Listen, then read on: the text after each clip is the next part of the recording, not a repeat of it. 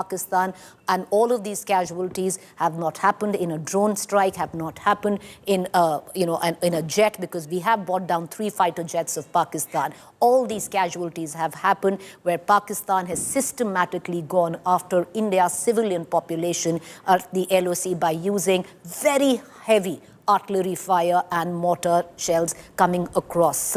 Ever since the last 48 hours, 17 lives have been lost, killed by Pakistan. The weight of that grief we will not wear lightly. We will give a befitting response. I want to quickly, get in my colleague Aishwarya, who's joining us this morning, and Mir, I want to pull you in as well. But Aishwarya, that's one location I am going to give out, because Aishwarya is joining us from Delhi and she's tracking whatever is going on right now where the defense minister briefing is concerned, because he, Aishwarya, very soon is going to be briefed by the CDS and the tri-chiefs on the current situation. The Prime Minister also monitoring the situation very closely. Any word coming in? When can we get in the press briefing by the Ministry of External Affairs to the world?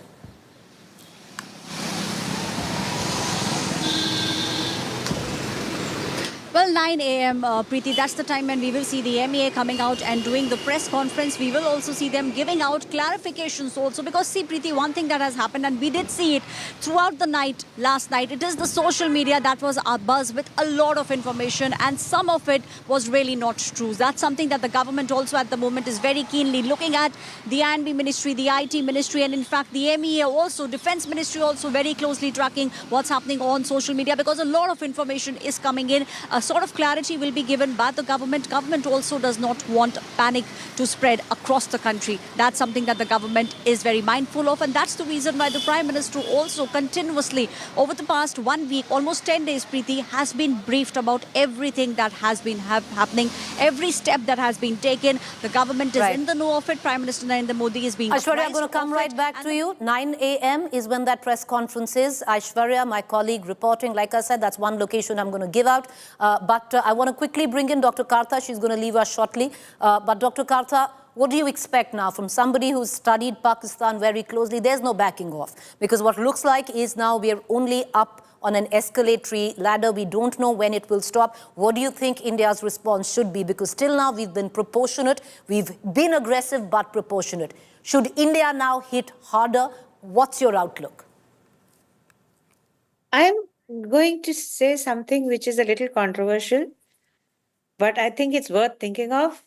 I think it's time you took some humanitarian aid accompanied by aircraft into Afghanistan. So your aircraft will be there, your air warning will be there, your radar will be there. Let's give these people a little something to think of.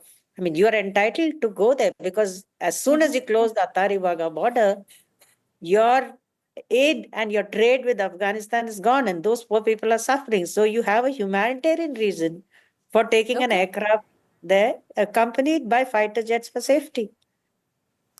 That's an interesting thought, Dr. Kartha. And one quick question before I let you go, because, you speak of Afghanistan, let me bring up Balochistan. Because at the back of it, the Baloch freedom fighters have actually seen this as an opportunity to then come out and, strongly against Pakistan. Through the course of last night, there have been multiple attacks on Pakistan army in Balochistan itself.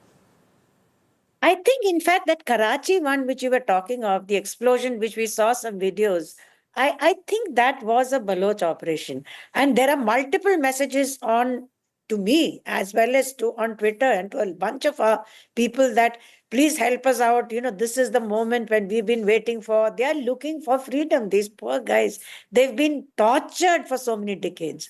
So this is, so many people are seeing this as avenging of the wrongs that have been done to them. So you are occupying the moral high ground. You're saying we are defending. That is very, very important in this. At this point of time, it's important for your armed forces as well, because it's part of your war culture. That is why. All right, Dr. Kartha, thank you for joining us this morning. You have a good day. We'll see you later. Appreciate you taking the time out and analyzing the current context on where India stands, which is, viewers, a heightened conflict right now. It's only widened where India and Pakistan is concerned. We're way up the escalation ladder and the escalation matrix, call it what you may. All right, I want to quickly now once again get our viewers up to speed with the latest that is coming in. So I took you through the whole chronology, viewers, ever since 8:30 p.m. where Pakistan literally crossed that proverbial red line when it attempted to go after India's key civil installations like attack the Jammu airport. It was thwarted, it was foiled by India, but the sheer attempt of that and then continuing to attack Jaisalmer, Jalandhar, Pathankot, Udhampur, we can go on. Each of those attempts were thwarted. India has brought down 3 fighter jets of Pakistan. India has attacked in retaliation to Pakistan. We've attacked what we know, can confirm, only giving you out that information, is Peshawar, is Lahore, is Bahawalnagar Cant. These are the 3 locations that we know India's hit hard. So they've come at our western front, we've gone in deeper, we've hit them harder. Having said that, what we can also tell you, which my colleague Aishwarya just quickly apprised us, that the defense minister very soon will be meeting the tri-chiefs as well as the CDS to quickly get updated with the situation. He's, of course, going to relay that to the Prime Minister. The Prime Minister is continuously monitoring what now is phase 3 of Operation Sindoor. All right, there's more news coming in. Pakistan attempted to strike multiple military targets across northern and western India using drones and missiles. The aerial assault was neutralized by the S-400 air defense system. What was a calibrated response, Indian armed forces struck Pakistani air defense radars and systems using anti-missile systems. Akash Tir, also known as India's Iron Dome, designed to automate air defense control and reporting, was activated. Developed by Bharat Electronics Limited, it can enable forces to intercept and neutralize Pakistan projectiles. It's important, viewers. And if we have Shivani, we're going to try and get in Shivani, my colleague who tracks defense very closely, because India has multi-layers of ADS, air defense systems. So at one end, if you have the S-400 Sudarshan, which is like a Sudarshan Chakra across India, that S-400 has been bought from Russia. Having said that, Akash Tir is indigenous, developed by Bharat Electronics, and it can enable forces to intercept and neutralize Pak projectiles. So multiple air defense systems at play. What is heartening to note is that even indigenous, made in India technology also coming good at the time of this conflict. Let me also quickly move on. Akash Tir generates real-time data to precisely track aerial threats by collecting inputs from multiple radars and sensors. It acts as a digital nerve center of air defense networks. The Indian Air Force deployed its S-400, which I told you earlier, air defense systems as well. 3 long-range air defense systems that can engage aircrafts, cruise missiles, and UAVs. It can hit multiple targets up to 400 kilometers, can track over 160 targets in 600-kilometer range. It can also target 72 targets in 400-kilometer range. So it's important, viewers. Why we are stressing and we are speaking of Akash Tir is because at one end, while we must laud the exceptional S-400 air defense system that India bought from Russia, we might also at this point of time give a hat tip to Made in India Akash Tir, indigenous, Made in India Akash Tir air defense system, which also yesterday was at work to thwart Pakistan's attempt to penetrate India. Now, India also deployed its 40 mm AA gun upgraded with radar and sensors. It includes electro-optics, auto-tracking gear, and can fire 240 to 330 rounds per minute. Its effective range extends up to 4,000 meters and saturates airspace with predictive firepower. India also deployed its weapons system, Shilka. All of these are self-propelled with 423 mm autocannons. Its radars can detect targets that are 20 kilometers away. It can fire up to 4,000 rounds per minute. Viewers, all of this might sound like defense jargon to you, but all of it came together to protect you. Many of us slept calmly through the last 2 nights while the equipment that I just detailed for you, while our exemplary, our heroic armed forces were thwarting the attempts of Pakistan bit by bit so we could sleep peacefully. All those cliches hold true over the course of the last 48 hours, viewers. And one must think about our brave men who are fighting at the front, manning the equipment that we spoke of, exceptional equipment that we spoke of, but there are boots on ground who's doing this heavy lifting for us that we here can report or sleep peacefully through a night while they're at it. I want to cut across right now to my colleague Mir, who's also going to give us a larger understanding of how India thwarted this third attempt by Pakistan through the course of last night. Mir, if the night before it was the S-400 air defense system that was crucial to repel, foil those attacks by Pakistan mounted on 15, mind you, 15 key army installations in India across the Western Front border. Then, Mir, yesterday we had multiple ADS systems come together to protect or give that proverbial Iron Dome to India, which includes Kashmir, which is made in India, indigenously built. Give us more details.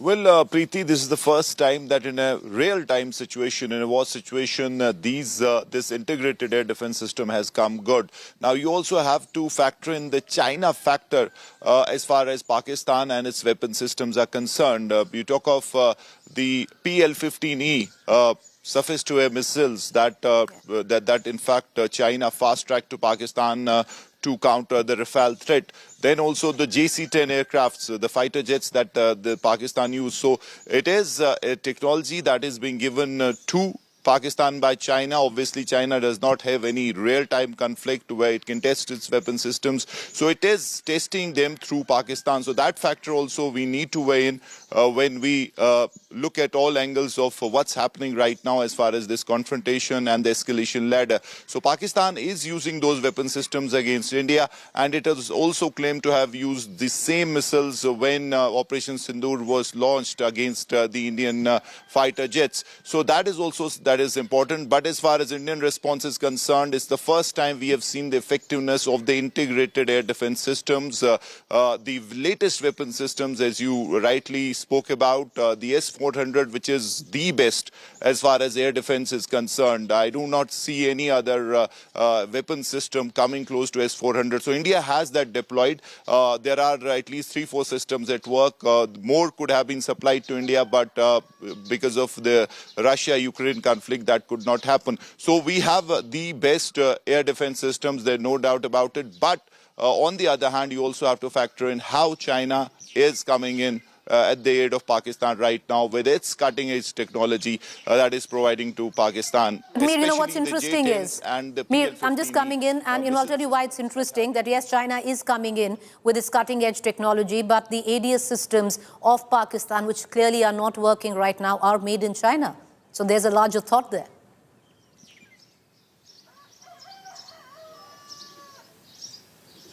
Well, yes, absolutely. The strikes that India did, obviously, post the failed missile strikes of Pakistan, and that was a retaliation to it. And the target were weapon systems, the aerial defense systems, again Chinese, Preeti. So we have to factor in that element as well. And they were destroyed. Now, according to our defense sources, large battery was destroyed, but obviously there are still some that are working. Now, air defense systems right now are very important considering that you do not have a boots on the ground confrontation. There is no army involvement, there is no crossing the line of control or the international border. But these are standoff fires that are being done on both sides. So it is aerial fire that is very critical here, and the defense systems that need to work in a coordinated manner. And we have those systems up, and they were especially basically designed and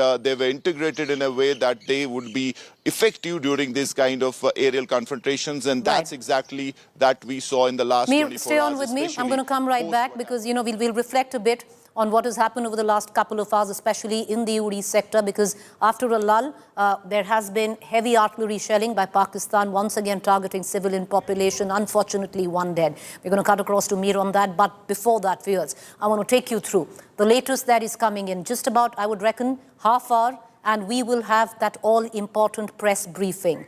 All-important press briefing in just about half hour by the Ministry of External Affairs, briefing the world on the third phase of Operation Sindoor and how Pakistan pushed us up the escalation ladder. But there's more news break coming in. I want to take you through that. Now, day 2 of India's water strike as well, because India, viewers, is acting on multiple fronts. Diplomacy at one hand, then where India's water treaty with Pakistan is concerned. And the latest that is coming in is multiple gates of Salal Dam are now open. Raging Chenab waters are gushing into Pakistan territory. Flood threat looms large in Pakistan after India's action. Indus Treaty on hold. Pakistan hit with water bomb. Because all of that, if you put in context, while the Indus Water Treaty is in abeyance, which will slowly starve Pakistan of water, on the other hand, you have the Salal water dams. First, India had closed the gates. These are all wartime operations thought over strategically, and now the Salal Dam gates are open and Raging Chenab waters are in all probability gushing towards Pakistan and could result in a flood. This is all war tactics, viewers, and India doing exactly that at the time where it's been pushed to the brink of escalation by Pakistan bit by bit. So another war tactics at play is what we've been given to understand. Mir, I want to bring you in, Mir.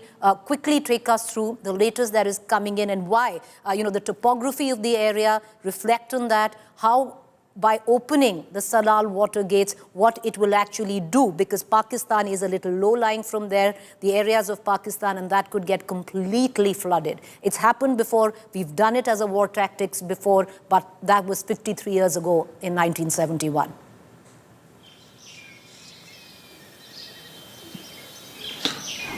Yes, Preeti. In fact, now India has decided to weaponize water. India is the upper riparian state, so whatever water Pakistan gets, it flows through India into Pakistan. Now, we have done detailed stories on the Indus Water Treaty, the rivers, eastern and western, and especially eastern rivers like Jaisalmer, Chenab, and Indus, or Sindhu Nadi as they call it. You talk of Chenab, it is here that India has made storage spaces. In Salal and Bagaliar power projects, we have storage spaces, dams that right now are being manipulated. Their water, whatever water they are giving out right now, we know last 2 days we have had incessant rains. So the flow of water is increased and India has used that. It is tweaking the supply, and yesterday suddenly all the gates were opened of these power projects, of these dams, and that led to a flood-like situation on the other side. So this is very critical. Previously also Pakistan had alleged that if you talk of the Uri power project, water was suddenly released, and that obviously led to a flood-like situation. Chakoti, there was an emergency, though there was no official word from India, but we spoke to the expert and they said that that can technically happen. India can do it because they have that kind of storage space, at least as far as Chenab River and Jaisalmer is concerned. They can release water depending on how they feel, depending on the situation, and that can impact the sowing season in Pakistan, which is right now. This is the sowing season, and this in fact can impact their agriculture activity. So that is the other part. That is the other penalizing measure that India had in fact thought about, did not do so till date, but now post the suspension of IWT, that is being done, and we've seen that happening in Chenab, especially with the Bagaliar and Salal power projects and their dams being opened depending on the situation. Bang on, Mir, all of this part of warfare. We are not in a war, but the conflict has only widened and heightened, and India now weaponizing water. All of this is just part of strategic warfare, and India doing exactly that, viewers. It's pressure on multiple fronts where Pakistan is concerned. Let me quickly dip in to the latest news break that's coming in. Mir, continue to stay with me. We're also going to cut across to Shivani in just a short while. Aishwarya is also with us. The latest coming in. US says unable to force de-escalation. US Vice President J.D. Vance says India-Pakistan conflict not a problem. Big signal to India, no stopping war on terror. Pakistan has nowhere to turn now. China cautions Gulf countries with India. JD1 says India-Pakistan conflict, not our problem. Signal coming in from the US cannot stop India. All right, so that's the latest that is coming in. You know, there are multiple ways of reading this. We also have Shivani. We're going to try and cut across to our Ministry of External Affairs correspondent, Geeta Mohan, editor, External Affairs, who's just going to be joining us in a short while. I'm going to take you through, because this is very important for us, because there are multiple ways to read this. And what US till now, if you remember, when the conflict started, when India responded to attacking Pakistan's terror launch pads, very clearly at that point of time, you had the United States of America, and to quote President Trump, had said that it's a shame. So now that's Americanism saying what a shame that this has happened. But having said that, India had been briefing the United States of America every day. Our NSA, Ajit Doval, had been briefing America. On the other front, now you've had word coming in, and let me take you through that, because it's important to also read what is the larger connotation and messaging of what the United States of America has just said. US has actually come out and said that US is unable to force de-escalation. The Vice President of the United States of America, who was actually here when Pahalgam terror attack had happened and had expressed solidarity with India, has come out and said, India-Pakistan conflict, not our problem. It's a big signal there. Clearly, the United States of America has made it very clear that they are not going to intervene. So there are two ways of reading this, that Pakistan has nowhere to turn now.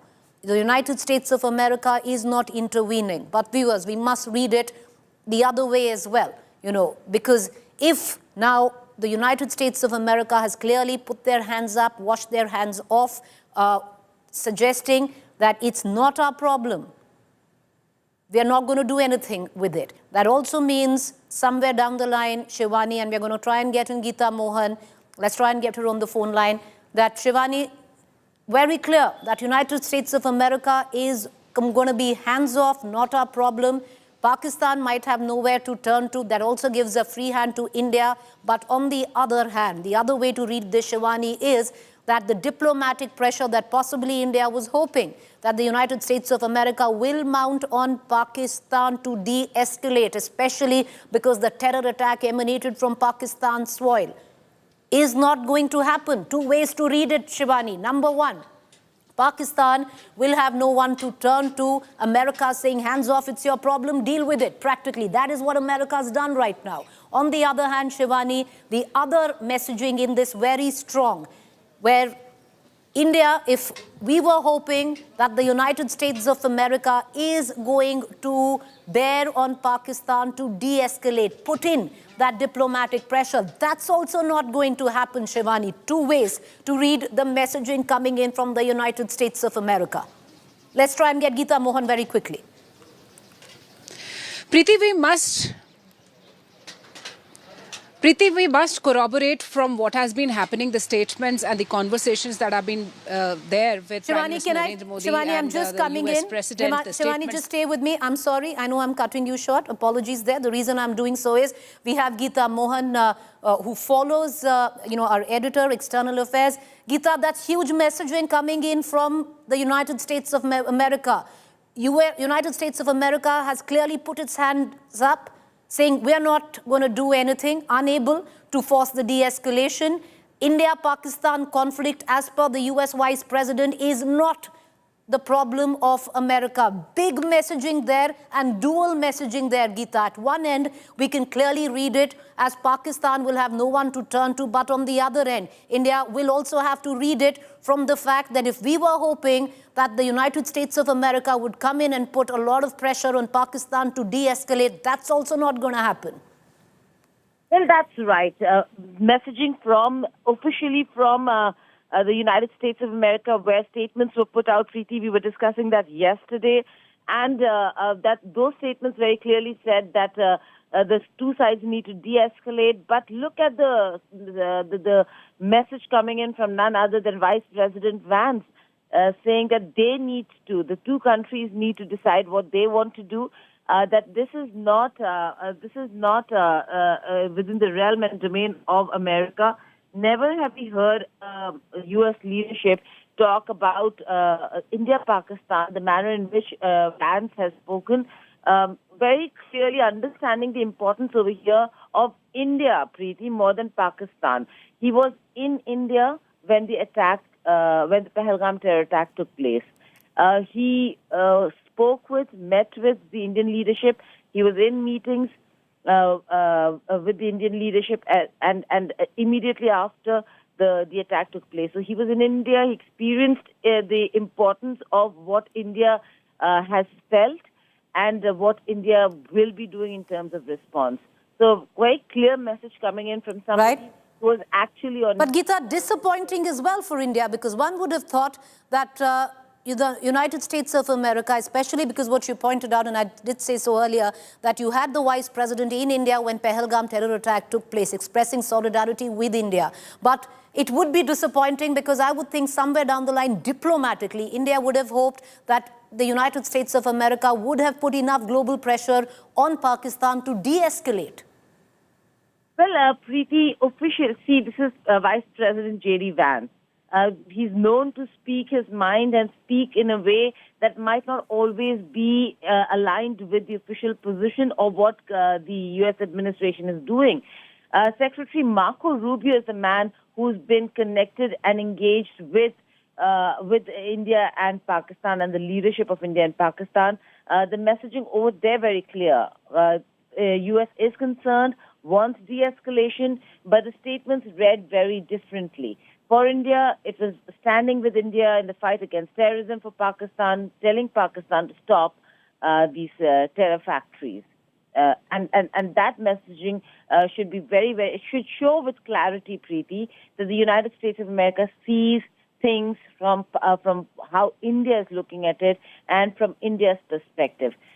For India, that's a plus. For J.D. Vance to come and say that they should handle this themselves is certainly a very different statement from any other statement we've seen in the past. But yes, it is the Vice President who is saying, handle your own stuff, do it bilaterally, it's not our concern. You know, that's huge messaging, because right now, then that would mean, Geeta, that there is going to be no global pressure on Pakistan and also on India now.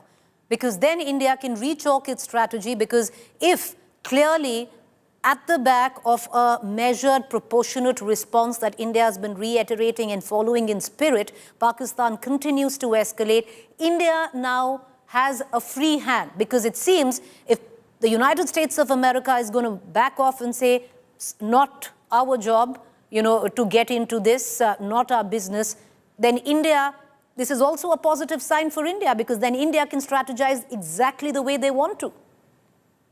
Well, that's right, but also, Preeti, the United States of America has been rather understanding of India's position and India's action. While on the one hand they have been saying de-escalate, there hasn't been a push and pressure like India has felt in the past every time India has taken an action against Pakistan. Those were different days. Trump administration is very different, works very differently, is engaged with India but not pushing India. President Donald Trump said it's a shame that they haven't stopped the conflict and there is escalation, but he did not go beyond that. So we are looking at a very different America, but it is also because we are a very different India today. Would India have conceded and paid heed to a country that would have said, do not respond to Pahalgam?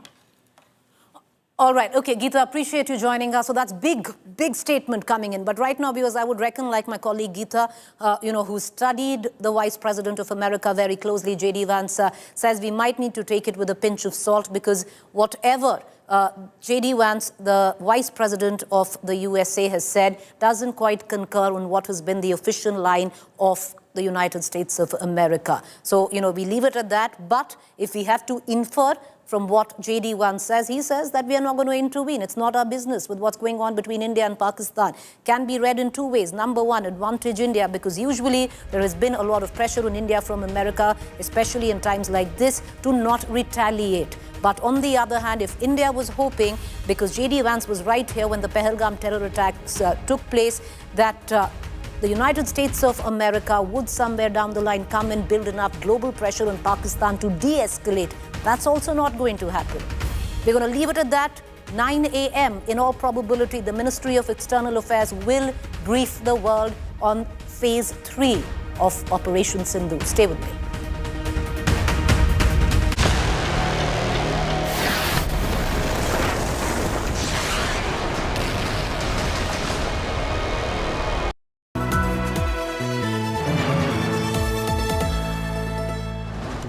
Edge 60 Pro, the edge of excellence.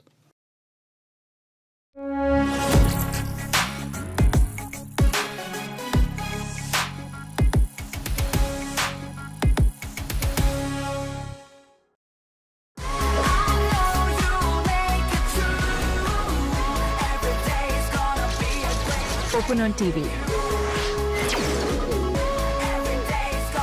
Motorola Edge 60 Pro. Hello, Moto. Motorola Edge 60 Pro, the edge of excellence. Hi, here are the top headlines presented by Motorola. Pakistan attacks on Jammu, Pathankot and Udhampur foiled. India shoots down Pak-3 fighter plane. US statement, can't ask India-Pak to lay down arms.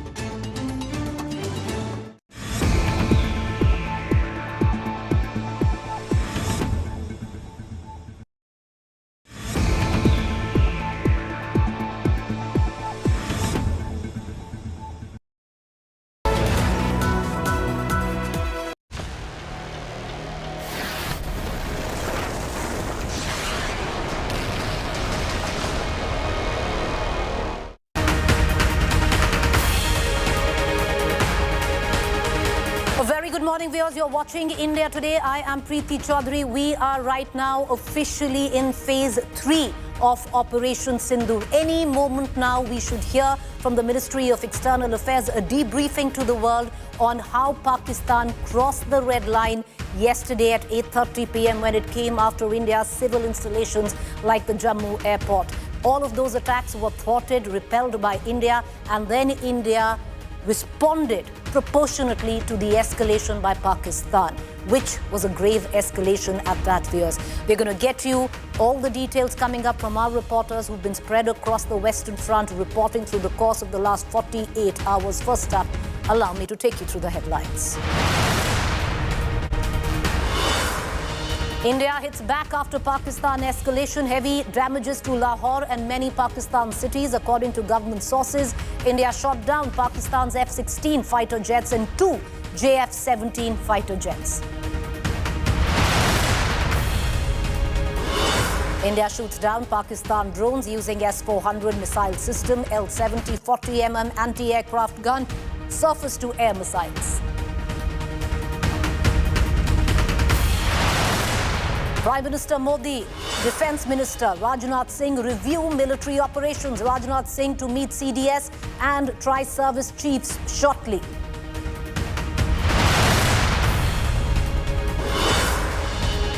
Big message coming in from the United States of America. The Vice President says unable to force de-escalation. India-Pakistan conflict not our problem. Big signal to India. No stopping war on terror.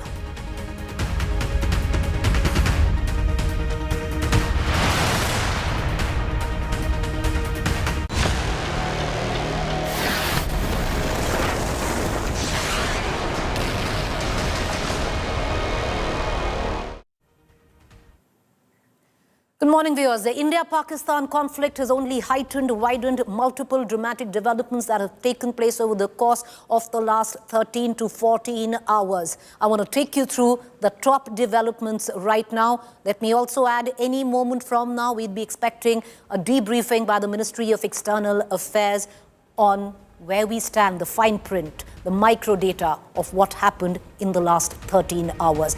Taking you through the developments now. Amidst the escalating tensions between India and Pakistan, Pak shelling resumes once again in Uri after a brief pause. One person has been reported dead and several others injured in the renewed cross-border firing. The situation remains tense as shelling continues in the area.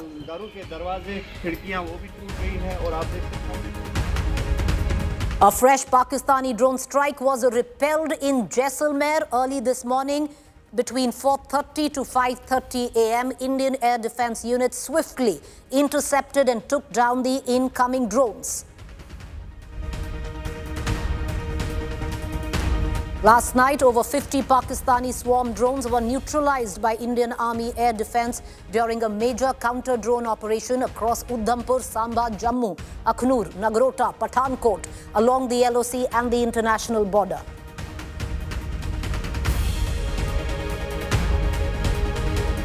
Amidst heightened tensions between India and Pakistan, a major infiltration bid by suspected terrorists was foiled by the BSF along the international border in Samba district of Jammu and Kashmir.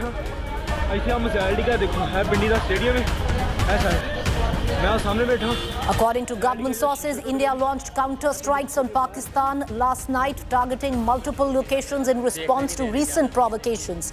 Heavy damage was reportedly inflicted in Lahore, with several other cities, including Peshawar and Bawalnagar, hit badly.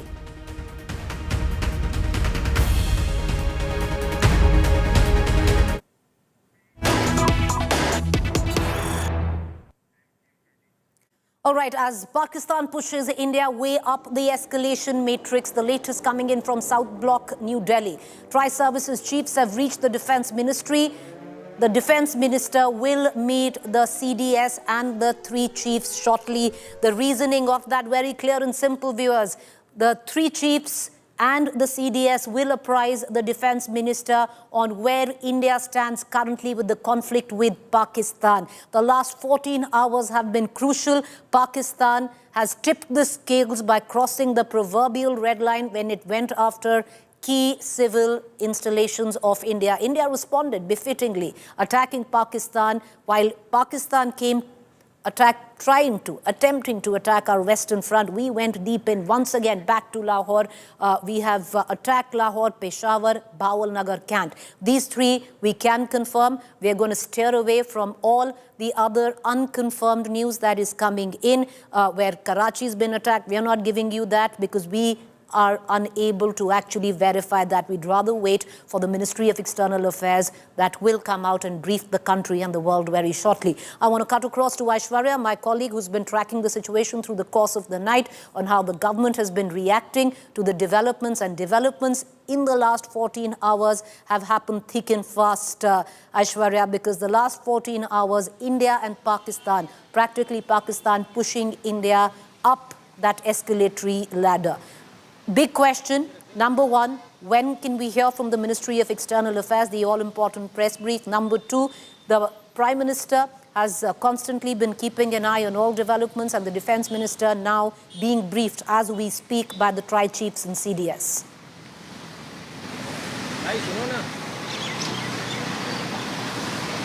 Well, Preeti, the Defence Minister has been told what exactly has happened, because that is something that the government will have to come out and tell, not just India, but even most of the opposition parties. So that's also something that we will keep a very close eye on. Prime Minister Narendra Modi, Home Minister Amit Shah, Defence Minister Rajnath Singh, NSA Ajit Doval, all of them are in the know of what exactly has happened. A proper briefing of what went on at what time, all those things will now be told to the Defence Minister by the Tri-Chiefs. So that's a very crucial meeting which will begin in about 10 to 15 minutes from now. Defence Minister Rajnath Singh about to reach that meeting. He will be briefed about it, and then we will see the Defence Minister coming here at the Prime Minister's house and then briefing the Prime Minister about all those things that have happened. The very crucial MEA meeting. PC, also Preeti, let me tell you, to begin in just a short while from now, they will tell us what exactly happened and will also tell us the next course of action that India at the moment is looking at. The government, let me tell you, is also very closely monitoring social media platforms, Preeti, because a lot of misinformation taking place. The government is also looking at shooting down misinformation originating from Pakistan. Preeti. Well, you're right there because Pakistan is, running its own propaganda. And, this is time, though we are not at war, viewers, but at a state of heightened conflict that we are in right now, there is so much disinformation that it becomes very difficult to sift the facts from what is hearsay and clear propaganda. So, be very mindful, be very careful on the news that you are consuming because even sometimes, big platforms can completely get it wrong. Trust India Today because, mind you, we are verifying, re-verifying and only giving out the information that has been corroborated by multiple sources and the government. Very, very careful there. And it's also a good time, to speak of journalists who've been covering this conflict over the last 48 hours, India Today reporters on ground. It's very easy to sit and pass judgment on what they are doing or not doing, but these are not easy time to report this conflict. So much disinformation and to actually get you what is the truth, verified information is no easy task. At the same time, putting your neck in the line of fire. So, the battery of India Today reporters that have been doing an exemplary job at that on the Western Front is commendable, viewers. I want to also, take this time to cut across. We have a guest this morning, Lieutenant General S.L. Narasimhan, defense expert, joining us this morning. General, very good morning there. The last 14 hours have been crucial, where we stood before 8 p.m. last night to where we stand today, multiple levels up on the escalation matrix. How do you read this? At the outset, good morning, Preeti, and thanks for having me on your show. This was expected. I mean, as I mentioned somewhere else, this is an action-reaction kind of a thing that is going on at this point in time. Action was started by Pakistan. We acted as a reaction to that by Operation Sindoor. And when we did Operation Sindoor, it was expected that Pakistan will come up with something. The problem was Pakistan did not have any terrorist camps in India to target. So they had to target the military establishments, which they tried to do. Fortunately for us, the integrated air defense grid that we had established has protected us to the core, and none of the Pakistani efforts could succeed. On the contrary, we have been able to neutralize something in Lahore yesterday morning. And I think that is something which will go on for some more time before things settle down. But General, do you see, I'm sorry I'm interrupting you, but General, do you see somewhere down the line that Pakistan has crossed that proverbial red line where escalation is concerned when it attempted to go after civil installations like the Jammu airport? You see, the thing that you need to understand is we have just started looking at the tip of the iceberg. So far, what we have seen is the drones and some missiles which have been launched. We have not talked about the forces which have moved or not moved. We have not talked about the armored columns which have moved or not moved. So these are actually a major escalation in case that happens. So far what we have seen is a lighter version of a conflict wherein only drones and missiles have been used. So the next escalation level could be artillery fire or more missiles or Air Force being used in a standoff mode. A lot of other things could come. But Indian armed forces are very well prepared for it. General, artillery fire, especially on the LOC, Pakistan has started to resort to heavy artillery fire where the LOC is concerned. Word coming in that India has already shot down through the course of last night 3 Pakistani jets. We are waiting for a confirmation by the Ministry of External Affairs as well. One thing, General, for somebody who studied war, who has seen it up close and personal, what do you see? Do you see Pakistan de-escalating? Because all the signs seem to suggest we're only going to go up the escalation ladder. I personally feel that Pakistan will first escalate a little bit more, thereafter to this is called escalate to de-escalate. So they may escalate a little bit more and thereafter they can come for de-escalation is what I personally feel. On the escalation ladder, there are many levels to which it can be going, but we are mentally prepared and we are physically prepared. We will be able to handle whatever Pakistan is planning to come up with.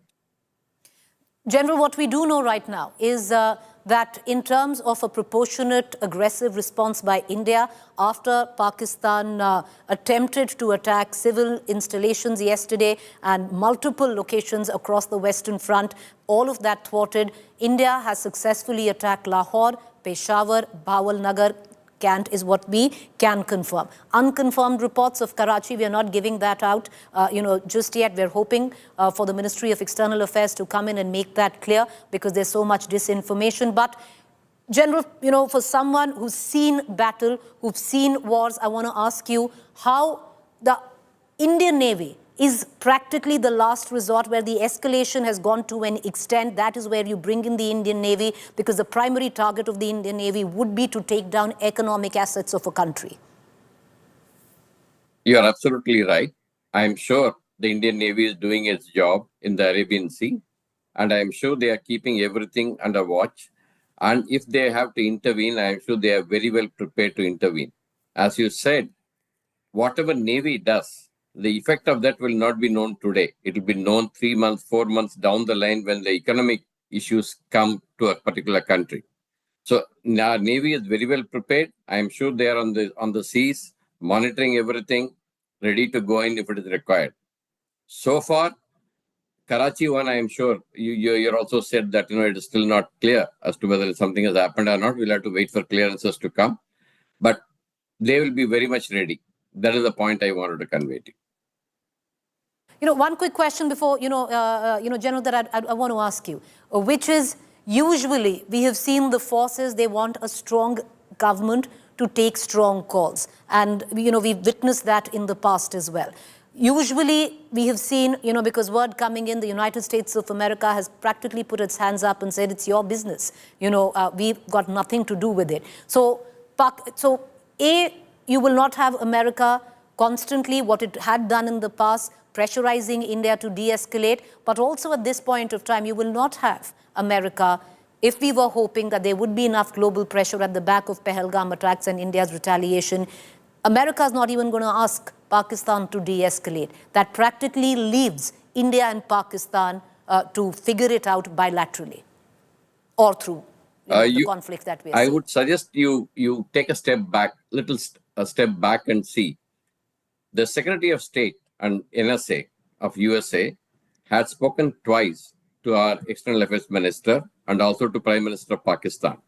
While Vice President said what he said, which you mentioned in your remarks, the Secretary of State and NSA, both are with Mr. Rubio. He has been speaking to our External Affairs Minister and Pakistan's Prime Minister, trying to do this. There are others who are in the act. If you look at it, the Iran Foreign Minister was in Pakistan. Now he was in India yesterday. Similarly, the Saudi Foreign Minister is going to Pakistan. I think today is in Pakistan. There are all other countries are also trying to play a role to bring this temperature down between India and Pakistan. We have clearly made our position very clear. We are not for escalation. But if Pakistan escalates, he can be my guest, and we will return it in the same coin to him or a little more, so that the pressure is on him. That is the way in which we have to see it. Right. I think we both need to look at it in this manner, and then take a call on how to take this forward. Fair point, because yes, you are right, because Vice President Vance usually has in the past, and I'm just going by past statements, have made comments which haven't quite aligned with what has been the stand of the United States of America. So yes, we need to take it with a pinch of salt. Before I let you go, General, one larger question there. It doesn't seem that Pakistan is de-escalating, at least for now. Now, the response of India, militarily, what do you suggest it should be? Because we are giving it back proportionately, harder, but proportionate response, not escalatory, but retaliatory. Having said that, should India now hit harder where Pakistan is concerned? Or do you think the strategy which has been adopted is perfect? I think we have other options. We have more options. Like, for example, all the maps which all the channels showed about 21 areas which are actually at terrorist camps, etc. in Pakistan. We targeted 9. We can go for more. That is one way of doing it. Since Pakistan is actually targeting our military installations, we can go back to their military installations and target them, like we did in Lahore. There are a lot of options available to us. The only thing is, since we don't want to escalate, we don't want to go very high on the offensive. So we will do it step by step, in proportion to whatever Pakistan does, and we will leave the escalated ladder responsibility to Pakistan to see that. Because we also know Pakistan cannot sustain itself for a very long period. So if he escalates higher, he is the one who is going to face the music. So we need to keep it at that level and see there are other options that we can always keep exercising to return the favor to Pakistan. Right. General, appreciate you joining us this morning and giving us your inputs. Thank you. Have a good day. With that, viewers, let me quickly move on. Thank you, sir. With that, let me quickly move on and get our viewers the latest, the biggest developments that have happened in the last 1 hour. Well, something that we touched on with the general there. You've had the Vice President of America practically come out and said that Pakistan's not going to intervene. It's not that America is not going to intervene in India and Pakistan's conflict.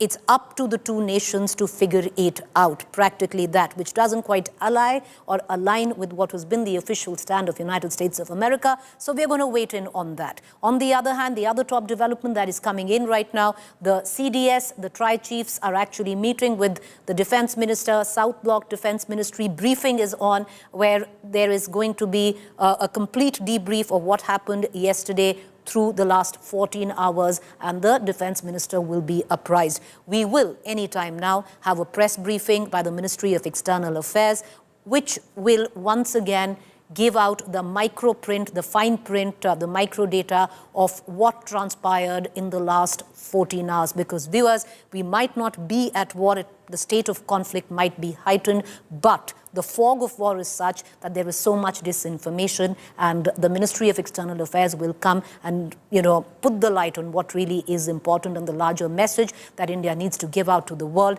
as we now have been forced to embark, viewers, and that's, a good word to use here by Pakistan, to embark on the third chapter of Operation Sindoor, where we are giving it back proportionately, aggressively. With that, the latest also coming in amidst heightened tensions between Pakistan and India. The last 24 hours have been extremely intense, and you've seen how, we've been pushed up the escalation matrix, and all thanks to Pakistan. On May 8th, Pakistan attempted to infiltrate Indian territory once again. The attempt was successfully foiled by our brave forces across multiple regions. It is always a good time, viewers, like right now, to take that moment and reflect on what our brave men, the boots on ground, are doing for us. Many of us over the last 48 hours have slept peacefully while our men have thwarted every possible attack on the Western Front. And, with those men on boots, these brave men and women, a hat tip here. And we all must take that time to do so. Meanwhile, more news there. Pakistan attempted to strike the Jammu airport. And this is where Pakistan proverbially crossed that red line, because it's not just going after the Indian military establishments. You were trying to attack our civilians, which Pakistan was already doing across the LOC, or even before that, where it started using heavy artillery fire and mortars across the LOC, where we now, viewers, have a casualty in collateral of this conflict of 17. 17 Indian citizens have been killed by Pakistan in the last 48 hours. And unlike Pakistan, we are a country that does not wear our grief lightly. There will be retribution for that as well. All right, so the latest also that coming in through the course of the night, like we pointed out, Pakistan attempted to strike on the Jammu airport, the Jammu University. Additional targets included Udhampur, Pathankot, Jaisalmer, Jalandhar. What thwarted this attempt? India's Sudarshan Chakra S-400 missile system, completely repelled this attack, as well as certain indigenous made in India Kashmir ADS air defense system also assisted the S-400, and important to touch on that. While the S-400, viewers, has been bought in from Russia, the Kashmir is indigenous, made in India.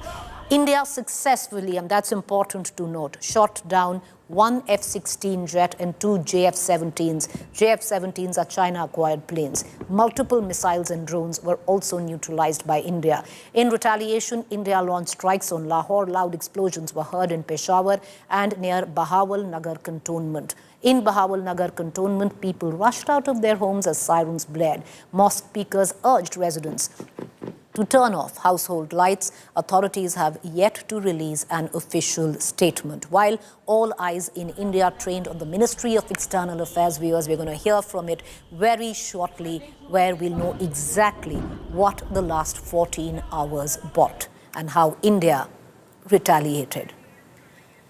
All right, more news.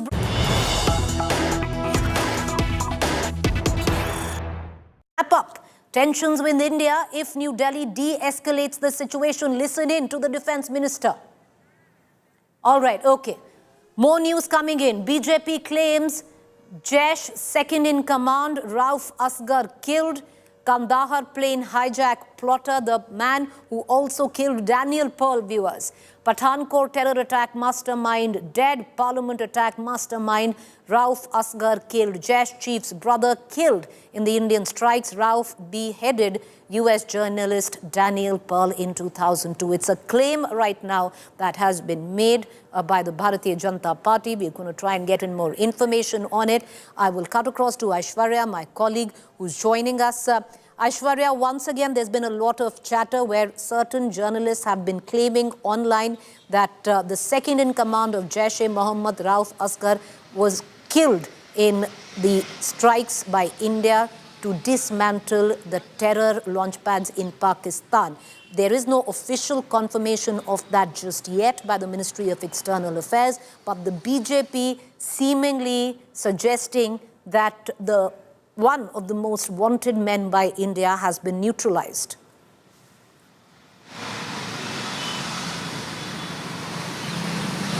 Well, Preeti, that's the thing. You know, we are still awaiting an official confirmation, but this is not news which has been doing rounds over the past few hours. In fact, this is news which has been doing rounds for the past 24 hours.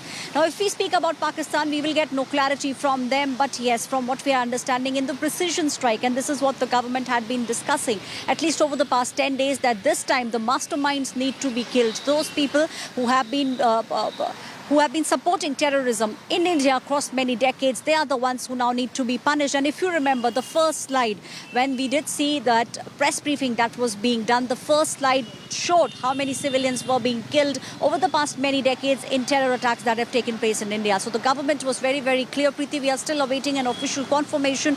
But yes, we are hearing from government also, despite a confirmation, that there is a chance that the second in command could actually have died in this precision strike, because precision strike was what the government was also aiming at, and very, very clear. And that's what India has told all the world leaders also, that this was not an escalation. No military area, no military hideout was actually being targeted. Only those areas from where terrorism was emanating, those were the ones that were being targeted by those strikes that took place. Those 9 targets were the places where terrorism activities were taking place against India. Aishwarya, quickly get us up to speed. Very soon we are going to hear from the Ministry of External Affairs, and in all probability this particular question will be posed, because if true right now, no official confirmation yet, it is huge news, because to neutralize the second in command of the Jaish-e-Mohammed in this terror strike is massive success for the Indian armed forces.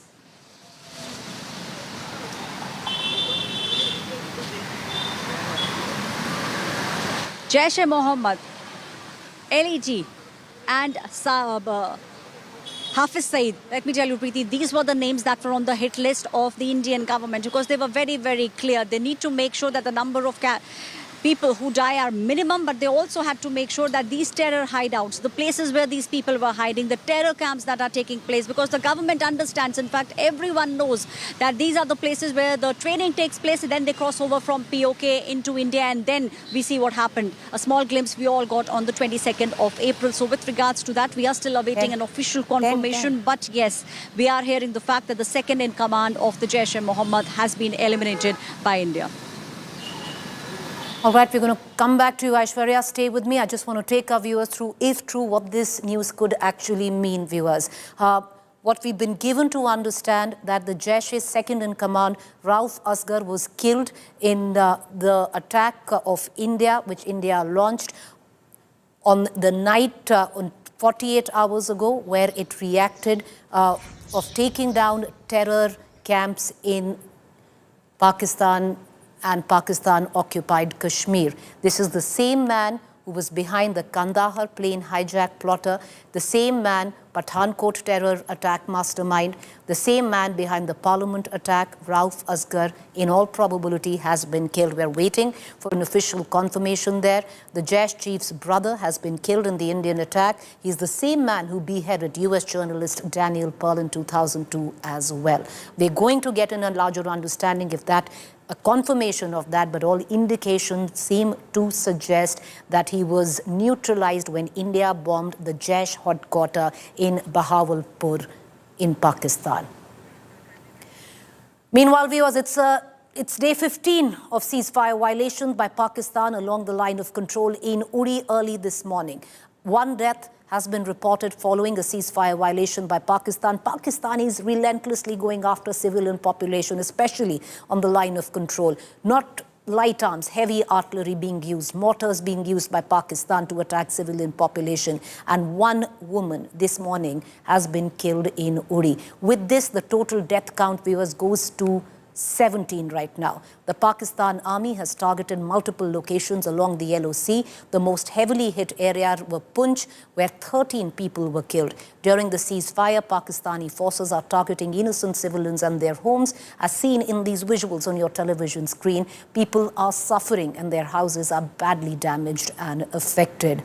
Once again, I would like to point out, viewers, the collateral here, the 17 lives that have been lost, killed by Pakistan systematically, targetedly, is something that India will not forgive. We do not disown our dead. And the weight of the 17 innocent lives, the grief of that will bear heavy, appropriately returned with a befitting response to Pakistan. Let's listen in to all the ground reports. There is no end to ceasefire violations by Pakistan along the line of control in Jammu and Kashmir. Pakistan has resorted to heavy shelling, and as a result of that, people living in the border villages are facing the brunt of Pakistan's shelling. Many people have lost their lives, and that is why people are now rushing to safer areas.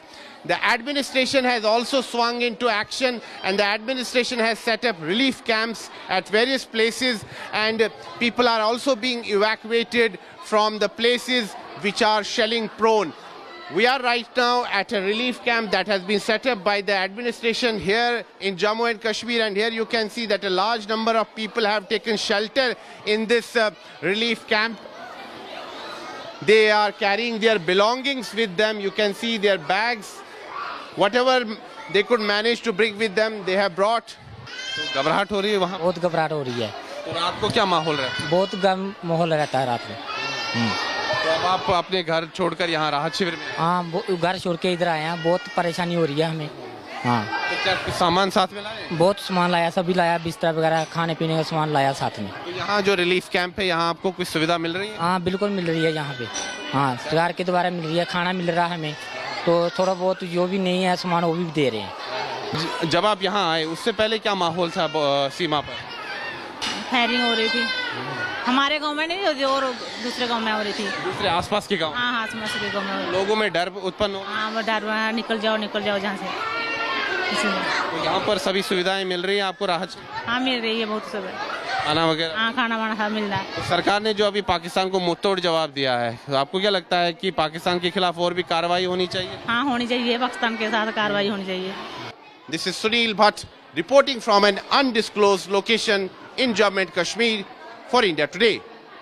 ये मेरे पीछे देख सकते हैं कि जो कल पाकिस्तान ने एक बार फिर सिविलियन के जो मकान है उन पे अंधाधुंध गोलीबारी की है, और जिसके जद में ये पूरा जो बस्ती है वो है, ये आप मेरे विजुअलों में देख सकते हैं कि कितना नुकसान हुआ यहाँ पे। सजाद साहब, क्या हुआ कल यहाँ पे? ये सर, कल हम 4 बजे तो हम नीचे वाले साइड में चले गए थे, फिर शाम को हम मगरिब नमाज के बाद मस्जिद में आ गए। तो फिर रात को इतना ज़्यादा फायरिंग हुई कि बरसात जिस तरह जा रही है इस तरह फायरिंग की आवाज़ आ रहे थे।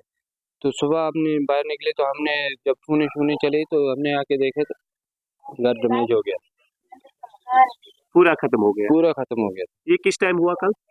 ये रात को हुआ sir.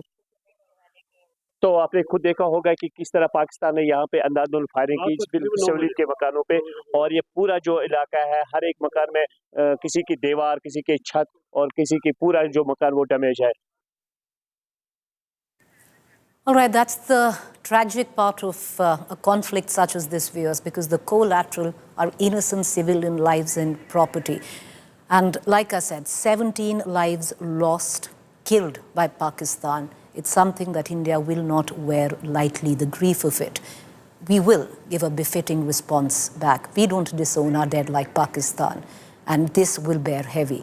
News just coming in right now. The latest news break: an air warning has been received from the Air Force Station of possible attacks. Sirens are being sounded. All are advised to remain indoors and away from balcony. This has happened in Chandigarh. Air raid sirens in Chandigarh have been sounded a short while ago.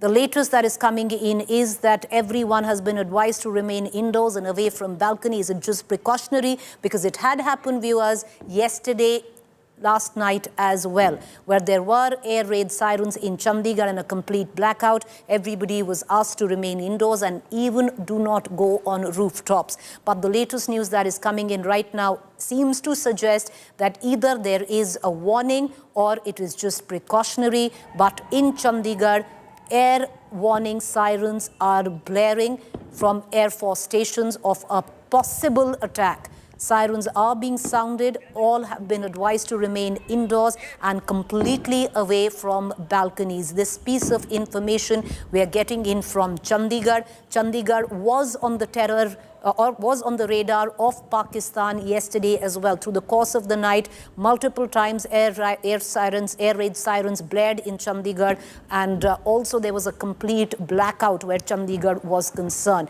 Having said that, right now, just about 5 minutes ago, information just coming in, viewers, that once again air sirens are blaring through Chandigarh, and there is a tip-off that there could be a possible drone attack. Everyone has been advised to remain indoors, completely away from balconies. Pakistan concerted in its effort. Each of those have been neutralized till now. They've sent in drones to Jalandhar, where Punjab was concerned. Many drones were intercepted in Jalandhar and neutralized, viewers. Right now, it seems it's just a precautionary warning just yet, but an air warning has been sounded from Air Force Station of a possible attack. Sirens are blaring in Chandigarh. Everyone has been advised to remain indoors and completely away from balconies, because it does seem Pakistan is escalating the situation. I want to cut across to our battery of reporters. We are definitely not giving out their exact locations, because this is an ongoing conflict, an ongoing operation, and we do not want to compromise any strategic location, and also to safeguard the location of our reporters. My colleague Asim Basi, who watches Punjab, studies Punjab very closely, is joining us for larger details that are coming in. Asim, what are you hearing where people from Chandigarh are concerned? I believe...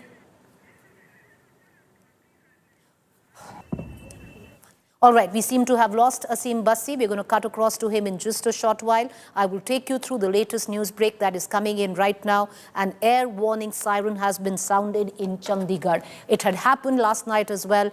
There were no attacks, but there is maybe a possibility or a tip-off that the Air Force has received. The Air Force Station have sounded air sirens. Everyone has been advised to remain indoors and away from balconies. Yesterday, there were parts of Punjab that did come into attack. Amritsar did come into attack, where there were sirens that were sounded. Jalandhar, there were drones that were intercepted and neutralized, viewers. None of those drones actually hit Punjab. I want to cut across to our reporter Asim Basi, once again not giving out their locations. We do not want to compromise what is an ongoing operation. Asim,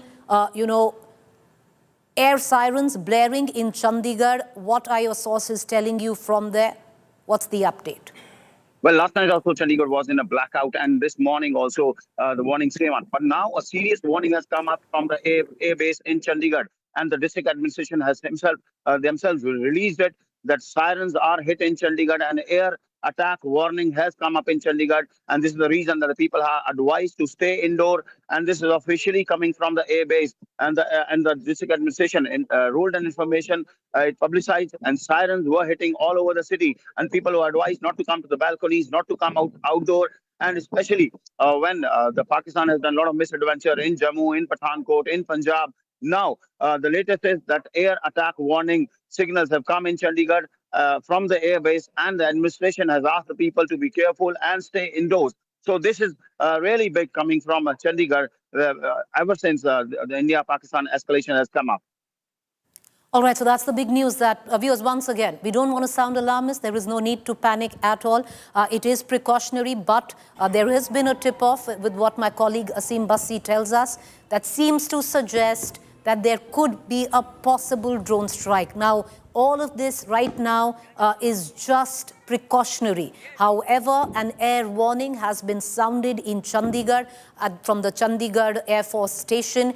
Everyone in Chandigarh has been advised to remain indoors and away from balconies. There was a similar warning that had been sent out yesterday as well. Chandigarh had a complete blackout yesterday. A similar air siren warning was also sounded late last night. The same thing repeating right now. Asim, what more can you add? What is being anticipated? Is there a drone strike being anticipated? What are you picking up? Well, the note which has been released by the administration clearly says that an air attack warning this is an air attack warning. So this is what kind of a mentioning is being given in that note. So reacting promptly to the air attack warning released by the air base. The Chandigarh administration released it for the media, released it for the public so that they can be indoor, and the sirens were blown. So because the Punjab was on the radar last night, Jammu was there, Pathankot was there. So Chandigarh also was under a lot of precaution. Blackouts were done, schools were closed, colleges were closed. And now this kind of a warning coming definitely left the people on toes, and the administration has totally swung into action, and even the armed forces there. All right, once again, viewers, not to sound alarmist, not to panic, but if you're in Chandigarh, remain indoors, away from balconies. This could all very well just be precautionary. In any case, schools and colleges and all education establishments have been shut in Chandigarh for the next 2 days. But air sirens right now are blaring where Chandigarh is concerned. Chandigarh is important. We don't want to give out strategic details in terms of why Pakistan is looking to target Chandigarh in terms of India's military installations. We are not going to get there, but sirens being sounded in Chandigarh right now as I speak. If you are in Chandigarh, the advice is to remain inside, away from balconies. Do not venture on your rooftops. It, in all probability, is only but precautionary.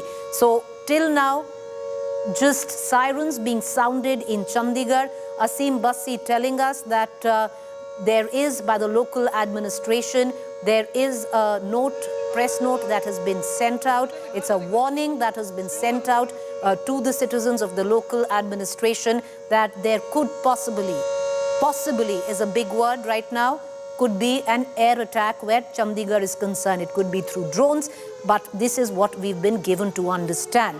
While we keep our eyes trained very firmly on developments that are coming in from Chandigarh, I want to move across to Dev Ankur Vadhavan. Once again, not giving out locations, but Dev studies Rajasthan very closely. He's been clued into all developments since late last night. Viewers, Rajasthan shares about 1,000-kilometer border with Pakistan, the largest in the country in terms of a state that shares its borders with Pakistan. Early this morning, Jaisalmer also had air sirens blaring. There was an attempt of a drone attack on Jaisalmer, which was immediately thwarted. Dev, what more can you add? Well, good morning, Preeti. Without divulging where exactly I am, and the attempt shall also be to not divulge any of the information which is of strategic importance, I can tell you all across the western border, which Rajasthan shares with Pakistan, and all the districts including Bikaner, Badmer, Shri Ganganagar, Jaisalmer, Jodhpur, these are the districts which have their borders with Pakistan. The Indian Army, the armed forces have been on high alert. Each and every attempt by Pakistan to attack the Indian territory, whether through drones or through missiles, have been thwarted each and every time.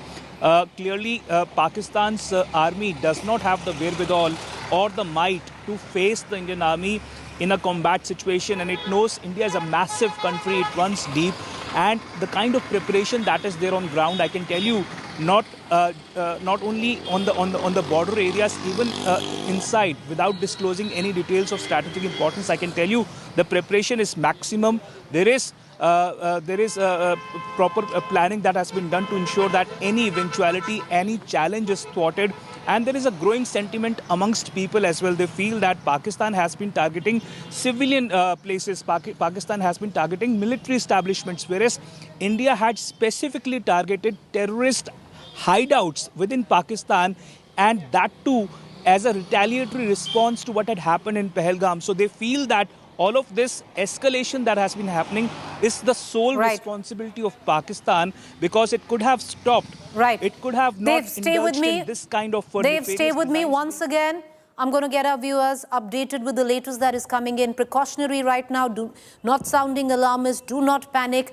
But there is a clear and present warning for Chandigarh right now. Air sirens have been sounded off by the Air Force Station. A warning of a possible air attack. Precautionary right now.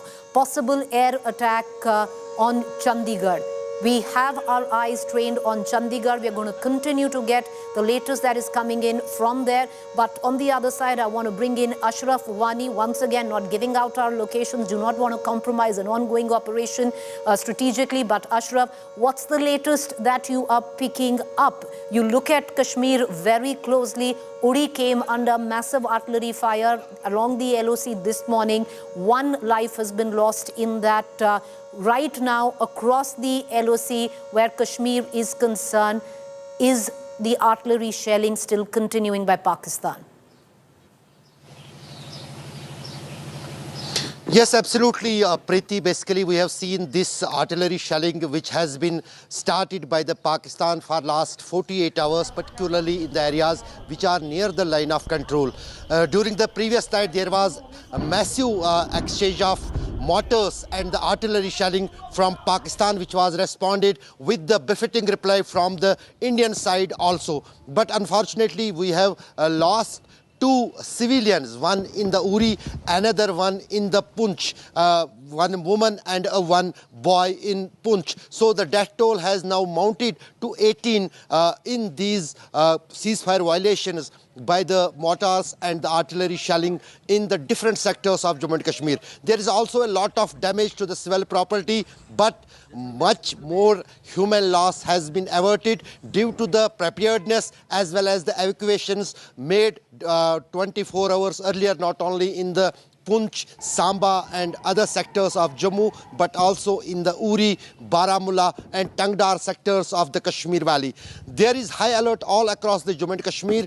In the Kashmir, all the schools, colleges and educational institutions are closed today, and even the Srinagar airport, which is the very strategically very important airport, that has been already closed for the civilian flights here in the Jammu and Kashmir. And also the vigil and the air defense system has been already put in activation in the not only on the airports of Leh, Srinagar and Avantipora, which is the Air Force airbase, but also the vigil has been kept, because there are apprehensions that probably the Pakistan may do another adventure to target the Avantipora airbase, which is the crucial airbase and very strategically important. But so far, not any kind of that misadventure has been done by the Pakistan, by the drones here in the Kashmir Valley. But on the line of control, there is heavily shelling going on from the both sides. It was started by Pakistan and it is being equally responded by the Indian armed forces. Also, there are some infiltration attempts which had been already foiled, one in Samba, and we are getting reports that there were these kind of infiltration bids attempted by the terrorists in the Kupwara sector.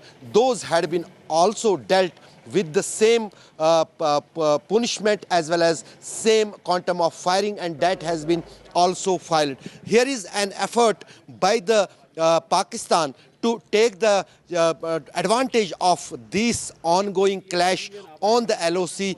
They want to infiltrate their terrorists to the Jammu and Kashmir, but all those infiltration bids had been already filed by the security forces as well as by the army. Stay on with me, Ashraf. We're going to continue to come back to you. Once again, I will touch on Chandigarh viewers because it is important to do so right now, not to create panic, but to inform. And I will take you through what the Chandigarh administration has just given out. They've issued out a public warning. It's an alert where they say an air warning has been received from Air Force Station of a possible attack. Sirens are being sounded. All are advised to remain indoors and away from balconies. And the DC of Chandigarh has issued this warning. So it's precautionary in nature right now. The Air Force Station has just cautioned people of a possible air attack warning. Now, we don't know whether, there's clear and present danger, but as a precaution, if you're in Chandigarh, please remain indoors right now, at least for till we get a better understanding of what really is going on. So there is an air sirens are now blaring through Chandigarh is what we've been given to understand. I want to cut across right now to my colleague Ashutosh. Viewers, I'm going to take just about 30 seconds to reflect on the kind of trying situations that a lot of journalists are working through. We might not be at war, but it is the fog of war where this conflict is concerned. There is so much disinformation, and it is commendable that some of, all of the India Today team is on ground discerning, being factual, sifting facts from propaganda and getting you the true picture, and doing so while putting their neck on the line, being in places which have come under fire. So, it's a commendable job that they are actually doing. It's easy where armchair journalists are sitting to pass judgment, but it's not an easy job, and they're really doing it. I want to bring in Ashutosh into this conversation. Ashutosh, give us a sense, we're not giving out your location, don't want to compromise an ongoing operation, but give us a sense of what the last 14 to 15 hours have been. And most scary, Preeti, has been the last night since I was traveling from Punjab, just parallel to the line of control to the Jammu sector. And this 5.5 hour journey, we could spot, or we could notice and hear and see almost everything that was unfolding across the western sector that was unleashed by the Pakistan, the way it striked with this all, the Air Force machinery, the drones, the missiles, the rocket. Also, there was, because right 8:30 to 9 p.m., the Pakistan started heavy shelling using artilleries in Punch area, where we have been, in fact, one Mohammad Ibrar Malik has also died. There was also ceasefire violations at 70 hours, even this morning in Mankot in the Mender sector. So while this all continues by the Pakistan unprovoked firing, heavy artillery using, the situation is wearing absolute calm, and there is a sense of fear as well at the bordering area. So I'm here in Arispura at the international border. This is the last village. We're not going to name this, but this is the last village of India. And I see barely few meters ahead, there is a Pakistan border. There is a Pakistan bunkers. So often they have noticed ceasefire violations, but at least so far, more than a decade, 2 decades, they haven't witnessed shelling or the mortars being used or artillery being used on these villages. In the last village, there was sense of panic, there was sense of fear. Right after here, the siren, because these areas are prepared to deal with such crisis, such situations. They have made number of bunkers. So in these villages, most of these houses, their area, they made their own bunker. The administration has provided the bunker. They all immediately heard the siren. And that was exactly, if you see the directions from where these drones started flying, many of them noticed, blinking in the sky. And immediately since the siren, all the siren alert have been placed all over the area. This heard immediately with their family members, with the women, children, senior citizens in the family, the elderly in the family, they all rushed to the bunkers. बीती रात क्या कुछ आप लोग notice कर पा रहे थे गांव में? कभी इस तरह ड्रोन बड़ा हमला तो आप लोगों ने देखा नहीं, यहाँ पर हुआ नहीं कभी? नहीं हुआ, कभी नहीं हुआ, अभी पहली बार हुआ। को पता चल पा रहा था कि ऊपर क्या दिख रहा है? लाइट दिख रही थी बस, सिर्फ लाइट दिख रही थी। सायरन कितनी देर पहले बजा था उसके? कोई 5 मिनट पहले बजा था, सायरन बज गया था। और फिर आप लोग बंकर में थे, फिर नोटिस कैसे किया कि ऊपर से क्या गुजरा? फिर बाहर निकले थे ना हम, फिर बाहर आए थे, उसने लाइटें जा रही थी ऊपर से। बच्चे, महिलाएं, सबको लेकर के कितना और कितनी समय आप लोगों ने बंकर में? पूरी रात रहे बंकर पे, सुबह 4 बजे निकले थे बाहर। सुबह 4 बजे। अभी आप लोग का चूंकि हार्वेस्टिंग का टाइम है, गेहूं की कटाई भी चल रही है, फसल वसल भी है, ये जो समय है बॉर्डर पर रहने वाले लोगों के लिए कितना मुश्किल भरा है? जी तो सर आपको पता ही है, बहुत मुश्किल हो रही है बॉर्डर पे। हम जिम्मेदार लोग हैं, कहाँ जाएंगे भागकर? जो पाकिस्तान इतना भयंकर देश है, जम्मू सिटी में अटैक कर रहा है जाकर, तो इधर बॉर्डर एरिया का क्या बनेगा sir? So there's a sense of fear, but also the people are angry, anguish, and there needs a permanent solution of the Pakistan. So what we are reporting from the sense of, because this requires also some efforts by the administration, which has already been provided in terms of bunkers. So not just RS Pura, but across this sector where you have international borders, the people were immediately, and that's exactly why this mock drill was very essential. The moment you hear the siren, the first thing that you do is to go and hide in the bunkers, save your lives, and that's essentially what the people did. But spotting the drones over the skies, perhaps something has not been part of this conventional, the fight that we have been seeing between India and Pakistan. But it was always predicted, as we know, experts always been saying, that now any conventional war will be totally unconventional when we see the maximum use of the air assets. So we particularly seeing India and Pakistan, and the way we have seen last, the battle between Israel and Hamas, Israel and Hezbollah, almost all these areas, only the aerial assets have been used. And this is exactly what we see, the drones and these suicidal drones that the Pakistan were unleashing, breaching the air territory, targeting the military institutions. But end of the day, at least the people, those who are witnessing and who have never witnessed these things in the past, is clearly creating a sense of panic, fear. But the people are united, sense of patriotism. They back the armed forces, that this is the time perhaps requires a final solution of this, the daily what we see between India and Pakistan. But, of course, the armed forces are giving tough response to every aggression that Pakistan is showing. Preeti. All right. All our reporters there, be safe. Thank you for joining us. I will take just about 10 seconds to reflect on the latest news that we are tracking. It's coming in from Chandigarh. Air sirens have blared in Chandigarh. There is a clear and present warning right now. Not to panic, not to be alarmist, but there is a warning in Chandigarh of a possible air attack. And that is what has been issued in terms of a warning by the Air Force Station with sirens that are blaring in Chandigarh. We're going to keep a keen eye on all developments. Viewers, do stay with us. Stay away from propaganda and disinformation. A quick break.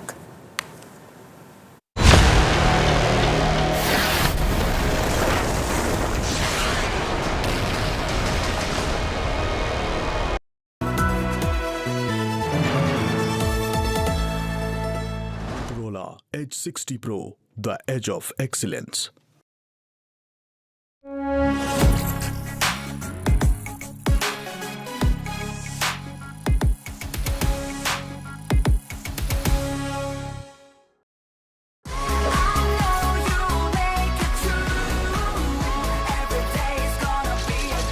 Open on TV. Motorola Edge 60 Pro. Hello, Moto. Motorola Edge 60 Pro, the edge of excellence. Hi, here are the top headlines presented by Motorola. Pakistan attacks on Jammu, Pathankot and Udhampur foiled. India shoots down Pak 3 fighter plane. US statement, can't ask India Pak to lay down arms.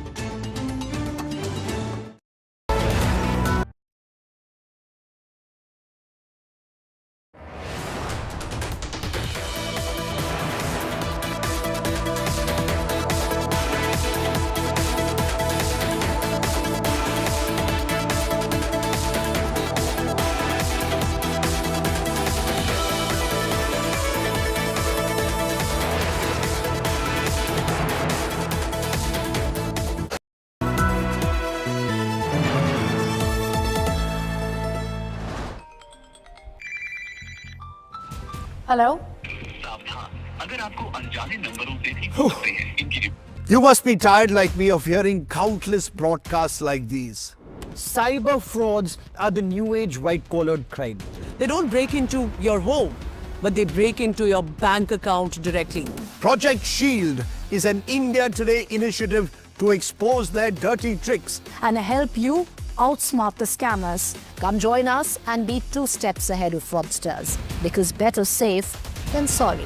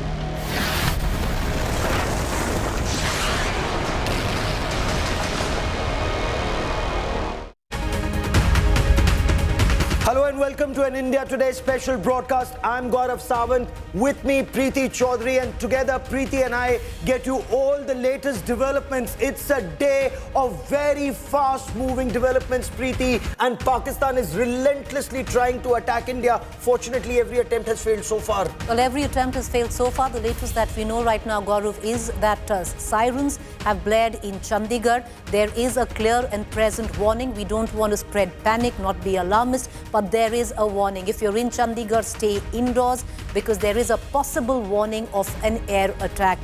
It could just be precautionary, but it's there. That's the latest information that has just come in. But with it, as Gaurav and I bring you the latest, the breakdown of it, we're going to hear from the Ministry of External Affairs in a short while from now with that briefing to the world as well. But first up, Gaurav, the headlines. Let's quickly, take you through the headlines. India hits back after Pakistan's escalation. Heavy damage to Lahore and several cities in Pakistan. According to top government sources, India has shot down a Pakistan Air Force F-16 fighter jet and 2 JF-17 Thunders fighters.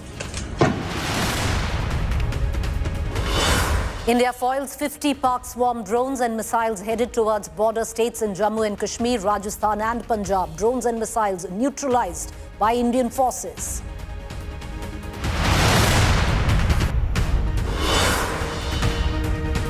Prime Minister Narendra Modi, Raksha Mantri Rajnath Singh review military operations. Rajnath Singh is briefed by the Chief of Defence Staff and the 3 services chiefs.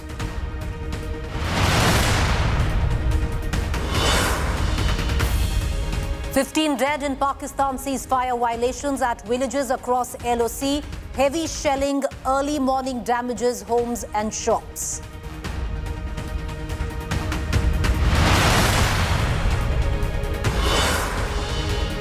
The United States makes it very clear this is not their war, cannot force de-escalation, says India and Pakistan conflict is not our problem. That's J.D. Vance, US Vice President. Big signal to India. No stopping war on Pakistan state-sponsored radical Islamist terror.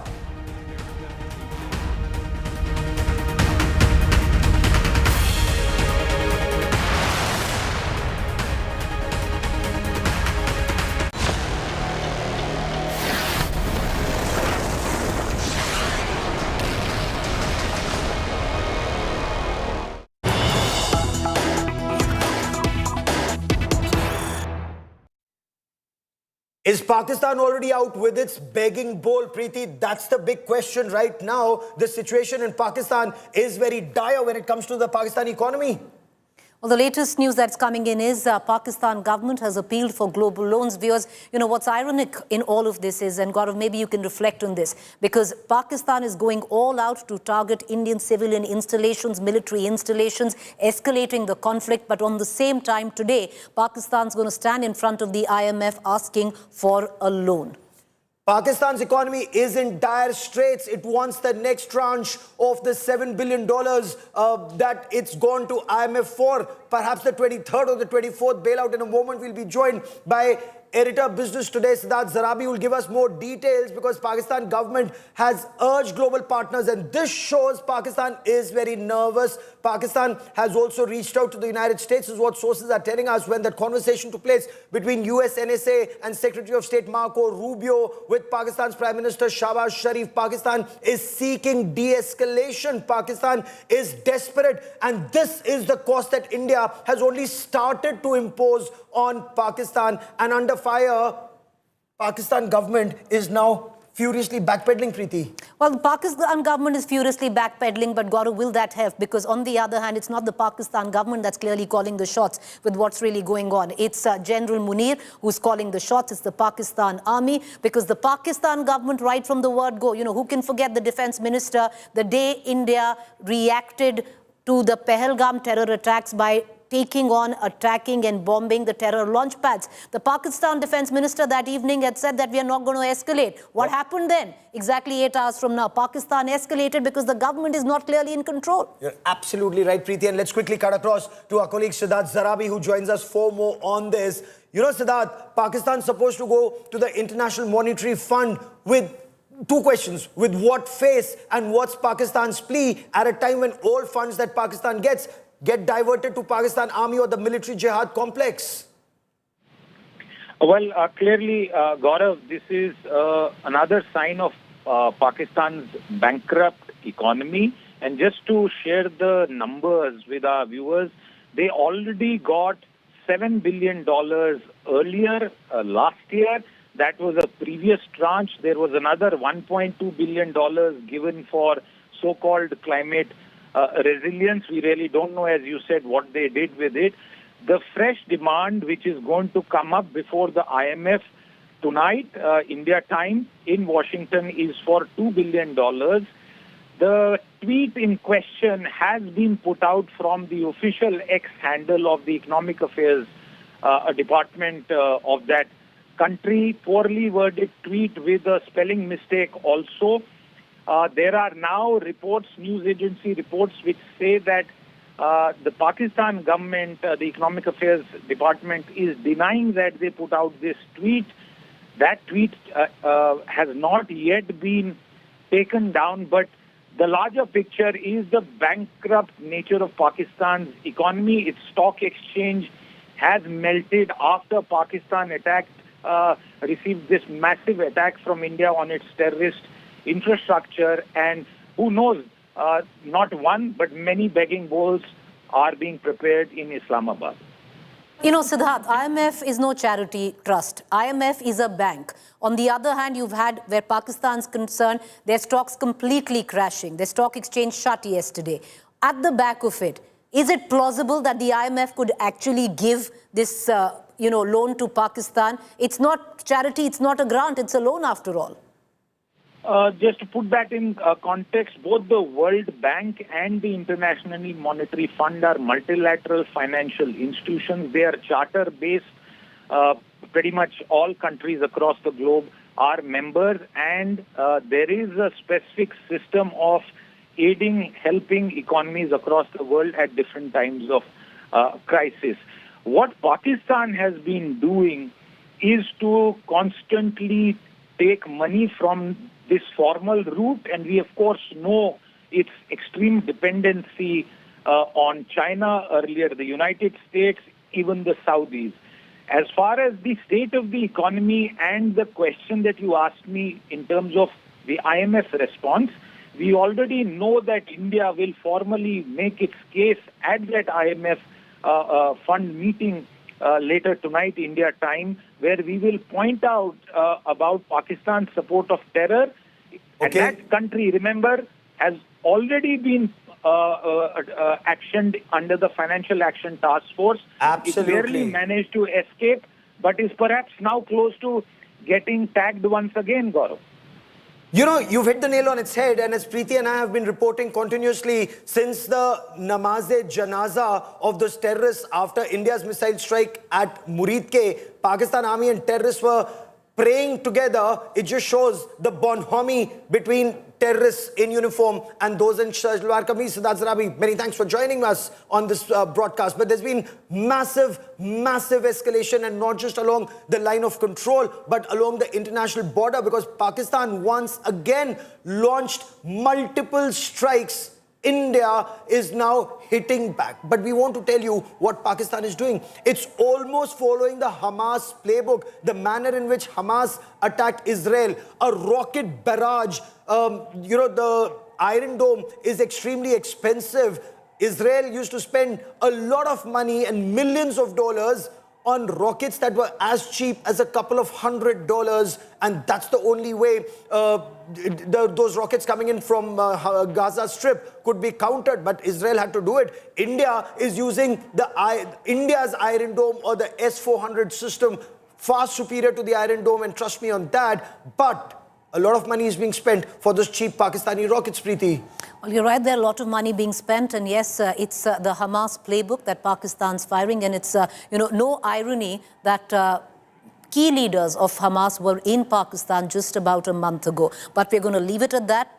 That's for a different debate. But to focus on this, Gaurav, with what happened yesterday, because Pakistan has used missiles, it's used drones, it's used fighter jets, and each of that attack has been fairly squarely repelled, neutralized and thwarted where India is concerned. You speak of India's Iron Drone, where the S-400, which India acquired from Russia. But, Gaurav, it's not just the S-400, because there are multiple ADS systems. We've acquired the S-400 from Russia, but we have indigenous, made in India air defense systems, which through the course of last night assisted the S-400s of doing an exemplary job.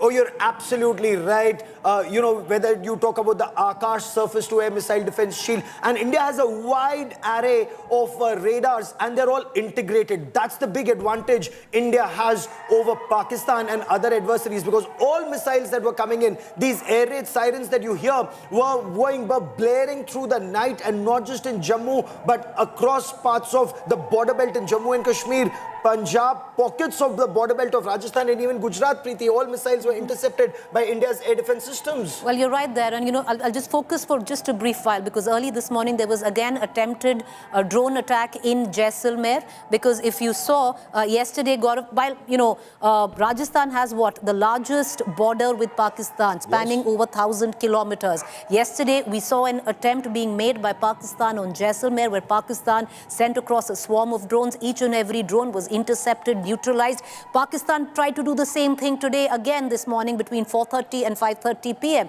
Again sending a swarm of drones with air sirens blaring. Each of that was neutralized. In Jalandhar, Punjab, there were drones sent, they were intercepted, neutralized. Right now, as we speak, Gaurav and I speak, there is a clear present danger. And air sirens are blaring in Chandigarh as well, Pathankot, Udhampur. And the sheer fact that, Gaurav, Pakistan crossed that proverbial red line where it all began with attempting to target a civilian installation like the Jammu airport. Thwarted that attempt, but ultimately that has pushed up India, and Pakistan solely responsible for that, pushing India up the escalatory matrix. And just look at how dangerous the game that Pakistan is playing. It cannot afford to play that game. Pakistani generals, they've deluded themselves thinking they're India's equivalents. They are not. Militarily, India is far superior. Strategically, India is far superior. And you've seen that every day. The only weapon that Pakistan had that India does not have is radical Islamist terror that Pakistan used to bleed India. And once the Narendra Modi government decided that that weapon will also be defanged, and Muridken, Bahawalpur, Sialkot, these were the epicenters of terror in Pakistan's Punjab province. That's the epicenter of terror. Preeti, once that was targeted, Pakistan has no weapon to target India with. It may try to escalate, but we're on top of that escalation matrix, Preeti. Well, because what we can tell you right now, because there is so much disinformation out there, we are not at war, but in this conflict, there is a fog of war. And one has to be very careful on the kind of information that you rely on. Ever since the strike have begun on Pakistan, social media is buzzing with all sorts of fake news. We'll try and break it down for you and bust some of those myths and fake news there. Oh, absolutely. Let's talk in greater detail about weapons that are being used by India in this war on Pakistan terror. And if I may, it's actually now beyond. It's on Pakistan's military jihad or military terror complex, which includes the Pakistan Army. And I want to begin, Preeti, by talking about Akash Tir, which is India's indigenous. Absolutely. Made in India. Made in India, Iron Dome system of India, the Akash Tir. It's an indigenous command and control air defense shield, an air defense system developed, Preeti, as you very rightly pointed out, by BEL or Bharat Electronics Limited. And this is where it all comes into perspective, viewers, because at one end, yes, we need the S-400. That's the Suraksha Kavach or the Iron Dome that Gaurav spoke of. Exemplary technology, but it's made in Russia. And India had to pay a sizable amount to get that 39,000 crores to get that technique. We've already got 3 systems in. I believe there are, two more left. And because of the Russia-Ukraine war, that couldn't come in. But assisting that, Gaurav, and that is what is essentially needed, where we can subsist and, deterrence at an everyday level, where we make our own, make in India ADS, air defense systems like Ashneer, which is, yesterday night was a classic example, how an ADS like Ashneer assisted an S-400 to thwarting, repelling and neutralizing the attempts that we saw, which happened at multiple quarters. It was guerrilla warfare which was happening yesterday. Oh, absolutely. The manner in which Pakistan launched multiple missile strikes, drone strikes. Take a look at the Akash Tir air defense system and how it's all integrated. The warfare and future warfare, if I may, this is current warfare. This is network-centric warfare. India has a system where you have your missiles, your rockets, your surface-to-air missiles, and there are various ranges. SR-SAMs, which are short-range surface-to-air missiles, MR-SAM, medium-range surface-to-air missiles, and LR-SAMs, long-range surface-to-air missiles. So the incoming threat, why is it network-centric? Because on your radar system, imagine this, and no, this is not a video game, because you and I are safe because India has a beautiful Iron Dome equivalent, or even better, when S-400 systems are integrated. India's entire Akash Tir system gets integrated together. How does it work? On your radar screen, you look at the incoming threat. And Pakistan, as you well know, Preeti, is such a narrow, tiny country that every launch pad, not of terror, but of missiles, every missile launch base, every airfield, every airport in Pakistan, from Pakistan-occupied Jammu and Kashmir, in Khyber Pakhtunkhwa, in Pakistan's Punjab province, in Baluchistan, in Sindh, everything is mapped on Indian radars. Right. So the moment that missile takes off, you spot it. The integrated, network-integrated system, it directs missiles wherever they are located all along India-Pakistan border. The nearest missile system takes off and destroys it, often in Pakistani territory, at times in our territory, but in a safe area. That is how it works. It generates real-time data to precisely track incoming aerial threats. It could be a fighter jet, it could be a missile, it could be a rocket, it could be a drone. Any incoming aerial threat is neutralized. It collects inputs from multiple radars and sensors, quite like the AWACS, which is your eye in the sky, which again is integrated to this system. Acts like a digital nerve center of an air defense network, Preeti. That is how advanced the Indian Air Force or the Indian Armed Forces are in this network-centric warfare. That's why Akash Tir is so important for us, because it's also self-reliance. Because we've integrated it with an S-400, which is, of course, highest technology. But having said that, you need an Akash Tir to integrate into it to be able to thwart that kind of attack that India came under yesterday. None of those drones, none of those missiles landed, viewers. We slept peacefully through while the Indian Armed Forces was at work in India's ADS system, including the Akash Tir, was at work. What was it assisting, Gaurav? The S-400s, which you know very well.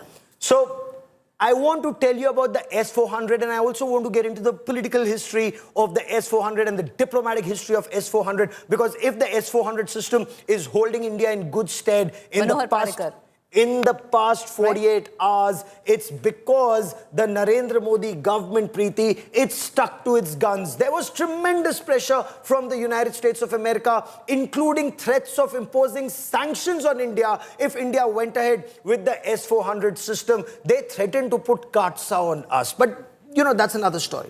I want to tell you about India's diplomatic strength and that resolve, that firm resolve. Once the armed forces told the Narendra Modi government and Prime Minister Narendra Modi and then Raksha Mantri late Manohar Parrikar, and I'll talk about Manohar Parrikar in a bit once again, Preeti, India went ahead and told America, before Katsa came in, India was already working with Russia to procure the S-400 system. It's required for India's defense, and that is why India went ahead with the 5 S-400 systems. 3 have already been deployed. What is the S-400 system? Please understand. It is the world's most advanced long-range, medium-range, and short-range missile defense shield. Any threat that's coming in, whether it's a fighter jet, whether it's a rocket, a drone, a ballistic missile, or a cruise missile that's coming in, virtually hugging the earth at 10 meters, it can destroy it. whether it's coming at 50,000 feet, which is actually the uppermost limit, the envelope of most fighter jets. If it's coming at 50,000 feet, it can destroy it. Again, a radar that can look at multiple targets. It can track and destroy up to 400 kilometers away, scan more than 600 kilometers away. It can track 160 targets simultaneously in a 600-kilometer area, can target 72 targets simultaneously. So imagine if Pakistan tried 15. Right. It's nothing for the S-400 system. But Gaurav, now juxtapose it, because why was India so successful in thwarting off the attack it came under from Pakistan, and Pakistan wasn't? Because Pakistan's ADS systems have been made in China. Made in China and one previous generation. Right. Two, Pakistan doesn't have the kind of money that India has. So they don't even have the S-300s. They have, as you very rightly pointed out, the Chinese version of the S-300 or the honky missiles, HQ-16, and that too an export version which is called LV-80. The LV-80 version isn't as good as the honky that the Chinese have for themselves. So Pakistan, anyway, since it doesn't pay, it gets the second-rate mal. That's the general assessment, but not to say that it cannot impose damage. It's just that it's failed. The entire Chinese air defense missile shield that Pakistan has been acquiring for the past 10 years, it completely collapsed because not only did Indian Harp drones go deep inside Pakistan, struck where they wanted to strike. They were successful in Lahore. They were successful in Rawalpindi, right next to Pakistan Army Headquarters, GHQ. I mean, can Asim Munir sleep? Clearly he cannot. He's put Pakistanis in harm's way. So it's really India's big strength that India was able to dominate the escalation ladder so far. And from what my sources tell me, Preeti, they can dominate throughout. All right, so let's also tell you the other equipment, the other, artillery, weapons that India used to thwart the attack by Pakistan, which we saw that Pakistan tried because they did not succeed ever since 8:30 p.m. last night. Gaurav, you want to take us through each one of that India used? So, let's now talk about the air defense system that India has as part of the entire shield, from short range to medium range to long range, not just SAMs, not just surface-to-air missiles, but let's talk about the L-70, the 40mm anti-aircraft gun. And this is like, it just fires non-stop. It goes so fast, and that volley of bullets that are fired, it completely neutralizes the threat that's coming in. So it's a 40mm anti-aircraft gun. But what's the advantage? It's upgraded with radars and sensors, including electro-optic and auto-tracking gear. It fires, Preeti, 240 to 330 rounds per minute. The effective range is almost 4 kilometers. So when the threat is very close, and 4 kilometers in flying parlance, you cover it in seconds. So when there is clear and present danger and the enemy comes so close at 4,000 meters, it can destroy any incoming threat. And it has predictive firepower. It anticipates. So the radars, and that's where artificial intelligence also comes in that entire network-centric warfare. It actually predicts the flight path. The moment the missile is fired, it looks at the trajectory, the speed, and then it gauges when will it come in, where will it come, and where is the best point to intercept it, and also what missile or what system to use to intercept it. So that's the kind of warfare that India is talking about in 21st century, and succeeding, Preeti. And succeeding very well, viewers. And let's also now get you the latest that's coming in amidst the heightened tensions between Pakistan and India. As you know it, the last 24 hours have been extremely intense and extremely crucial. Oh, absolutely. What's been happening on ground? I want to tell our viewers the big picture. Watch these images, because while you and I were sleeping peacefully, of course we were also anchoring till very late at night, both Preeti and I. But when you look at these pictures, this was Jammu last night when we were reporting around 9 o'clock, between 9 and 11. This is what was happening, and then it started again around 1 in the morning.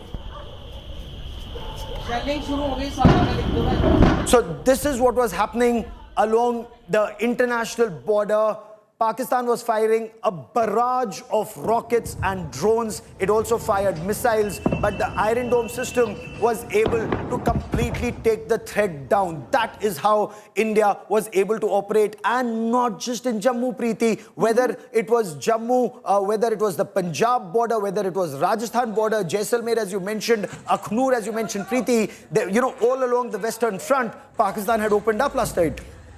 Well, you're right, Gaurav. Just take a look, viewers. This is what happened. This is where Pakistan yesterday, starting 8:30 p.m., crossed that proverbial red line. Because before that, Pakistan had attempted to attack military installations in India, 15 of them.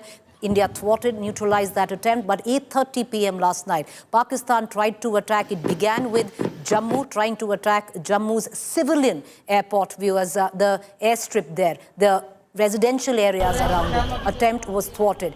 Then, over the course of last night, with drones, with missiles, with fighter jets, India has downed 3 of Pakistan's fighter jets. It tried to infiltrate, penetrate India through the skies, through Samba district. There was a massive infiltration which was completely neutralized by the BSF.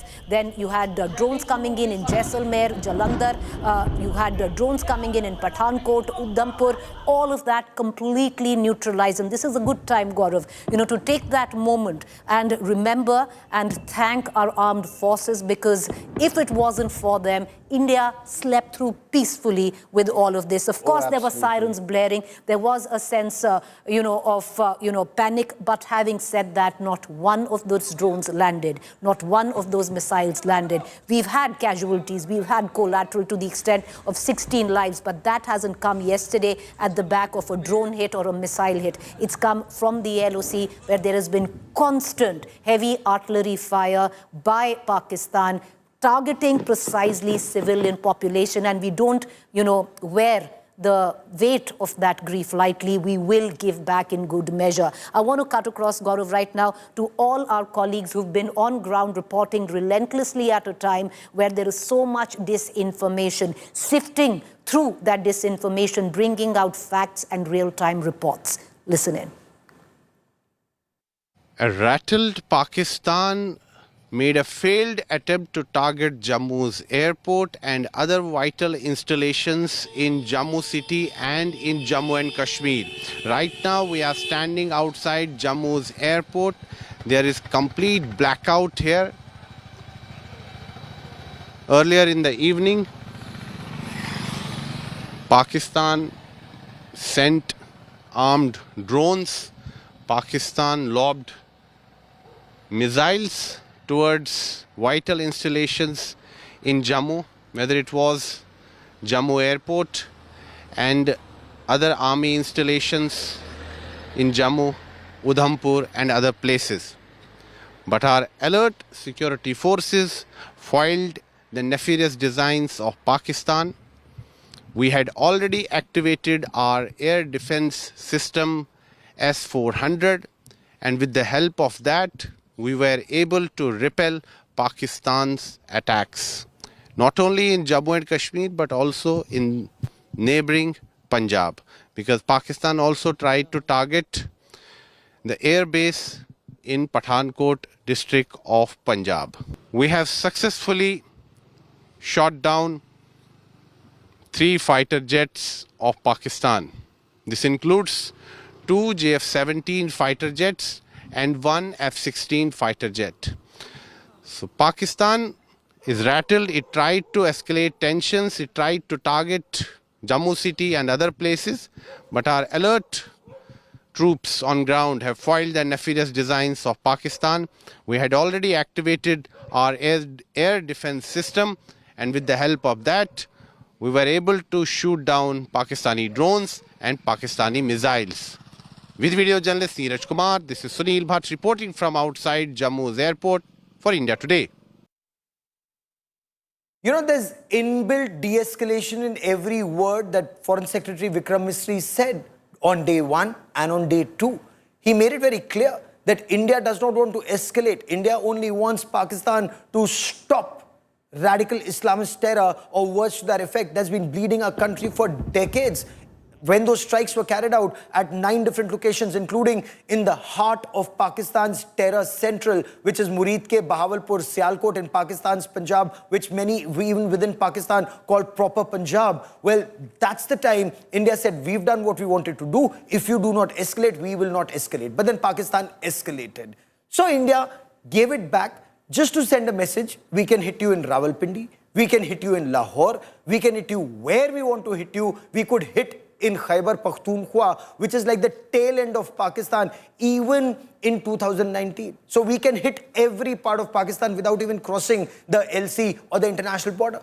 But the radical Islamist jihadi that Asim Munir is, Preeti, he did not get that message, and then he tried to attack again. So again, there have been punitive strikes, but not escalatory. Punitive, but not escalatory, that have been carried out. And now Pakistan, in a way, is signaling de-escalation, which of course, I do not trust a word that comes from Pakistan. But Preeti, you know what Khwaja Asif has been saying, Preeti. But you know, that's the fact, because Khwaja Asif, the defense minister of Pakistan, the day India struck retaliating to the Pahalgam terror attacks, Khwaja Asif, defense minister, said we are not going to escalate. You know, if India now doesn't do anything more, we are not going to escalate. Guess what happened? Viewers, exactly in 12 hours of that, Pakistan tried to attack 15 military installations of India. So do we really believe Khwaja Asif's words? Because clearly, it's not the political dispensation which is calling the shots in Pakistan. Because now, Khwaja Asif, the defense minister, usually the words of the defense minister of any country would be taken as responsible statements and gospel truths if it's coming from a responsible nation. But Pakistan's not quite that, viewers, because listen in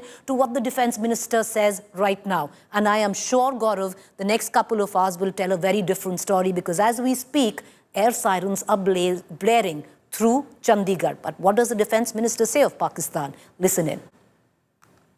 Some of the countries in the Arabian Gulf also, who are close to us, and obviously they have a good relationship with India also, they have also advised that de-escalation should take place immediately. But India is making it, you know, it's almost impossible. Every day there is an incident which raises the bar of conflict in the subcontinent. Khwaja Asif's body language, Preeti, it tells you the entire story. It's not just a dejected man.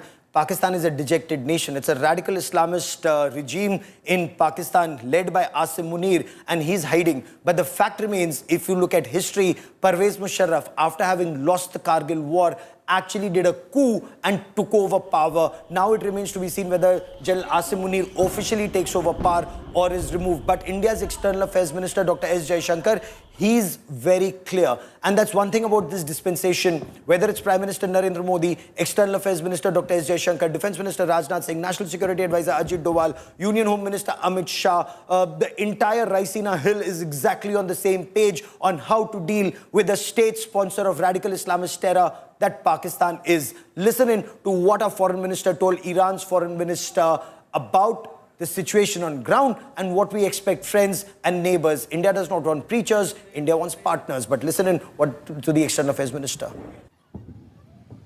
Excellency, you are visiting India at a time when we are responding to a particularly barbaric terrorist attack on 22nd April in the Indian Union territory of Jammu and Kashmir. This attack compelled us to respond on 7th May by striking at cross-border terrorist infrastructure. Our response was targeted and measured. It is not our intention to escalate the situation. However, if there are military attacks on us, there should be no doubt that it will be met with a very, very firm response. As a neighbor and a close partner, it is important that you have a good understanding of the situation. Big story coming in just a moment from now. Jaish-e-Mohammed, the terrorist organization that was targeted at its center in Bahawalpur, attempted to strike India at Samba. And big story coming in. India was alert and India has hit back. 7 infiltrating radical Islamist Jaish-e-Mohammed terrorists have been neutralized by the border security force in Samba. Well, that's the big news that's coming in. We are tracking very closely, viewers. All of this transpired in the night, last night, where the BSF stepped in, neutralizing 7 Jaish terrorists. It was a massive infiltration attempt, all in the garb, in the wake of when Pakistan Army, of course, taking a leaf out of the Hamas playbook, attacking India, while India, Pakistan thought, was busy thwarting and repelling the Pakistan attack on India. On the other hand, you had an infiltration bid in Samba of Jaish terrorists, all 7 of them neutralized by the BSF. And this just shows Pakistan Army and terrorists operate in tandem. Reason enough to put Pakistan on the Financial Action Task Force grey list. But I quickly want to cut across to Jitendra Bahadur Singh, who's getting us latest on this big story. Jitendra, क्या जानकारी मिल पाई है? कौन थे ये आतंकवादी? कितना बड़ा था ये पूरा अटेम्प्ट इन्फिल्ट्रेशन का? क्या बता सकते हैं आप हमें?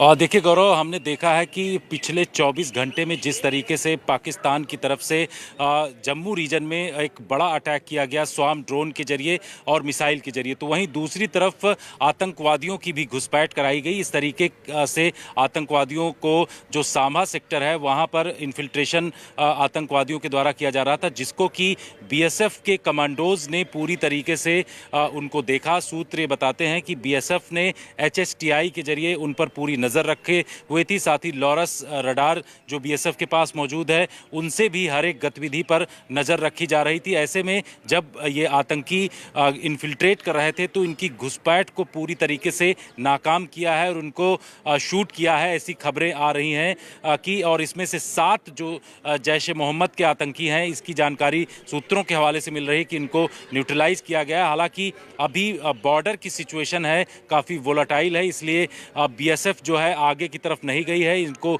दूर से शॉट डाउन किया गया है। अभी सिचुएशन को पूरी तरीके से मॉनिटर किया जा रहा है। खबर यह है कि 7 जो टेररिस्ट हैं जो कि घुसपैठ कर रहे थे, उनकी घुसपैठ को पूरी तरीके से नाकाम किया गया है। इस तरीके की जानकारी सूत्रों के हवाले से मिल रही है। बीएसएफ लगातार 24/7 इंटरनेशनल बॉर्डर के अलग अलग इलाकों में चौकन्नी है, क्योंकि जिस तरीके से आर्मी और तीनों सेनाएं जो हैं पाकिस्तान को जवाब दे रही हैं, तो वहीं BSF first line of defence है और पूरी तरीके से इन तमाम इलाकों में सुरक्षा चाक चौबंद कर रही है। गृहमंत्री अमित शाह ने कल रात ही में बीएसएफ के डीजी से बातचीत किया था और तमाम बॉर्डर्स को उनकी तरफ से अलर्ट करने के लिए कहा था। इसी अलर्टनेस के चलते बीएसएफ ने एक बहुत बड़ा ये जो घुसपैठ का सिलसिला है उसको पूरी तरीके से नाकाम किया है। Jitendra, हमारे साथ बने रहिए. I'm going to quickly take our viewers through the latest news break coming up, and it's big, viewers, because what Jitendra is telling us with sources within the Home Ministry, one thing is clear. Yesterday, 7 terrorists from Jaish-e-Mohammed, mind you, viewers, India targeted the headquarters of Jaish-e-Mohammed 2 days ago. Now, in the dead of night, in the Samba sector, there was a massive infiltration attempt that was foiled by the BSF, and 7 terrorists have been killed. Right now, their bodies are lying exactly in the place because the LC is lit, it's hot. The BSF is not going further, but can confirm that under the garb, under the cover of Pakistan attacking India through missiles, through drones, through fighter jets, Pakistan also, like it usually does, tried to push in infiltrators, this time through the Samba sector, and that attempt being foiled by the BSF. Once again, you know, if we have the tri-services coming together to mount Operation Sindoor, one has to also, you know, give credit to the BSF, Gaurav, because you are actually manning the 2,000-kilometer western front line, and look what it came out to, where you thwarted an attempt killing 7 terrorists last night. Oh, absolutely. And Jaish-e-Mohammed is a UN-designated proscribed terrorist organization. Maulana Masood Azhar, that Maulana of terror, is also a UN designated terrorist as part of the 1267 sanctions committee. Jitendra, जिस तरह से आप हमें बता रहे हैं, and for the benefit of our viewers, HHTIs are the handheld thermal imagers, which means you can see the night area, it's lit up. The Indian Border Security Force personnel are not night blind anymore. Earlier, you would have to listen to any movement and then fire in that direction. But now it's a transparent battlefield, even for the BSF, and they have the LOROS, or those radars that go up and keep a hawkeye for tactical surveillance. So I want to bring in Jitendra Bahadur Singh once again for what's been happening along the international border. Samba का जो sector है, कल रात को वहां भीषण पाकिस्तान की तरफ से गोलाबारी भी चल रही थी, तो इसका मतलब वो जो रॉकेट अटैक और गोलाबारी थी वो इन्हीं आतंकवादियों को घुसपैठ कराने के लिए थी। और जितेंद्र, ये वो जो पाकिस्तान का नापाक रिश्ता है सेना का, रेंजर्स का और जैश ए मोहम्मद और लश्कर के आतंकवादियों का, ये उजागर होता है Jitendra.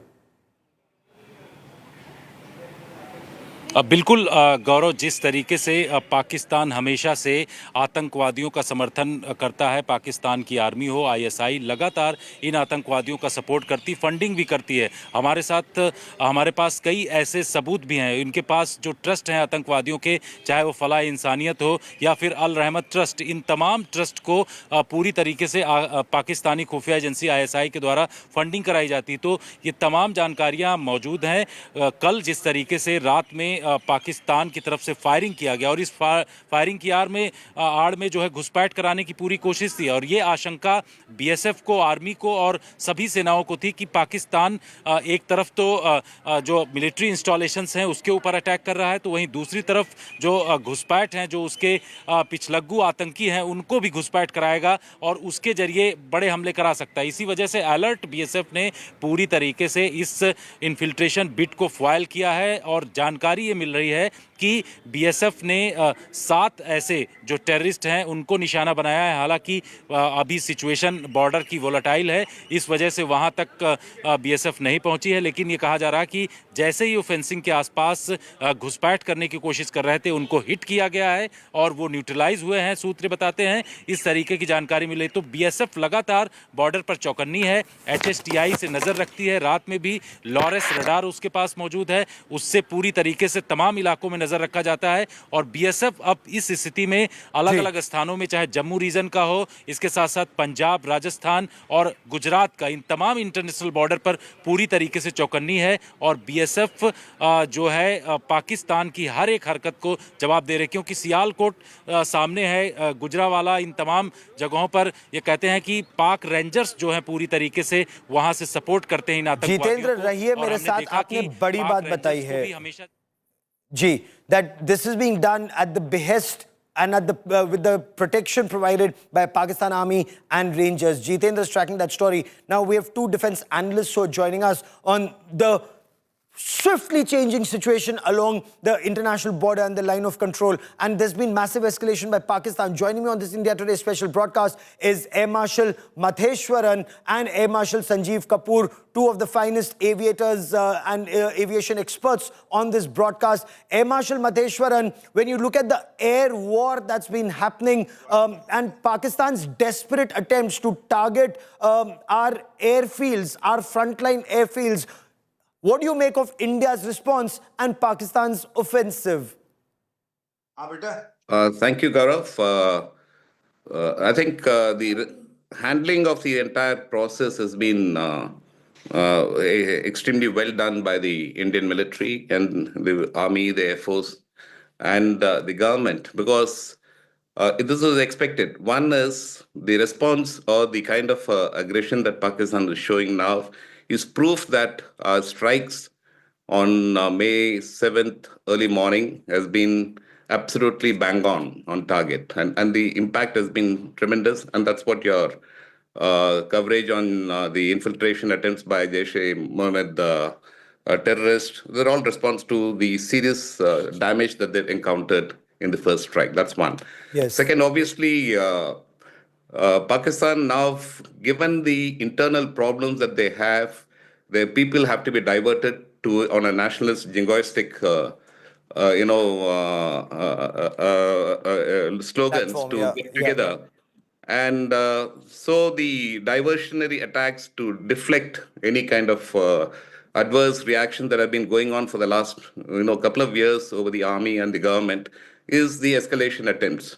The escalation attempts are now, in today's warfare, the weaker states can use the drones and the missiles. These are available now in Yes. plenty, which can play around within a domain without actually getting That's a into That's a higher very scale of war. pertinent point. Absolutely, that's a very pertinent point you make. Air Marshal Kapoor, let me pick up this thread from what Air Marshal Matheshwaran said. When I was covering the Israel-Hamas war, Hamas would fire a barrage of rockets, which would cost just about a couple of $100 as far as Hamas was concerned, made out of, as far as they were concerned, from pipes that were used to carry water in Gaza. They would make those rockets. But Israel would spend millions of dollars to counter that rocket that was coming in through its Iron Dome. Is Pakistan using that same Hamas playbook, firing very cheap rockets at us, or will it intend to do that? Do we have a cheaper way to beat back the threat? See, the Hamas people were in Pak-occupied Kashmir. I saw it in a couple of channels. And the focus is now shifting to bring Hamas kind of warfare into Kashmir. So the tactics which they have been following, the equipment that they have been using, the modus operandi would be in some stage be followed. You are absolutely correct on that. Now, the war is very dynamic. 3 years have gone by plus for Russia-Ukraine war. Israel-Hamas war is over 1.5 years old.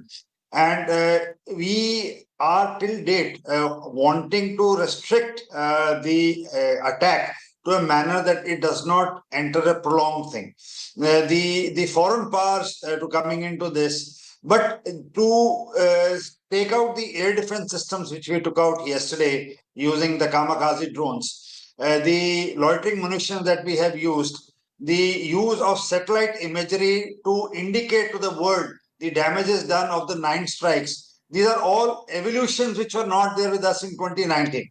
So we would be evolving to the question which you asked, that the tactics have changed, the barrage of this thing, but most of them have been taken out, in my opinion, by S-400s. And for the benefit of your viewers, yeah, you're wanting to say something. No, my point was S-400 is a very expensive system. Those rockets and missiles, those SAMs are very, very expensive. Is Pakistan then trying to bleed us in times to come? We will be spending a lot of money on the S-400s, their missiles, and Pakistan would use cheap rockets at VA and VPs. But sir, give me a moment. I want you to tell us more about it. But I quickly want to cut across to India Today, Sunilji Bhatt, who's joining us from Ground Zero, because several people have been injured and sadly, there have been lives lost. We are told Jammu Kashmir Chief Minister Omar Abdullah, Sunilji, is visiting the hospital. What's the ground reality? And it really pains me. We lost 25 precious lives in Pahalgam. We've lost 16 precious lives along the LC. And sadly, we've had more fatalities and injuries, Sunilji. Gaurav, what we are learning is that one more person has lost his life in Pakistani shelling in Punch district of Jammu and Kashmir. Last night also there was heavy shelling by the Pakistani troops along the line of control in Jammu region's Punch district. And Gaurav, Punch is the worst affected district in Jammu and Kashmir. More than 40 people are injured. The serious, the people who were seriously injured were referred to Government Medical College, Jammu. Right now, I'm standing outside Jammu's Government Medical College. And in a short while from now, Jammu and Kashmir Chief Minister Omar Abdullah is going to visit the hospital and he is going to inquire about the health status of the injured. He is also going to chair important meetings today in Jammu with the officials of the civil administration. Remember, Omar Abdullah was in Srinagar and this morning he left from Srinagar by road. he reached Stay Jammu with me, a stay short with while me. ago. I'll just come to you. He There's another straight away big story that I want our viewers to know about. You see, Pakistan is spreading a lot of misinformation and disinformation in this fog of war. And information warfare is as critical as the warfare on ground. This is MDO, multi-domain operations, and InfoWars are part of it. So ever since India struck the 9 epicenters of terror in Pakistan and Pakistan-occupied Jammu and Kashmir, Pakistan started flooding social media with fake news, wrong news, and all of those to, in a way, sap our morale or to build their narrative, not just in India, but across the world. It's failing. It's failing. There's fact check that's happening. So, for example, there was a video of a drone attack in Jalandhar, which was being circulated to create panic.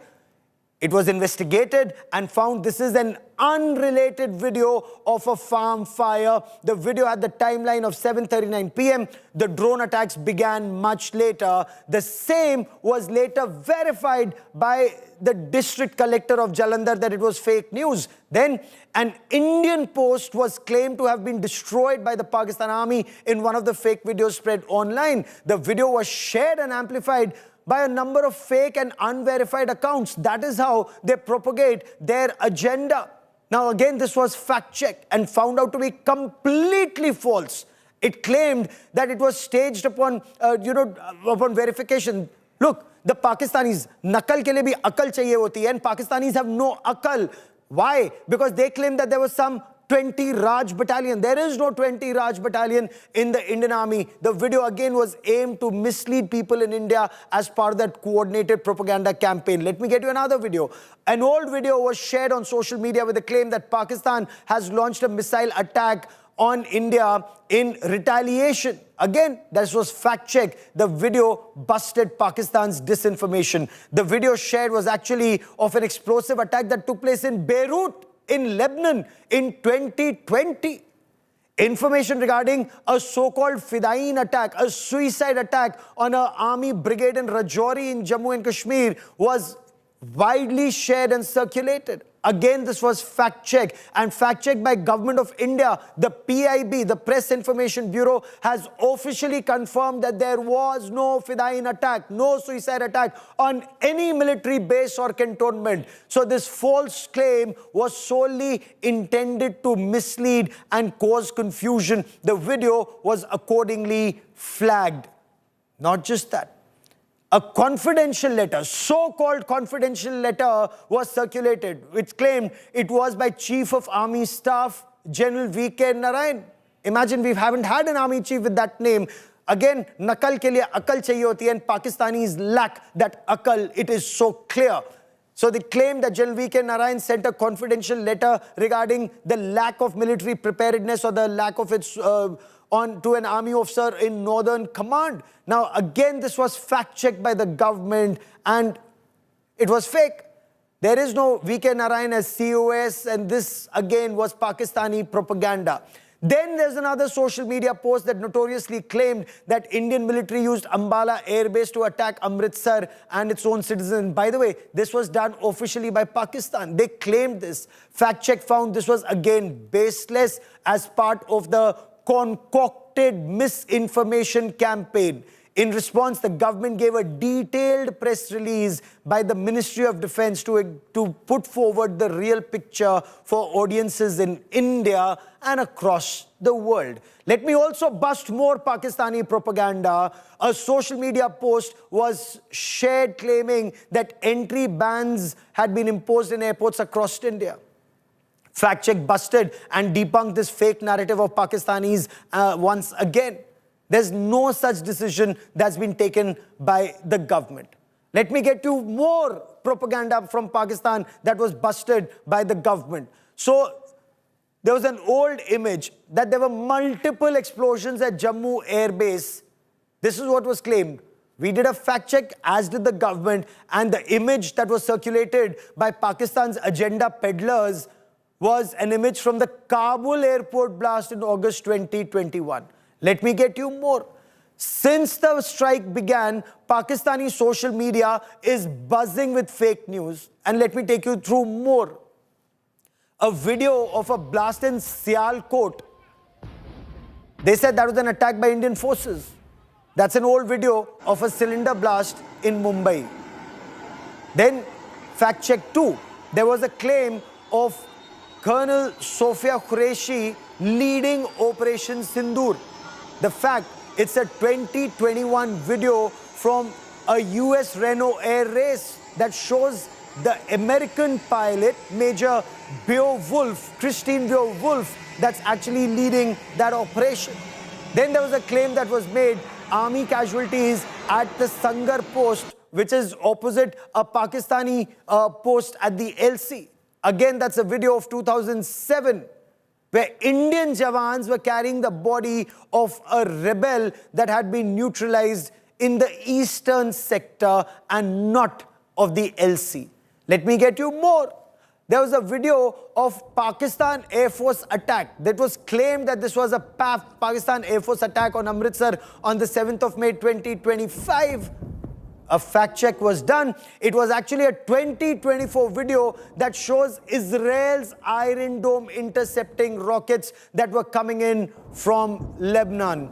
And I want to quickly bring in Bal Krishna, executive editor of India Today's fact check team. And Bal Krishna and his team have relentlessly been pursuing this, because India Today does a fact check of every video, every fake news that comes in, and we bust Pakistan's propaganda like nobody else can. And I want to bring in Bal Krishna. Bal Krishna, this is a 24/7 operation by Pakistan's ISI. They have a separate desk to do so, and sadly some people buy into their agenda. But tell me, what else have you and your team been doing ever since India's armed forces struck terror at their epicenter in Sialkot, in Muridke, and in Bahawalpur, along with other places? Gaurav, as you rightly said, as you rightly narrated, that there are a couple of things that it is very clear that we can see that Pakistan is very desperate and they are leaving no stone unturned to establish that there was a major retaliation by Pakistan. And we have seen in last couple of days since it started, since Operation Sindoor, we have seen that almost every video that was there on the internet of an air crash, MiG crash, during old videos, during trial operations, technical snags. So all the videos that were there on the internet of Sukhoi crashing, they have been recycled, and the Pakistan is desperate to claim that these are the evidence that show that Pakistan has hit our fighter jets down. So absolutely all of them turned out to be absolutely incorrect, and so far we have there are more than a dozen, I think that maybe 2 dozens of such visuals that we have seen, that old videos of air crash that was being peddled as Pakistan as recent. The second trend that we are seeing, that they are using, they want to establish that there was a strong retaliation against Operation Sindoor, and then we can see funny things like Arma 3 videos, video games. They have been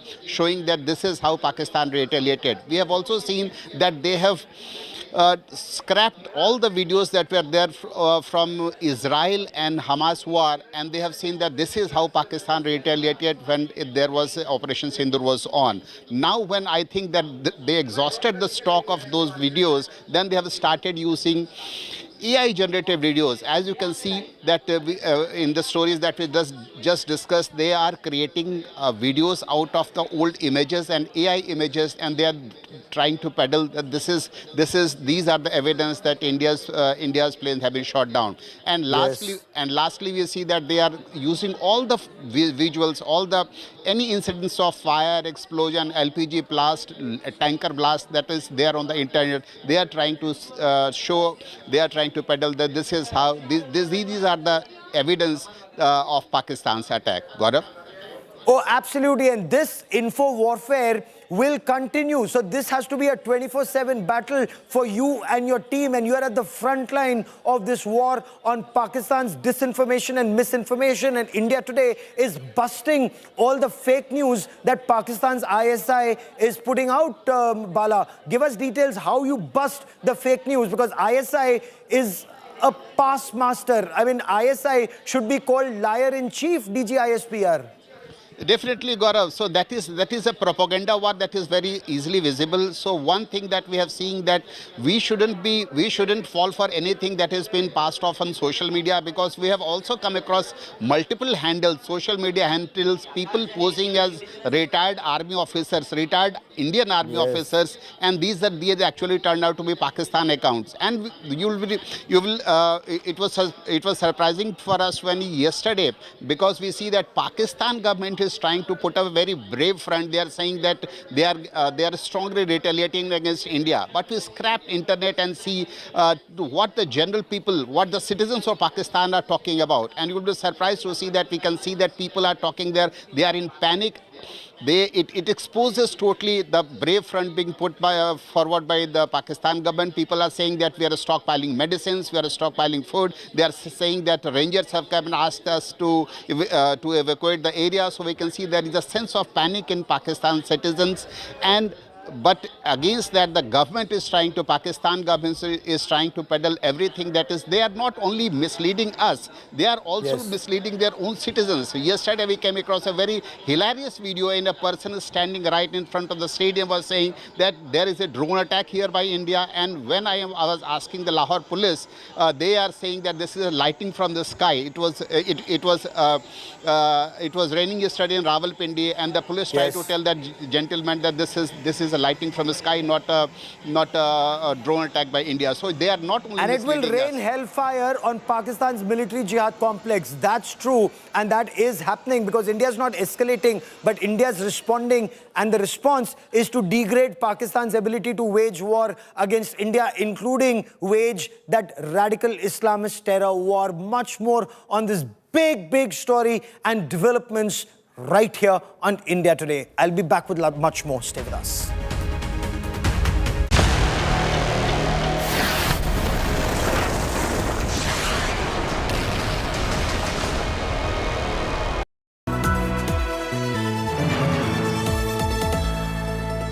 Motorola Edge 60 Pro, the edge of excellence.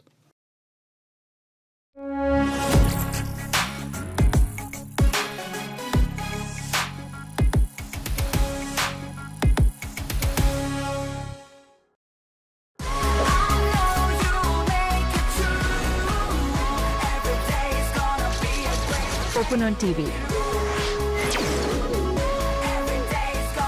Motorola Edge 60 Pro. Hello, Moto. Motorola Edge 60 Pro, the edge of excellence. Hi, here are the top headlines presented by Motorola. Pakistan attacks on Jammu, Pathankot and Udhampur foiled. India shoots down Pak-3 fighter plane. US statement, can't ask India-Pak to lay down arms.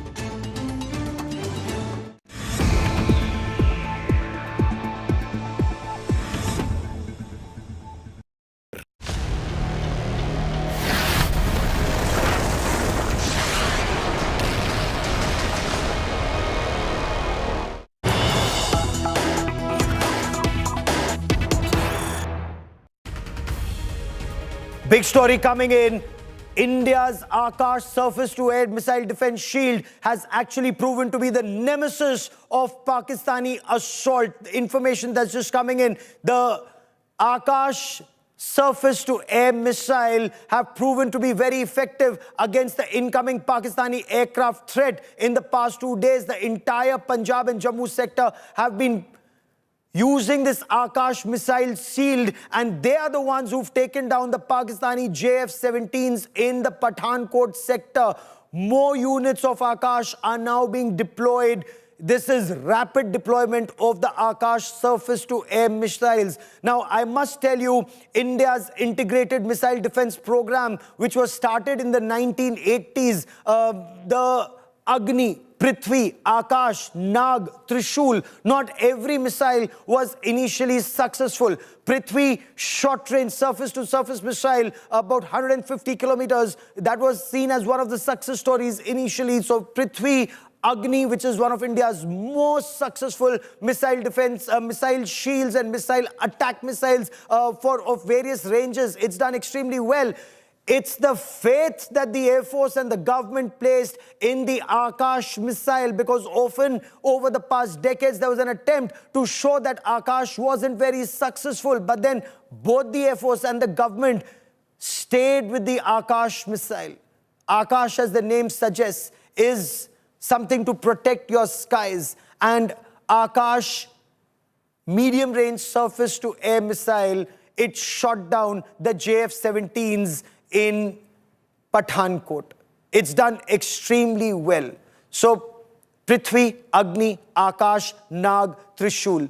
These were the first 5 as part of India's integrated missile defense program. And then Akash is now proving its mettle. Let me also tell you that there is network-centric integration that has taken place, because you have radars on the ground, you have your AWACS in the sky, and AWACS is in a way like your eye in the sky. It's a very large aircraft which has radars and sensors that is scanning the enemy territory. And since it's at 35,000 feet altitude, it can scan a wide area. There is no obstruction. It cannot be jammed. And it's for 500, 600 kilometers, it's targeting, it's looking at 400, 500 multiple targets, and then directing a fire, whether from your fighter jet or from your surface-to-air missiles. But I quickly want to cut across and bring in India Today's Shivani Sharma, who joins us with the latest on the story. Tell us more about Akash's success story, because if the Akash truly, it's truly a remarkable feat, taking down an incoming Pakistani JF-17 Thunder, and apparently not one, but 2. Shivani, bring us details. Gaurav, Akash is the indigenous shield for India, and this is a fully integrated to the defensive posture. While it has been developed by the DRDO, as we all know, the Akash system plays a central role in India's air defense umbrella. We know that we activated multiple such defense systems, and Akash was one of them. And this is a missile which has actually thwarted most of the drones that were coming in India's way. It has advanced capability. It can also neutralize, Gaurav, the threats like the enemy fighter aircraft, the UAVs, helicopters, even the cruise missiles. So that is the capability of Akash missile systems. And it has a strategic role. If we talk about its speed, it has a Mach 2.5 to 3.5. That is 4,200 km per hour kind of speed. And Gaurav, it has the operational range is up to 25 kilometers. So it can engage targets at an altitude of up to 18 to 20 kilometers. So this has a very important and strategic role in what we are witnessing since 2 days, when all these drones are coming India's way, and these Akash missiles, besides all the other air defense systems, have been neutralizing these threats. And it also uses a command guidance, Gaurav, which is a digital system. That is the beauty of this kind of air defense system that India possesses. And each missile is capable of carrying a 60 kg warhead that can be either conventional or it can also be... What's extremely significant in this point, Shivani, the manner in which the Akash battery works, and Akash NG, we're also talking about the extended range. Look at the trust. When you trust your scientists, when you trust your Air Force, when they work together, they produce a missile defense system that will work. And we require everything to protect our skies and our space, from any incoming threat. That incoming threat could be a rocket. That incoming threat could be a missile or an aircraft like the JF-17 Thunders. The Akash system, it can look at 64 targets simultaneously. It can engage 17 targets simultaneously and more. It has a short range and a medium range. So, it's an LR-SAM, SR-SAM short range surface-to-air missile, and an MR-SAM, a medium range surface-to-air missile, depending on the version that you're using, Shivani. So it can take down a threat which is about 5 to 25 kilometers. It can take down a threat that may be 50 to 80 kilometers. And that's huge, the capabilities that you're working on, and you keep working on it, you keep refining it. One day we'll have because it's indigenous, we can have so much more to protect our skies. Gaurav, this is the trust factor and the confidence that comes with the indigenous systems. And here, when we talk of Akash, we have the most advanced versions, but also at the same time, when we have these systems, DRDO keeps on working on enhancing the range and enhancing the capabilities. But what we are getting to the sources that we are working on an extended range of up to 70 kilometers also. But here, when Akash has been used here for the air defense shield as a air defense shield in the skies of the western border, Gaurav, it has beautifully and specifically neutralized all those threats that were coming, the aerial threats as per its capability. So Akash is the shield of the skies here, where we are reporting from, also in the Jammu region, in Srinagar area, also in Punjab.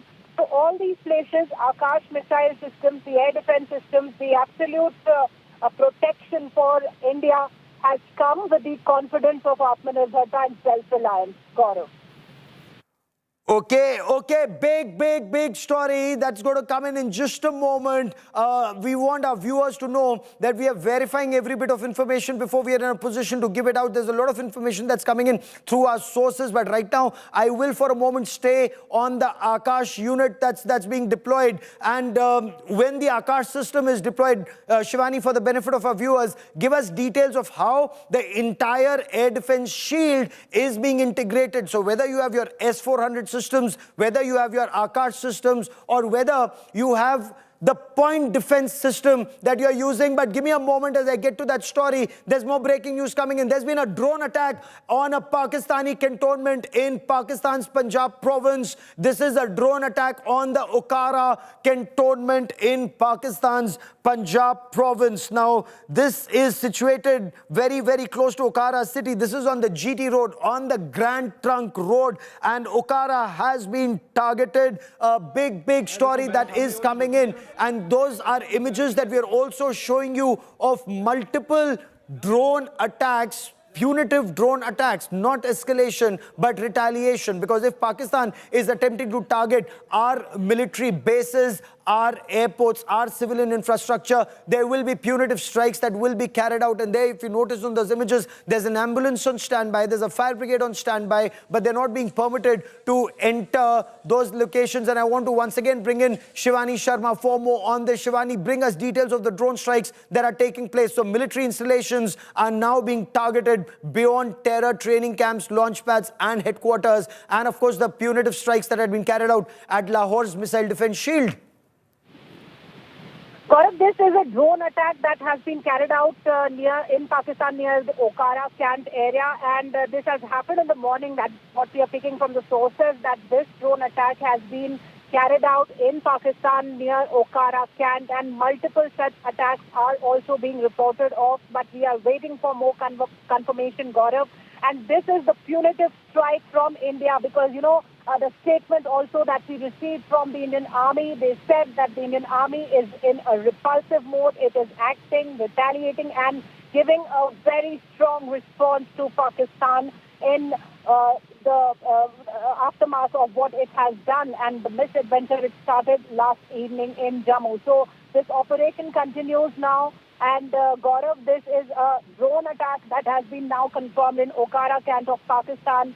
This is a punitive attack in which Pakistan has been inflicted with the severe damages, and all those confirmations are coming to us one by one, that how not only we are neutralizing the threat, but we are on an offensive to punish Pakistan for what it has done in the last 36 hours. So this was a drone strike, perhaps a Harop that has again been used. And I will tell you more about the Harops in just a moment, because these are kamikaze drones. They're actually an unmanned aerial vehicle, which is and a missile that's rolled into one, has an endurance of about 6 to 8 hours. In a way, that's like loitering munition. You fill in the coordinates, you launch the system, and it loiters. It can go up to 15,000 feet altitude. It can remain very low.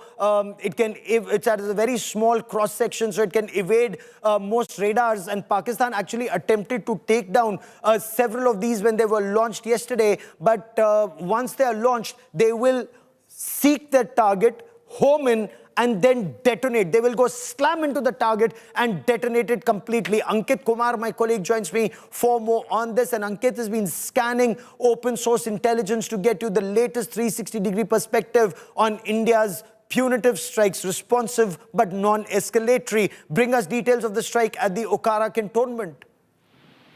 Well, Gaurav, this is the first visually confirmed geolocated attack since last evening. We can confirm that suicide drones have been seen through multiple videos, multiple social media footages that we have geolocated near the military cantonment in Okara. Okay, the significance of this strike, location of Okara on the Grand Trunk Road, the very clear implications, Ankit, that this is degrading Pakistan's war fighting capabilities inch by inch, day by day, hour by hour. What India is doing is imposing severe costs on Pakistan, degrading its capabilities. Well, Gaurav, if we go by yesterday's example, if you go by yesterday's pattern, I don't think this is going to be an isolated attack. Yesterday we saw multiple locations being targeted with similar kind of drones. So Okara might just be the one, and there might be other targets to follow. Remember, the target is a military cantonment, not a civilian facility from the visual that we have seen. The official version from Pakistani authorities is similar to what we saw yesterday. They are claiming that they have shot down Indian drones. But from the visuals, we know that the drones are suicide drones in nature. They are supposed to be destroyed at the end. So from the visuals and from geolocation, we can say that a military cantonment in Pakistan's Okara is under attack by suicide drones as we speak. And as you rightly pointed out, the way, if we go by history, this isn't the only attack that is taking place. Okara is one that you've been able to geolocate. And in this transparent battlefield, satellite imagery, open source intelligence, it gives a lot of information, Ankit, for the benefit of viewers. What's the buzz that you're picking up from across Pakistan, but specifically from Pakistan's Punjab province? Well, Gaurav, in Punjab, we have seen Okara as the first places that we can visually confirm that has decisively been struck by suicide drones. In POK, there are places like Rawalakot and other places which have come under mortar shelling. But we have not witnessed drones as of now. Remember, when we say the attack happened, it merely happened roughly 40-45 minutes back. So we might be in the middle of a large prong or a long multi-phase attacks. We will have to wait, then we'll have to verify the footages, and once we have more information, we will definitely come back and let our viewers know. Ankit, many thanks for joining me, but I want our viewers to look at the bigger picture, what India is doing, because war fighting is absolute military science. And how is India moving forward on this military science? India first punished Pakistani terror and told Pakistan, do not escalate, yet Pakistan escalated. India took out Pakistan's air defense in Lahore, which is Pakistan's best protected city and the seat of power in a way, politically and militarily. If you were to leave Rawalpindi, the GHQ and Islamabad, their political capital aside. But it's Pakistan's Punjab and Lahore that becomes extremely significant. I'll tell you more about it, but there's more breaking news that's coming in. So the killing of Pakistani terrorists has been caught on camera in Samba. Watch those images that we are putting out. That's the precision strike by Indian forces, and that's, to the best of my knowledge, caught on a static camera. That is how the battlefield is made transparent. They're also using LOROS. They're also using HHTIs or handheld thermal images. Those low-slung radars and sensors that are deployed all along the LC. When people ask, because look, the sarkanda grass, that high grass that grows there, it enables terrorists to hide and infiltrate. But then when you talk about the thermal images, as the name suggests, the body heat of terrorists, it makes them reflect in the red against the green backdrop of the HHTIs, the handheld thermal images. The terrorists are then spotted. These images are just coming in, and the BSF personnel who are lying in wait, and now they have their advanced weapons. The BSF, the first line of defense along the international border, it then has the opportunity to single out these terrorists and shoot them. Of course, these terrorists often get lucky because, quite like Hamas terrorists, Lashkar-e-Taiba and Jaish-e-Mohammed terrorists, aided by Pakistan's Rangers and army, often dig tunnels close to the LC and the IB, the line of control and the international border, and they dig very narrow tunnels. It's almost like a rat hole, like a foxhole, and they get into those tunnels and then come out on one side in the fields. And even though it may be fenced, you may have sensors, when they come in underground, it's very difficult to detect. So the aim is to be able to look even deeper within. Before they get into those tunnels, you neutralize them, as has been done so effectively in this case. 7 Jaish-e-Mohammed terrorists have been dispatched to hell. I want to bring in Kamaljeet Kaur Sandhu for more on this. Kamal, you've been working through the night and you're back with us right here. Give me details of what's transpired, because the situation does remain extremely precarious, and I hope you're safe where you are. Well, we are at line of control, but let me tell you, things are precarious, as you mentioned it. Right in Samba, there was a huge retaliation coming in from Pakistan. But meanwhile, the infiltrating terrorists have been neutralized by the BSF. They've also said they have destroyed now a Pak post called Dhandar. And this is where visuals have been given, because they were giving cover fire to Pakistani infiltrating terrorists. Now, at a point of time where there were swarm drones coming in, at a point of time where there was heavy artillery shells coming in. This is where in Samba sector, Pakistan-based terrorists were trying to infiltrate, and that is when the alert BSF Jawans not only fired and neutralized them, they also fired upon the bunker which was given them the cover fire. So this is at a point of time where things are on a high alert, both at line of control and international border. Gaurav, there's also information coming in that these infiltrating terrorists could actually be possibly be Fidaeens, and they could create havoc in the hinterland. And this is one of the ploys, because remember, the Jaish-e-Mohammed, Lashkar-e-Taiba, their own headquarters have been devastated by the Indian missiles. There is also a retaliation in terms coming in from these particular terror organizations, but they have been reined in by the Pakistani army, because remember, this could lead to a further escalation, and we always know that these terrorist organizations have had safe havens in Pakistan-occupied Kashmir for a very long time.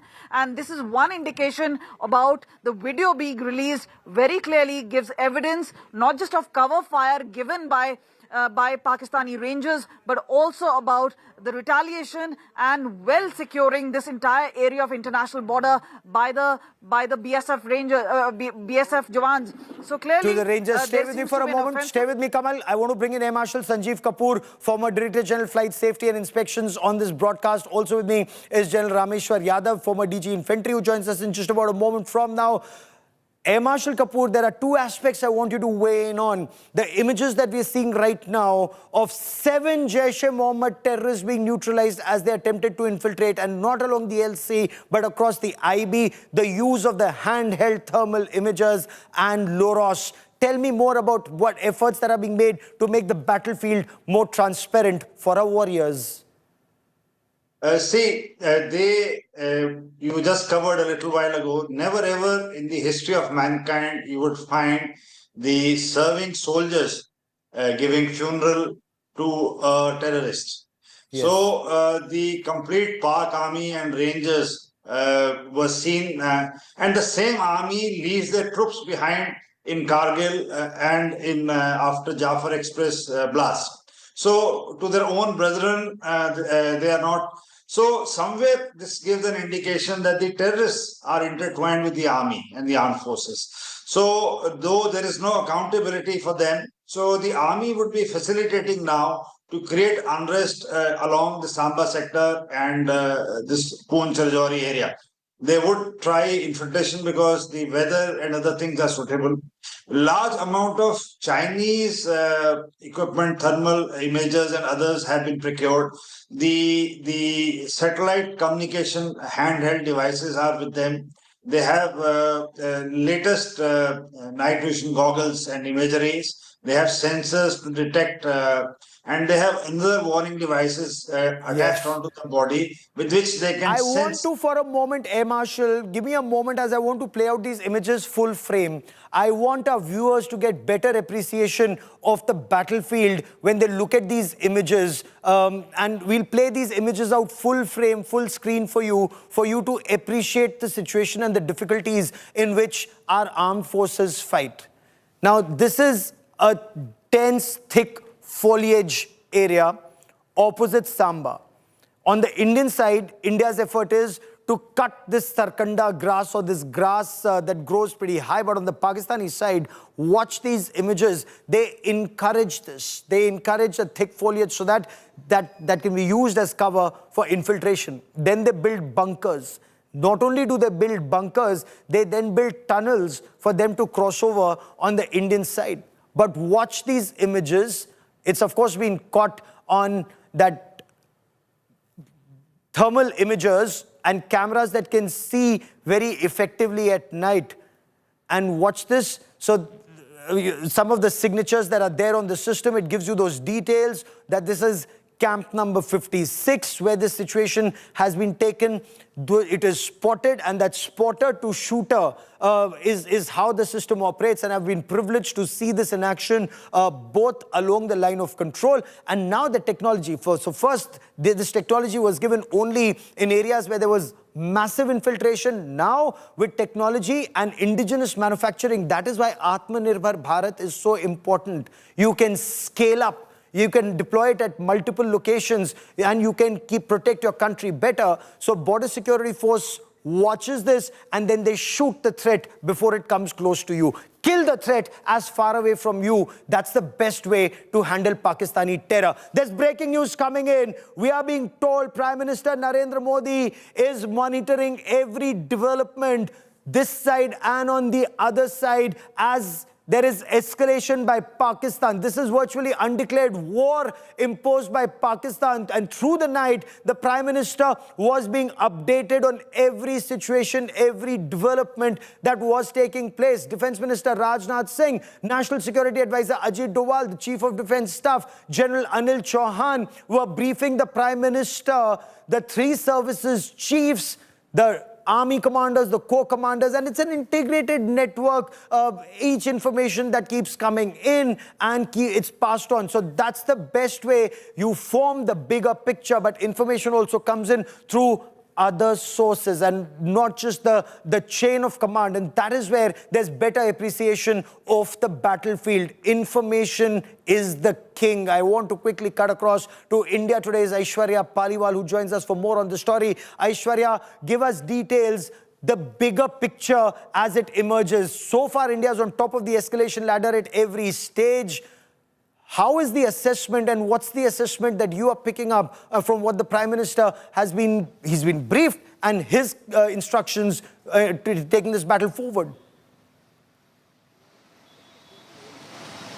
Well, Gaurav, you know, we have seen how throughout the night, last night, there were a lot of drones which were being sent in from Pakistan, which was in retaliation to the 9 targets that were hit by India. All of them have been intercepted and no damage has been done to India. So all these details have now been given to Prime Minister Narendra Modi. In fact, let me tell you, the entire government machinery was wide awake throughout the night. Last night, all of them were monitoring what was exactly happening. And now we are seeing that global leaders also have now started speaking out. India, in fact, the first thing that it did, Gaurav, if you remember that after the attack, the first thing we did, External Affairs Minister and the top leaders, they made several calls to the world leaders and told them what we will be doing. What we saw last night was retaliation coming in from Pakistan. India gave a befitting response to it. And now the tri-chiefs, all of them on top of what has happened. They have given all the details, all the operational details shared by the Defense Minister Rajnath Singh and also shared with Prime Minister Narendra Modi, and the NSA Ajit Doval also in the thick of things. He also is in the know of everything that has happened. What India needs to do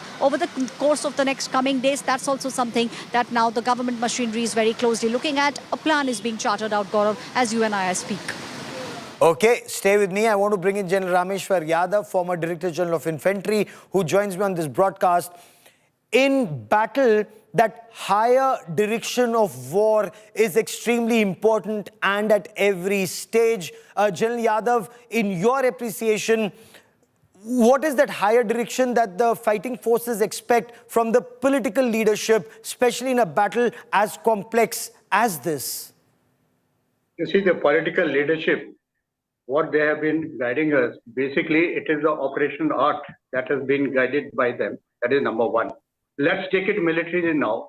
So we have to take on 4 factors. Number one, what is the enemy? That is number one. What is the situation? What is the enemy? What are they doing and why are they doing? The next is what is our perspective? And finally, what is the way ahead? If we discuss this complete mosaic under these 4 parts, I think everything will fall in place. Let's take the first one. What is the situation? Situation is, so far, on 7th night, we had gone in and we have struck 9 precision targets of the terror hideout. That is number one. Pakistan escalated day before yesterday and yesterday night. And that escalation is massive. I have more breaking news coming in. General, stay with me for a moment. I want to quickly cut across to India Today's Shivani Sharma, who joins us from the line of control. I cannot give her exact location to you, but it's an area that's been witnessing shelling by Pakistan. But right now, have people been advised to go to safer areas, or during the day, can they come back home, look after their home, then hearth, perhaps their livestock? What's the current situation right now where you are?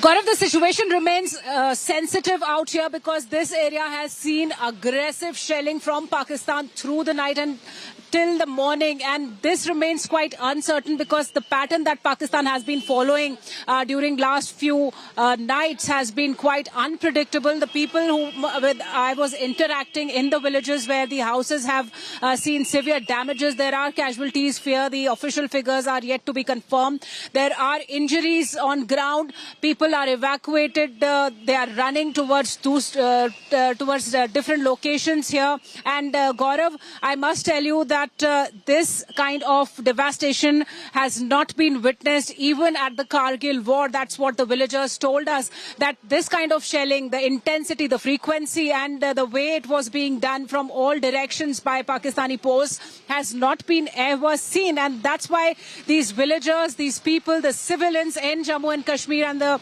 Uri sector, Poonch sector, they were all not prepared. This was not expected because this has never happened. This is unprecedented, Gaurav. That's why the situation remains on a high alert. You can see the security forces, they are active behind us. There are checkpoints through these areas. They are actually sanitizing each and every location, even where the shelling has happened, because there are reports of some unexploded shells too that need to be sanitized in that location. So the situation remains serious here. The ceasefire violations continue, and Indian Army has been responding with full force along the line of control. Gaurav. Oh, absolutely. Responding with full force along the line of control. India's on top of the escalation ladder is what we understand. But is there an apprehension that this could escalate further along the LC? Are people being advised to move to safer areas? Because that's the first sign. For example, in Pakistan, Shivani, people, and especially foreign diplomats, especially in and around Lahore, have been told either to head to safer areas or leave Lahore completely. So moment, in a place like Lahore, when foreigners start leaving, it's bad time. In a place where you are people, own people, being told to move to safer areas, or they can come back during the day, look after their cattle, look after their fields, and then go back at night to safer areas. What's happening here is, Gaurav, like in a family of 5, one man is staying back because he has to look after his cattle out there. He cannot leave the cattle. He's sending the family to a safer place in the nearby locations. They say, we don't want to leave our homes. We have our fields out here. We have our crop out here. We have our animals, cattle out here. How can we run away from our home, leaving it behind? And most of the people have been doing this, that one man of the family is staying back and rest. The children, the women, they have been evacuated to safer places. There was no reaction time, remember, Gaurav, for all this evacuation because this was not happening. The ceasefire violation that was happening since last 15 days included 12 days of small arms fighting that was happening and was responded well by the Indian Army. The ceasefire violations of this nature of heavy artillery guns have started only 3 nights back, in fact, and the most intense were last night when Pakistan ventured into India through drones and loitering missions which were countered. So that was the pain of Pakistan, in fact, which has actually agitated it to take out its frustration by attacking the innocent civilians in these areas where people are now looking for safer places. They are being evacuated, and through the night the shelling continued. As we were reporting, Gaurav, there were ambulance movements. There is severe damage not only to the property but to the people. We are waiting for the numbers and the assessments on ground go on. There are losses to the property which are government properties. There are a lot of infrastructure which is the strategic infrastructure out here. The power projects are here in this line of fire. So we need to check back with the official confirmation, but the situation is serious as ceasefire violations are continuing with heavy artillery shelling from Pakistan's side. Stay with me, Shivani, as we bring our viewers the latest ground reports. Remember, India Today's team of reporters, they were reporting through the night in the line of fire often. So what did Pakistan do?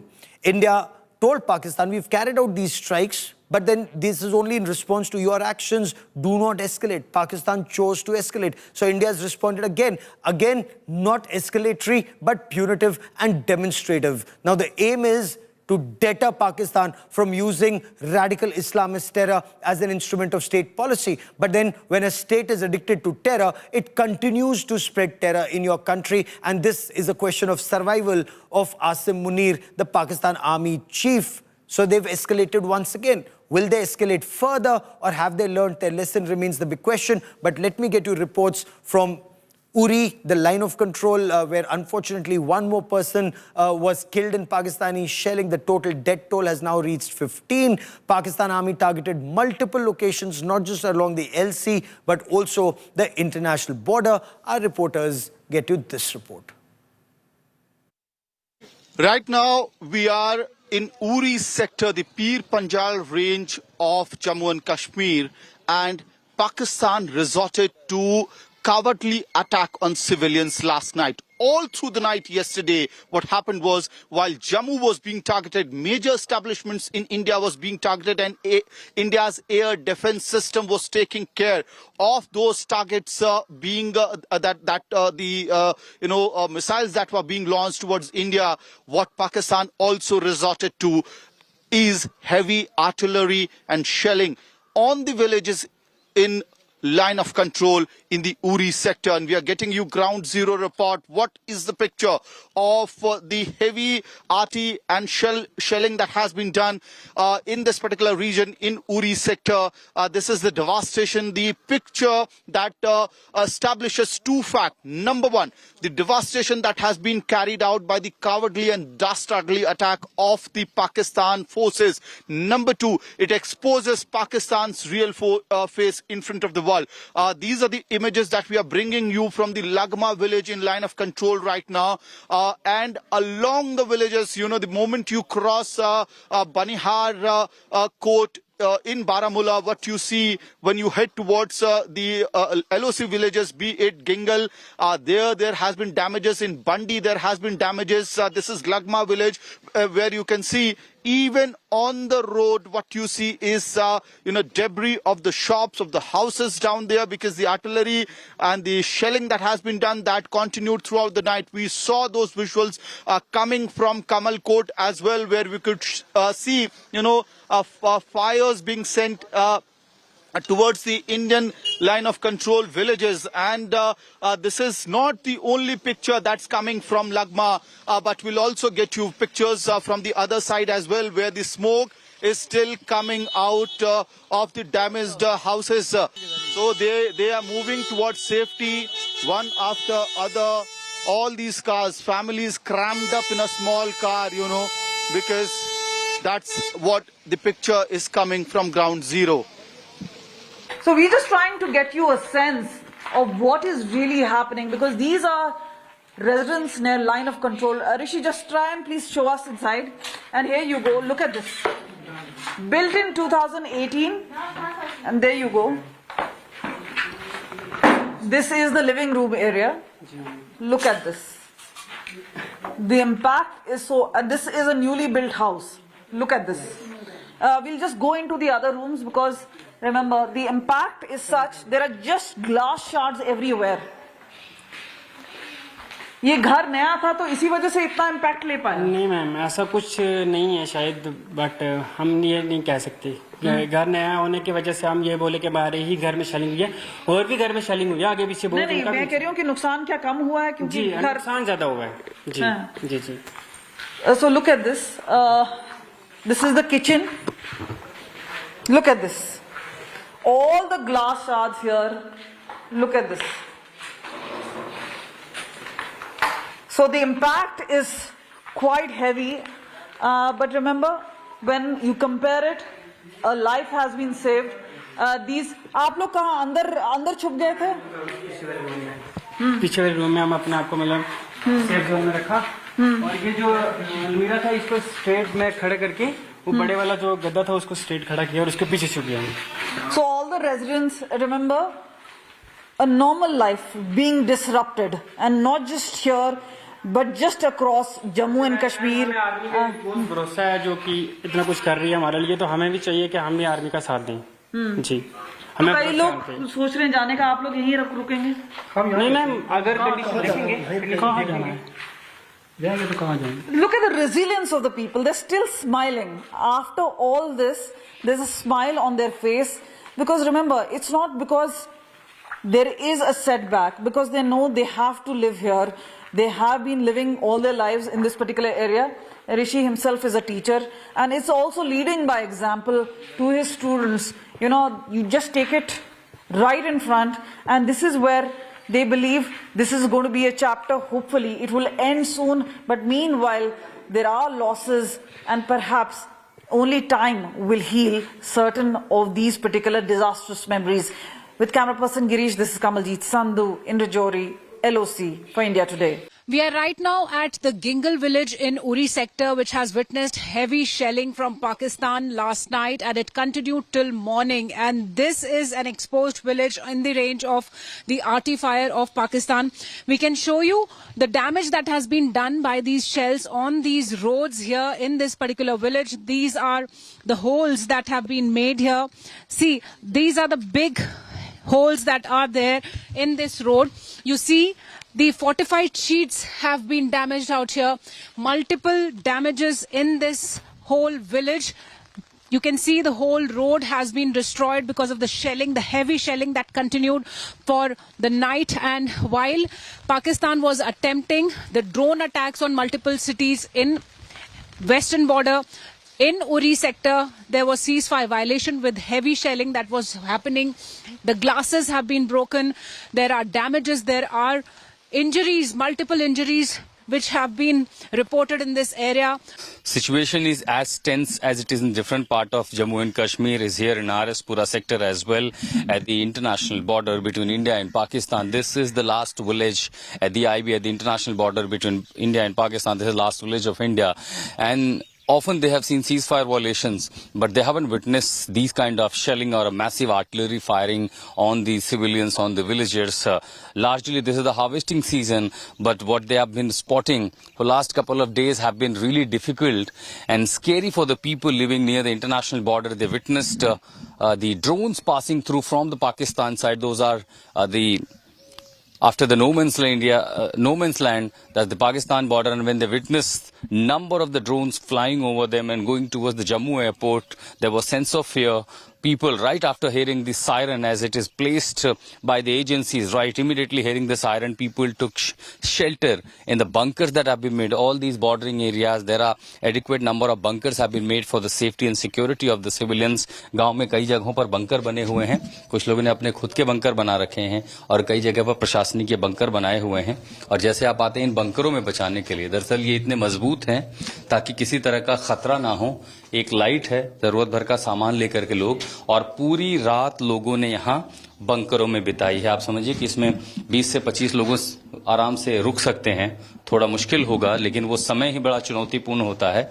और यहाँ पर देखिए एक पंखा भी लगाया हुआ है, और जैसे ही लोगों ने देखा और ड्रोन को और सायरन था, लोग सीधा बंकरों में भागे। तो जिंदगी दरअसल लाइन ऑफ कंट्रोल पे या इंटरनेशनल जो बॉर्डर है वहां रहने वाले लोगों के लिए सामान्य तो नहीं है, और खासकर तब जब एस्केलेशन बढ़ रहा है। बीती रात क्या कुछ आप लोग नोटिस कर पा रहे थे गांव में? कभी इस तरह ड्रोन बड़ा हमला तो आप लोगों ने देखा नहीं, यहाँ पर हुआ नहीं कभी? नहीं हुआ, कभी नहीं हुआ, अभी पहली बार हुआ। तो पता चल पा रहा था कि ऊपर क्या दिख रहा है? लाइट दिख रही थी, बस सिर्फ लाइट दिख रही थी। सायरन कितनी देर पहले बजा था उसके? कोई 5 मिनट पहले बजा था, सायरन बज गया था। और फिर आप लोग बंकर में, तो फिर नोटिस कैसे किया कि ऊपर से क्या गुजरा? फिर बाहर निकले थे ना हम। However, it is a difficult time for the people living at the border areas, that this seems like to be escalating situation in the escalation ladder between India and Pakistan, what the entire nation is saying. At international border, Jammu and Pakistan. There is no end to ceasefire violations by Pakistan along the line of control in Jammu and Kashmir.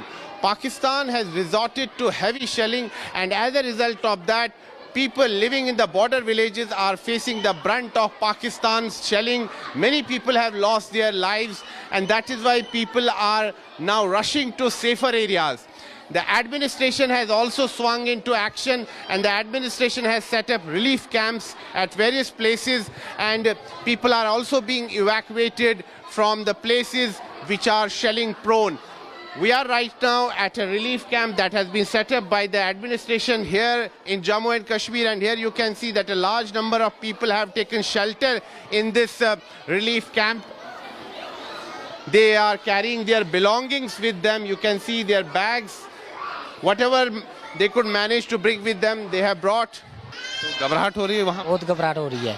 तो रात को क्या माहौल रहता है? बहुत गर्म माहौल रहता है रात में। तो अब आप अपने घर छोड़कर यहाँ राहत शिविर में? हाँ, घर छोड़ के इधर आए हैं, बहुत परेशानी हो रही है हमें। हाँ, तो क्या सामान साथ में लाए? बहुत सामान लाया, सभी लाया, बिस्तर वगैरह, खाने पीने का सामान लाया साथ में। तो यहाँ जो रिलीफ कैंप है, यहाँ आपको कुछ सुविधा मिल रही है? हाँ, बिल्कुल मिल रही है यहाँ पे। हाँ, सरकार के द्वारा मिल रही है, खाना मिल रहा है हमें, तो थोड़ा बहुत जो भी नहीं है सामान वो भी दे रहे हैं। जब आप यहाँ आए उससे पहले क्या माहौल था सीमा पर? फायरिंग हो रही थी हमारे गांव में, नहीं होती और दूसरे गांव में हो रही थी। दूसरे आसपास के गांव? हाँ, आसपास के गांव में। लोगों में डर उत्पन्न हो? हाँ, वो डर, निकल जाओ जहाँ से। तो यहाँ पर सभी सुविधाएं मिल रही है आपको? राहत? हाँ, मिल रही है बहुत सुविधा, खाना वगैरह? हाँ, खाना वाना सब मिल रहा है। तो सरकार ने जो अभी पाकिस्तान को मुंहतोड़ जवाब दिया है, तो आपको क्या लगता है कि पाकिस्तान के खिलाफ और भी कार्रवाई होनी चाहिए? हाँ, होनी चाहिए, पाकिस्तान के साथ कार्रवाई होनी चाहिए। This is Sunil Bhatt reporting from an undisclosed location in Jammu and Kashmir for India Today.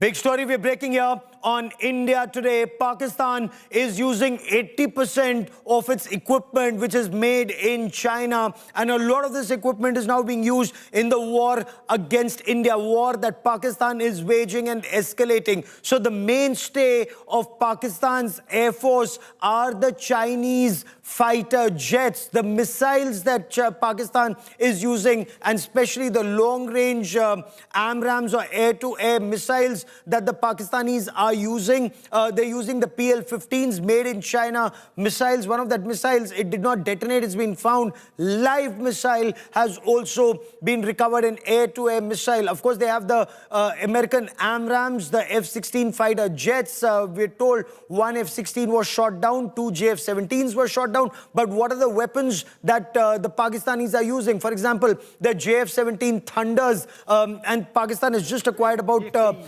30 Block 3, the latest JF-17s from China, though they're supposed to be co-developed, but they're actually Chinese fighter jets. And of course, the J-10s have also been pressed into service. So Pakistan is using the made-in-China JF-17 Thunders, the J-10Cs, and of course the American-made F-16s. But what's also been recovered, apart from the AMRAAMs fired off the F-16 are the PL-15s air-to-air missiles, and these are BVRs, or beyond visual range missiles. Let me also tell you about their surface-to-air missiles, or their missile defense shield. The main is the honky HQ-16, and the shorter version of the HQ-9s. Again, Chinese honky, the HQ-9s from the Buck family. So even the Chinese have what was Russian, but the Chinese copy of the Russian S-300s, or the Buck family platform. So let me get you more details of this. The HQ-9 is the air defense system that's been taken down. The HQ-16 is the part of that missile defense shield that was taken down in Lahore, or the outskirts of Lahore. Then the drones that are being used are also Chinese origin drones. I once again want to cut across to India Today's Shivani Sharma, our defense correspondent, who gets you more on this story. And Shivani, the Chinese would be very worried. A lot of their equipment, well, good for us though, has been subpar. The PL-15, and this is something, the PL-15 is something. Not only are we very interested in knowing its capabilities, the Americans would be very interested in knowing its capabilities, especially when America and China face off over Taiwan as tensions build. But JF-17s, J-10s, the HQ-16, the HQ-9, what is India's assessment of the Chinese equipment that Pakistan is using?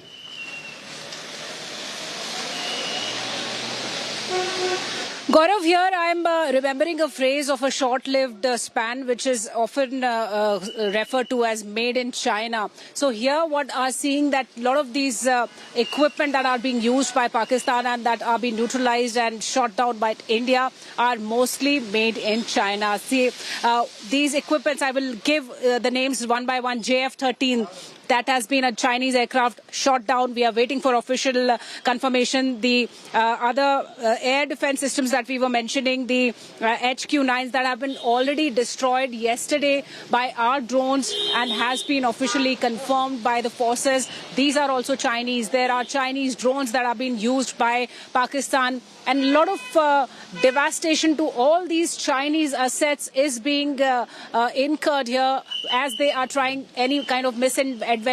So the reliability of the Chinese equipment, the reliability of their aircraft is actually very crucially evident that this is a aircraft that Pakistan has been relying upon. The air defense system they were relying upon, the drones they were using, they are all down. They are hit. Most of them have been neutralized by India's indigenous system like Akash air defense systems also, Gaurav, as we were speaking in the previous story when we were breaking this down.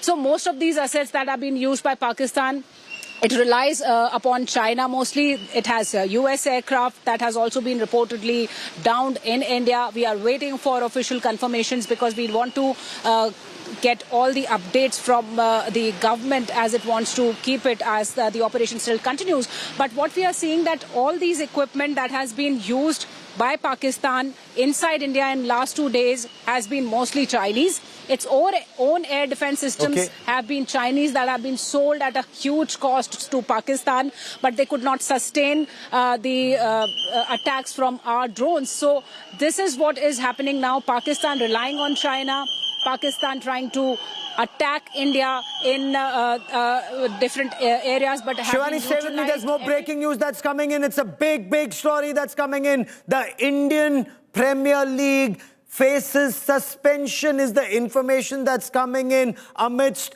Pakistan's escalation of the situation. The BCCI may announce suspension of the Indian Premier League very soon, and this is happening a day after the game at Dharamshala was suspended mid-match. Some overs had been bowled, but suddenly the stadium lights were turned off. People were asked to evacuate in a safe manner. And remember, Dharamshala in Himachal is relatively safe, relatively away. And yet, given the nature of the conflict, that's the image that you see on your television screen. The match was on and suddenly that match had to be suspended and people were asked to evacuate safely and then go home.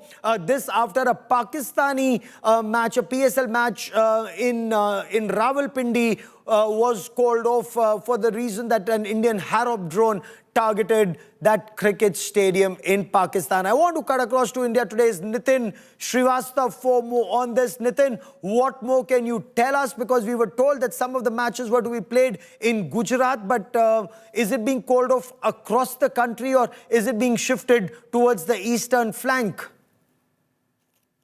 Well, Gaurav, the big information is coming in as far as, IPL is concerned. BCCI was in meeting for long, for 45 minutes. And through sources, I'm learning that BCCI has decided to suspend the ongoing IPL for this season. And why? Because as of now, the situation is at present is not really well. So that is why BCCI has decided not to go ahead with IPL, and they have decided to suspend. But one more thing that you have mentioned, because of the recent activities at the border and from both the countries, it was well written on the cards that BCCI may suspend IPL.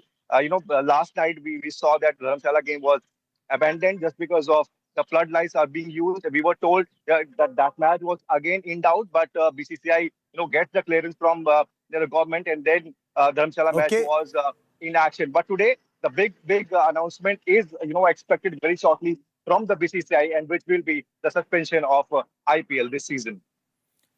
Keep tracking that story. I will come back to you for more. I want to bring in Air Marshal Kapoor into this conversation. Air Marshal Kapoor, information late last night was that 2 JF-17 Thunders were brought down. 1 F-16 was brought down. Apparently a PL-15 air-to-air long-range air-to-air missile has also been seen on ground unexploded. Your appreciation of the Chinese equipment that Pakistan Air Force is using? Gaurav, I covered in your show also that the Chinese equipment has never been used. They themselves would be in the process of evaluating their own data. For every weapon, its usage is most essential for it to be refined, tweaked, and modified and improved. But in case of Chinese weapons, there have hardly been any use anywhere.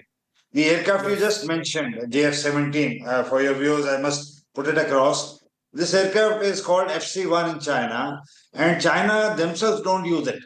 So with the Kamra Aeronautical Corporation in Pakistan, KAC, the FC-1, the Shangdu company of Chinese, started producing these aeroplanes in Pakistan. It's a single-engine JF-17. Now, this variant which they produced is not an expensive one. So they wanted to keep the costs within the budget. Yes. And the countries like Myanmar, Nigeria and all have imported these aeroplanes from Pakistan.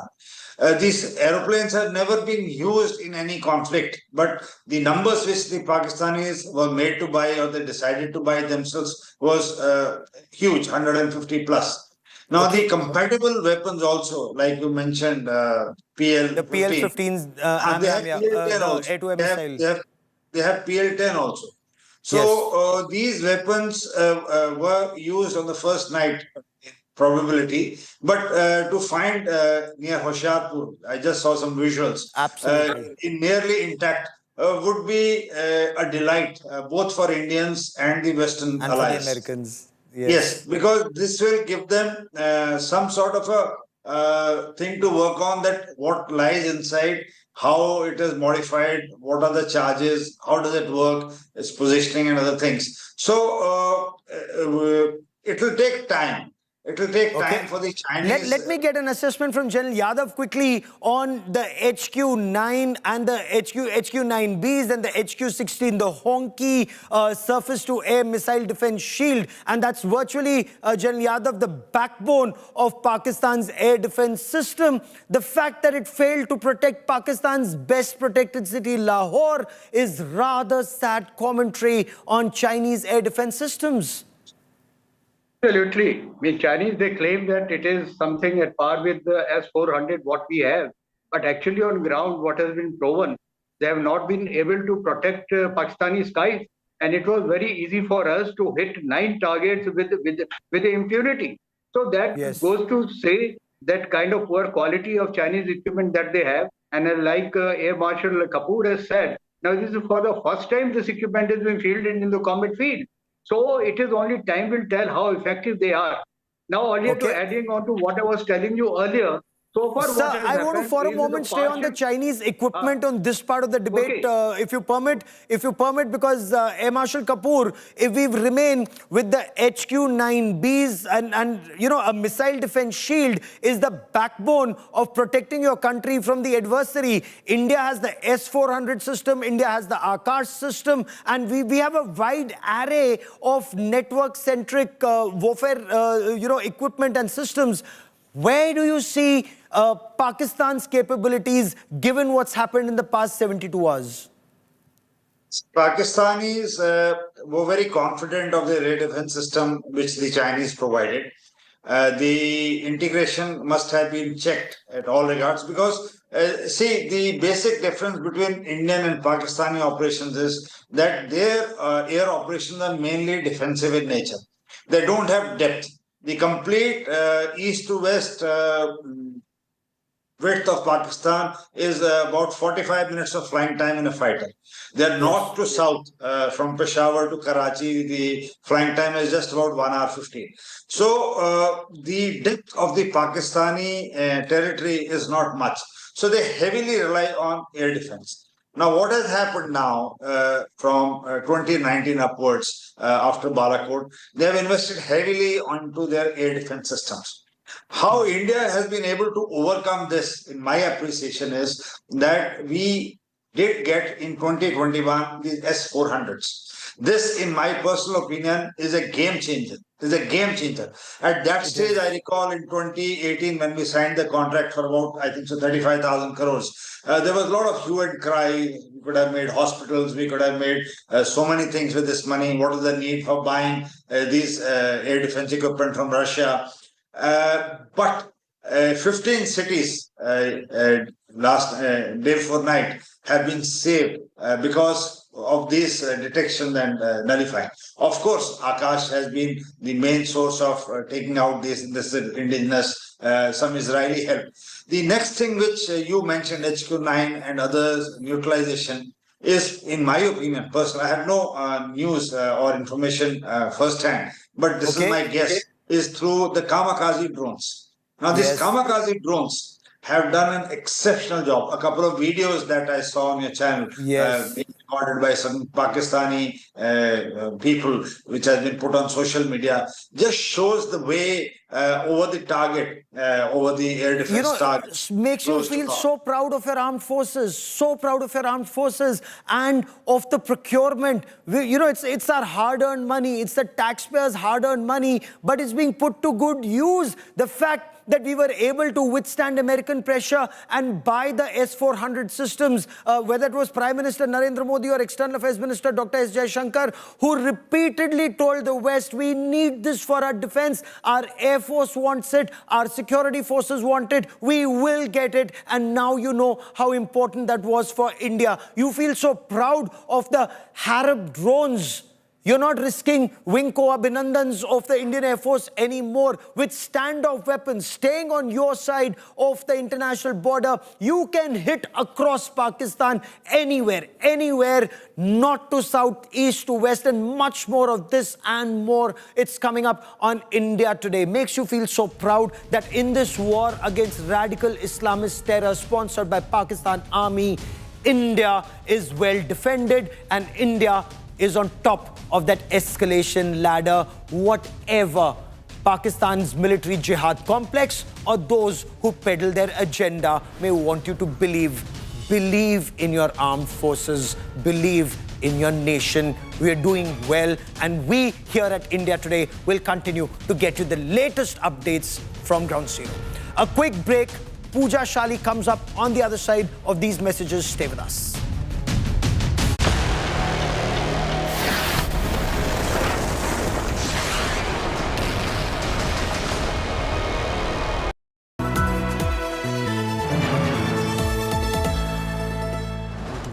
Edge 60 Pro, the edge of excellence.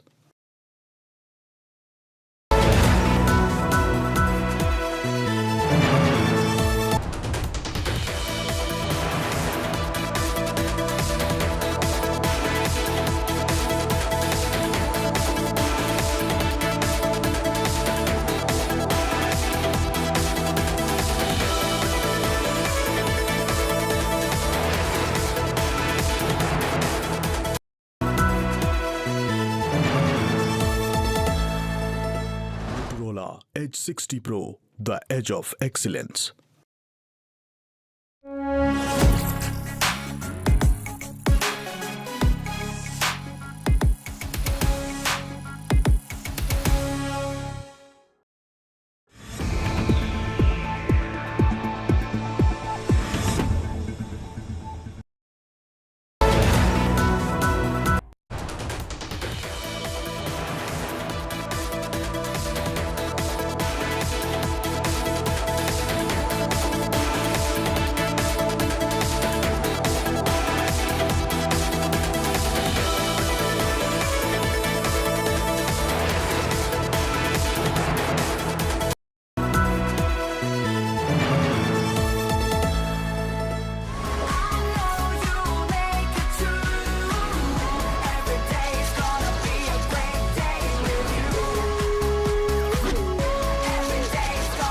Motorola Edge 60 Pro. Hello, Moto.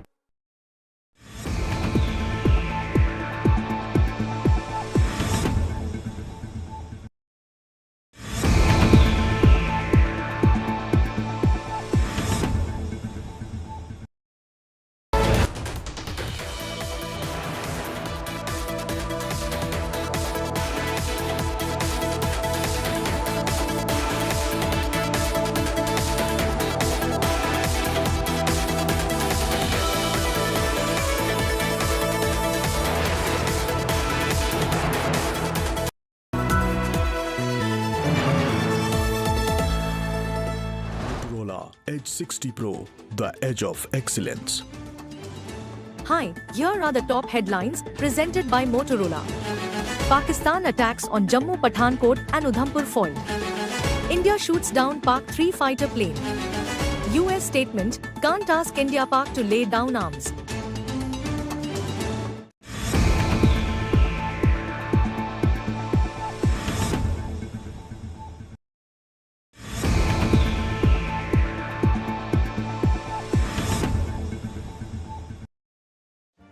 Make your media plan smarter with India Today Live TV on your connected devices.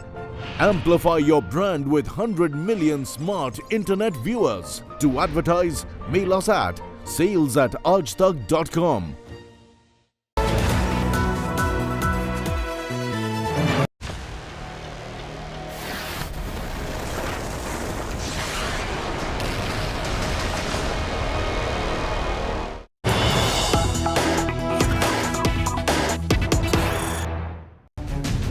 Big news coming in. These are huddles and meetings that are taking place. The Defence Minister meeting the CDS and the Tri-Services Chief, the Director General BSF, Director General CISF and top officials from the Ministry of Home Affairs.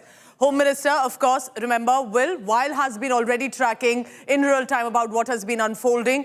However, to review the border situation at 12:30. Remember, Pakistan attempting to now disturb areas in Rajasthan, specifically border areas in Rajasthan and up toward Jammu and Kashmir. However, our air defense system, our boots on the ground, the BSF especially on the border and across Rajasthan, ensuring that our civilians are kept safe. This is the CDS and Tri-Services meeting that is set to take place where the Defence Minister will review the status. I want to immediately bring in Piyush Mishra for the latest on that. Piyush, tell me more about what to take away from this meeting, because the focus in many ways, while has been the border of Jammu Kashmir, international border and line of control, but it's toward Rajasthan as well, especially Jaisalmer, where we are looking at how Pakistan is trying to infiltrate and cause tension.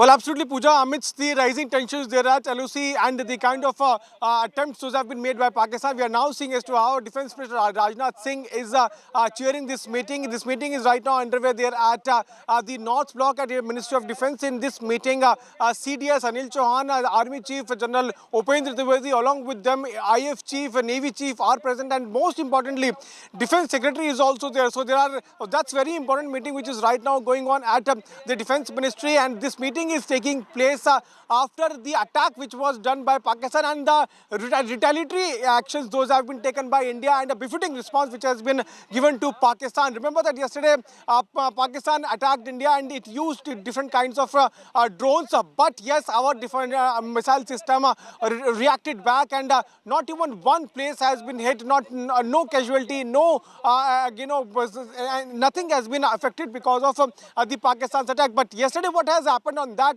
all those movements we are now hearing is that a defense minister is chairing a meet. It's a very big meet, crucial meet, which is now underway here at Defense Ministry, which is being chaired by Defense Minister Rajnath Singh, in which CDS, along with him, all tri-service chiefs are present, and also Defense Secretary is there. Most likely a report is being sought about the operations those were carried out by India, and after this meet we can expect another meeting between Rajnath Singh and PM Narendra Modi.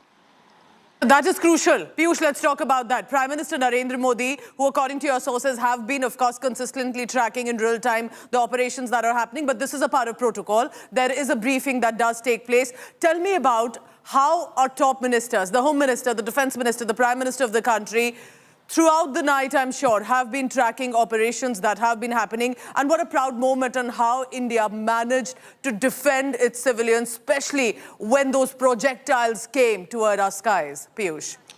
Well, Pooja, we not only defended, but we also reacted back. We gave a retaliatory response, a befitting response to Pakistan, and on all the developments, these meetings are going on. What we're now learning from our sources is that not only Defense Minister Rajnath Singh, but PM Narendra Modi, Home Minister Amit Shah, all the top leaders of the government were making a tight vigil. They were keeping a close watch on each and every development.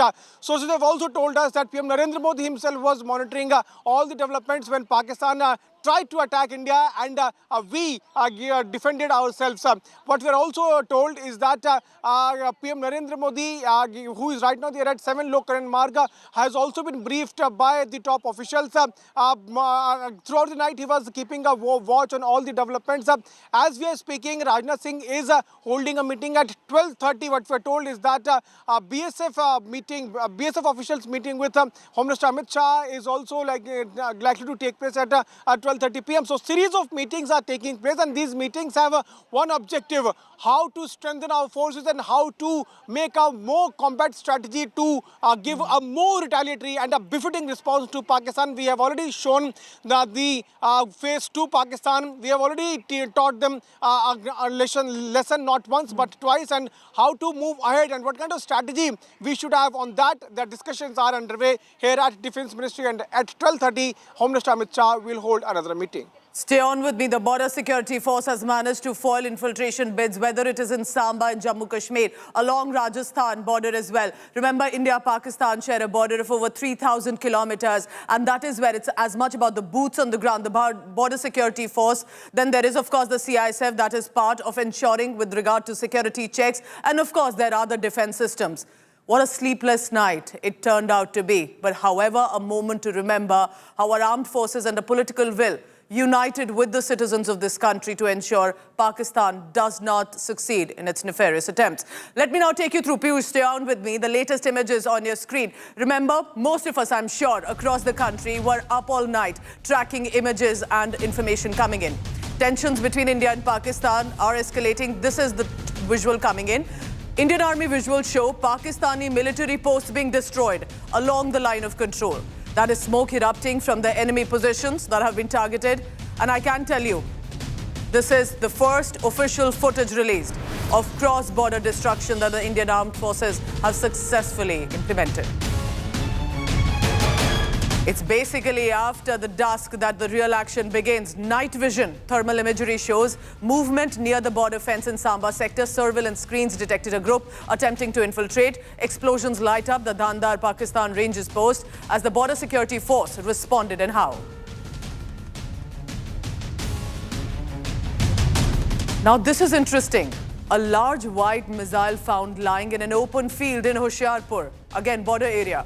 Security personnel cordoned off the area. Officials are examining and securing the site for further investigation. In many ways, questions coming in here of the Chinese use of the missiles that Pakistan military has attempted.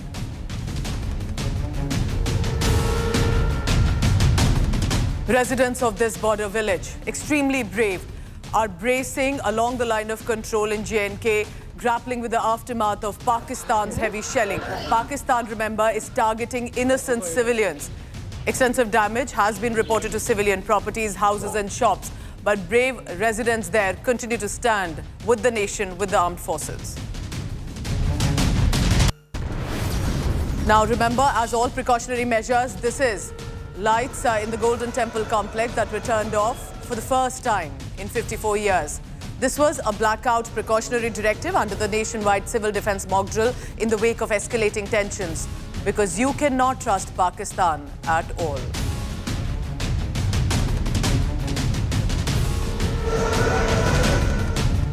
Let me now tell you and take you through the border areas, Jammu Kashmir specifically. Jammu, Pathankot, Udhampur, through the night. And I'm sure you've got the details by now, the visuals that came in. How Pakistan tried to harm innocent people of residential areas in the Jammu region, specifically close to the international border, close to the line of control.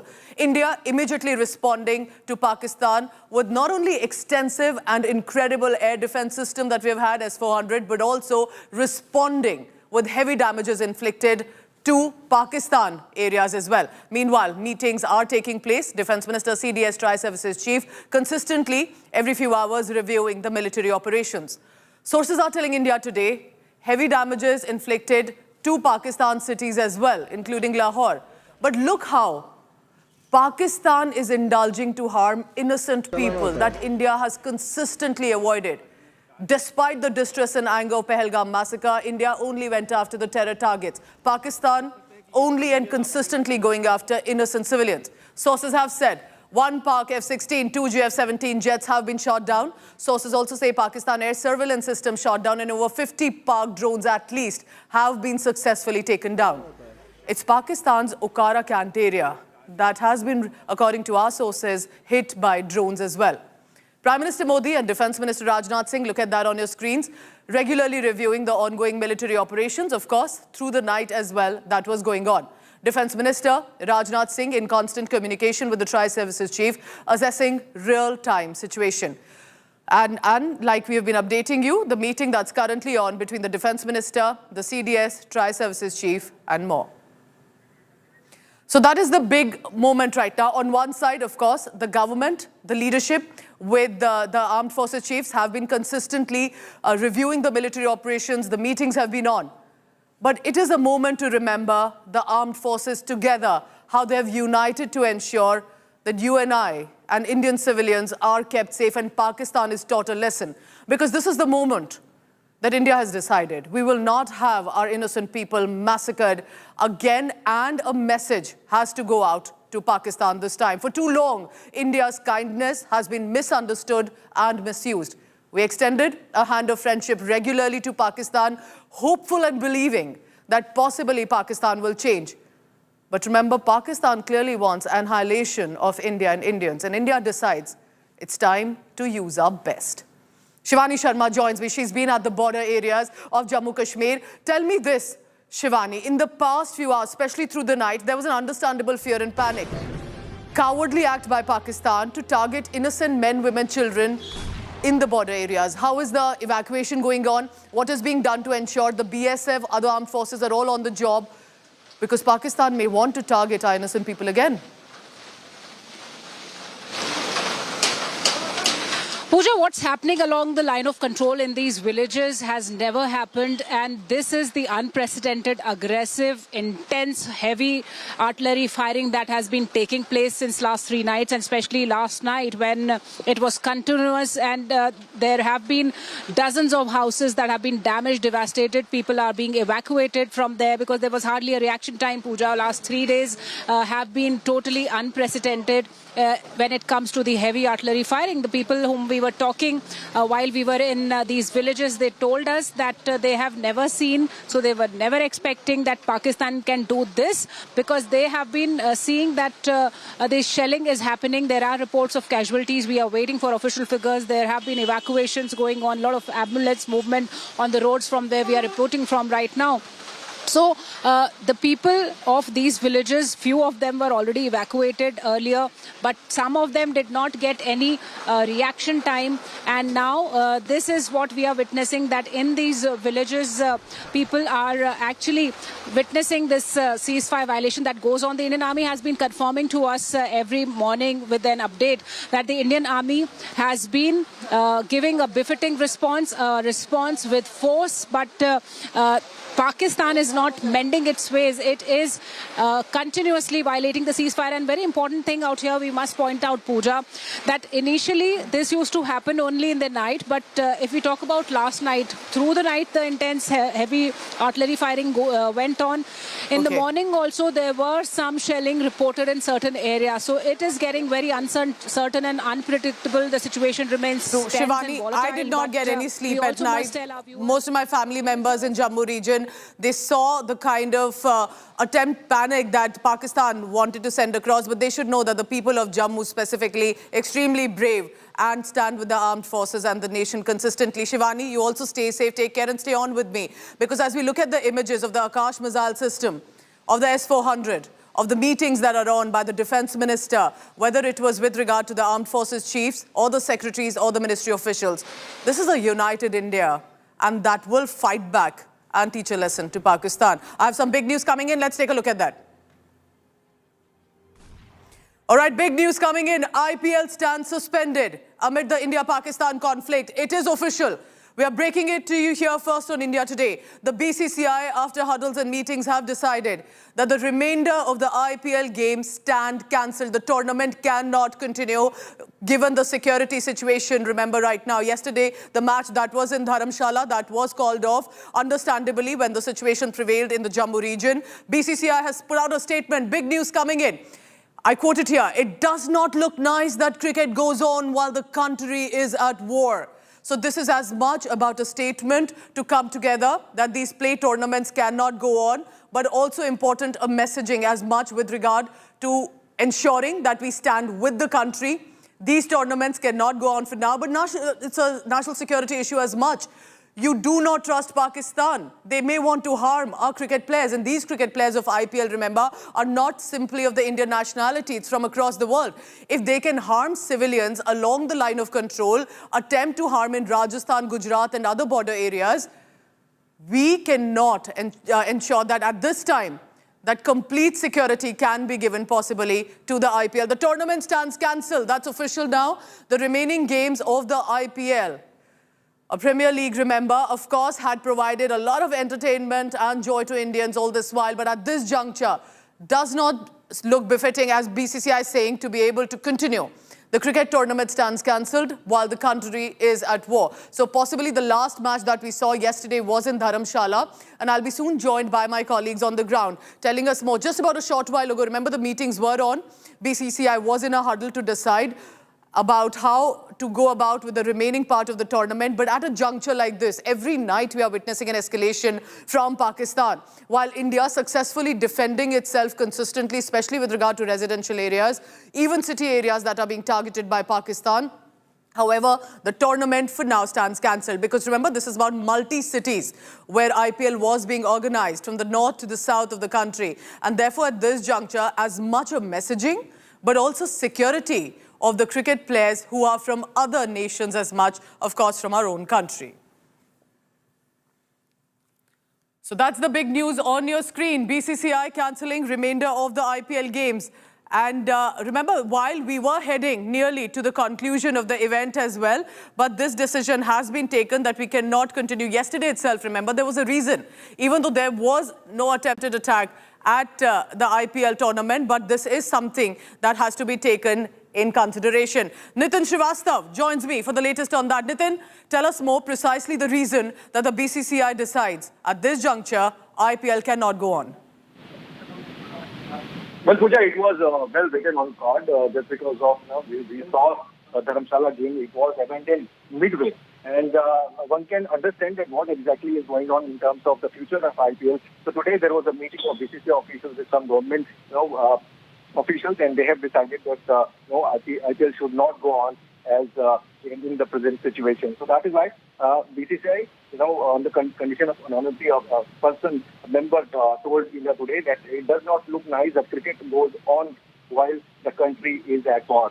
So it is very clear message that BCCI don't want to go ahead with the IPL or any cricketing activities when India is facing a war. So that is why they have decided to suspend the IPL indefinitely. And the one thing which we as of now can understand is the remaining of the matches, will be a call taken on those matches. But as of now, at present, all IPL matches are suspended, and the remaining of matches were pending for now, because I believe we were in some way heading to the conclusion as well. What are you looking at? How many matches suspended? Because I believe there were some matches scheduled today as well in the evening. All matches, Pooja, as of now, all matches. IPL is suspended for now. There are 16 matches which are remaining to be played, and those matches all will be taken. What is the window being looked at all the availability of the players, not just Indian but also the overseas players. So it is again a big decision that IPL governing council will take in future. But as of now, at present, IPL is suspended in India. All right, Nitin, stay on with me. That's the big news coming in. The Indian Premier League stands suspended amid the tensions with regard to the India-Pakistan conflict. Also, as much, remember, for the security reasons. Are we looking at that too, Nitin? Of course, the country is facing such a heated situation, especially at the border. But it's as much about security concerns for the players involved. There's a lot of travel. There, it is a multi-city tournament as well. Do you think that's also possibly one of the reasons? And security of players is actually paramount for BCCI, and that is why they don't want to risk any players, support officials, or anyone. So that is why we saw Dharamshala game yesterday, and the other game which was scheduled to be played on 11th, it was shifted to Ahmedabad just because Dharamshala airport is closed, Chandigarh airport is closed. So BCCI decided to move the game, but the last night incident, it actually escalated the matter, and that is why in a urgent meeting, BCCI decided to suspend this IPL, keeping in mind the security. Stay on with me. I'm also joined by editor Nikhil Naz, tracking the latest on that. Nikhil, so IPL tournament stands suspended. Many had been already discussing it, possibly asking already that this tournament needs to at least be postponed for now. What is your understanding? What are the BCCI officials telling you of the reason that IPL, for now, not just one match or another, the whole remaining tournament stands cancelled? Well, Pooja, that's right. Something that even Nitin was alluding to, that BCCI had already taken a call to shift one game out of Dharamshala a short while ago. And one must compliment the board for taking such a swift decision.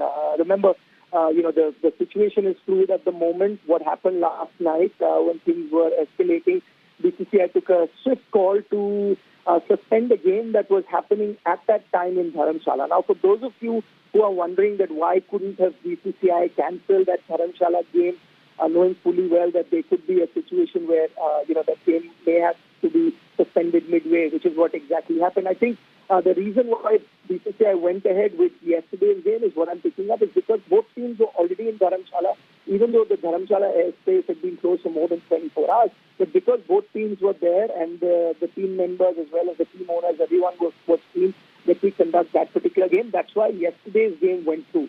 But then when, there was a drill as well and there were a few projectiles that were hurled towards some major areas in north of India, some of them in very close proximity to Dharamshala, it was decided midway last night to halt that particular game. And then the next priority of BCCI was to ensure that everyone there, including the players as well as commentators, be taken to a safer place from Dharamshala. And again, kudos to the board who have organized a safe passage for players as well as commentators. But I believe most of them have already reached Delhi from Dharamshala last evening. And the other thing that what I'm thinking from BCCI is that at the moment their paramount importance they're giving is to the safety of the overseas players. So a lot of overseas players have been asking in terms of what is the situation. So now that all the major airports are still open, airspace is still open, they would like the overseas players probably to head back to their respective countries. What they have been told, I'm picking up, is that the IPL is suspended at the moment. The season is not completely cancelled; it's just suspended.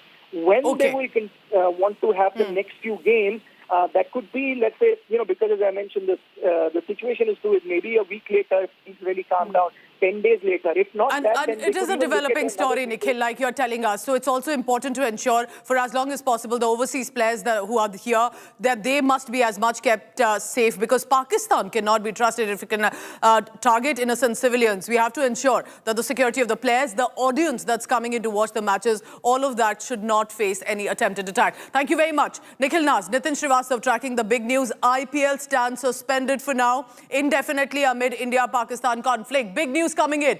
Defense Minister Rajnath Singh meeting with the CDS, the three services chiefs. The meeting lasted for 2 hours. In this meeting, Army Chief General Upendra Dwivedi briefing about the latest situation, especially with regard to the border areas, how India successfully defended, especially the drone attacks, the projectiles, the missile attacks that were thrown toward our civilian population. Air Force Chief, Air Chief Marshal A.P. Singh, giving information about the action taken by the incredible Air Force. Have to say, clearly the manner in which not only the targeted attacks and the terror places and hideouts in Pakistan, but to ensure our own population yesterday, especially for J&K, were kept safe, and how.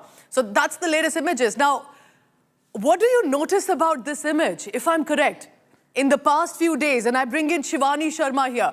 Shivani, let's analyze this image for a while as this meeting that went on for 2 hours.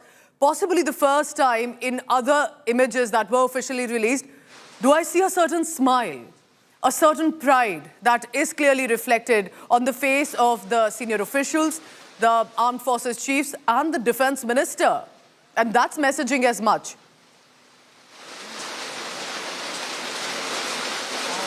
Pooja, you're absolutely on the point. The confidence, the smile, the assurance, the body language we see here in this most powerful picture of the day is very much crucial and important. It should be understood by all Indians that whatever Pakistan is doing, it is trying to take out its frustration by hitting out on the civilians. It is trying to attack the cities in Jammu, in Chandigarh, in Punjab, in Jodhpur and so many areas. But what it is getting, it is getting a hit back.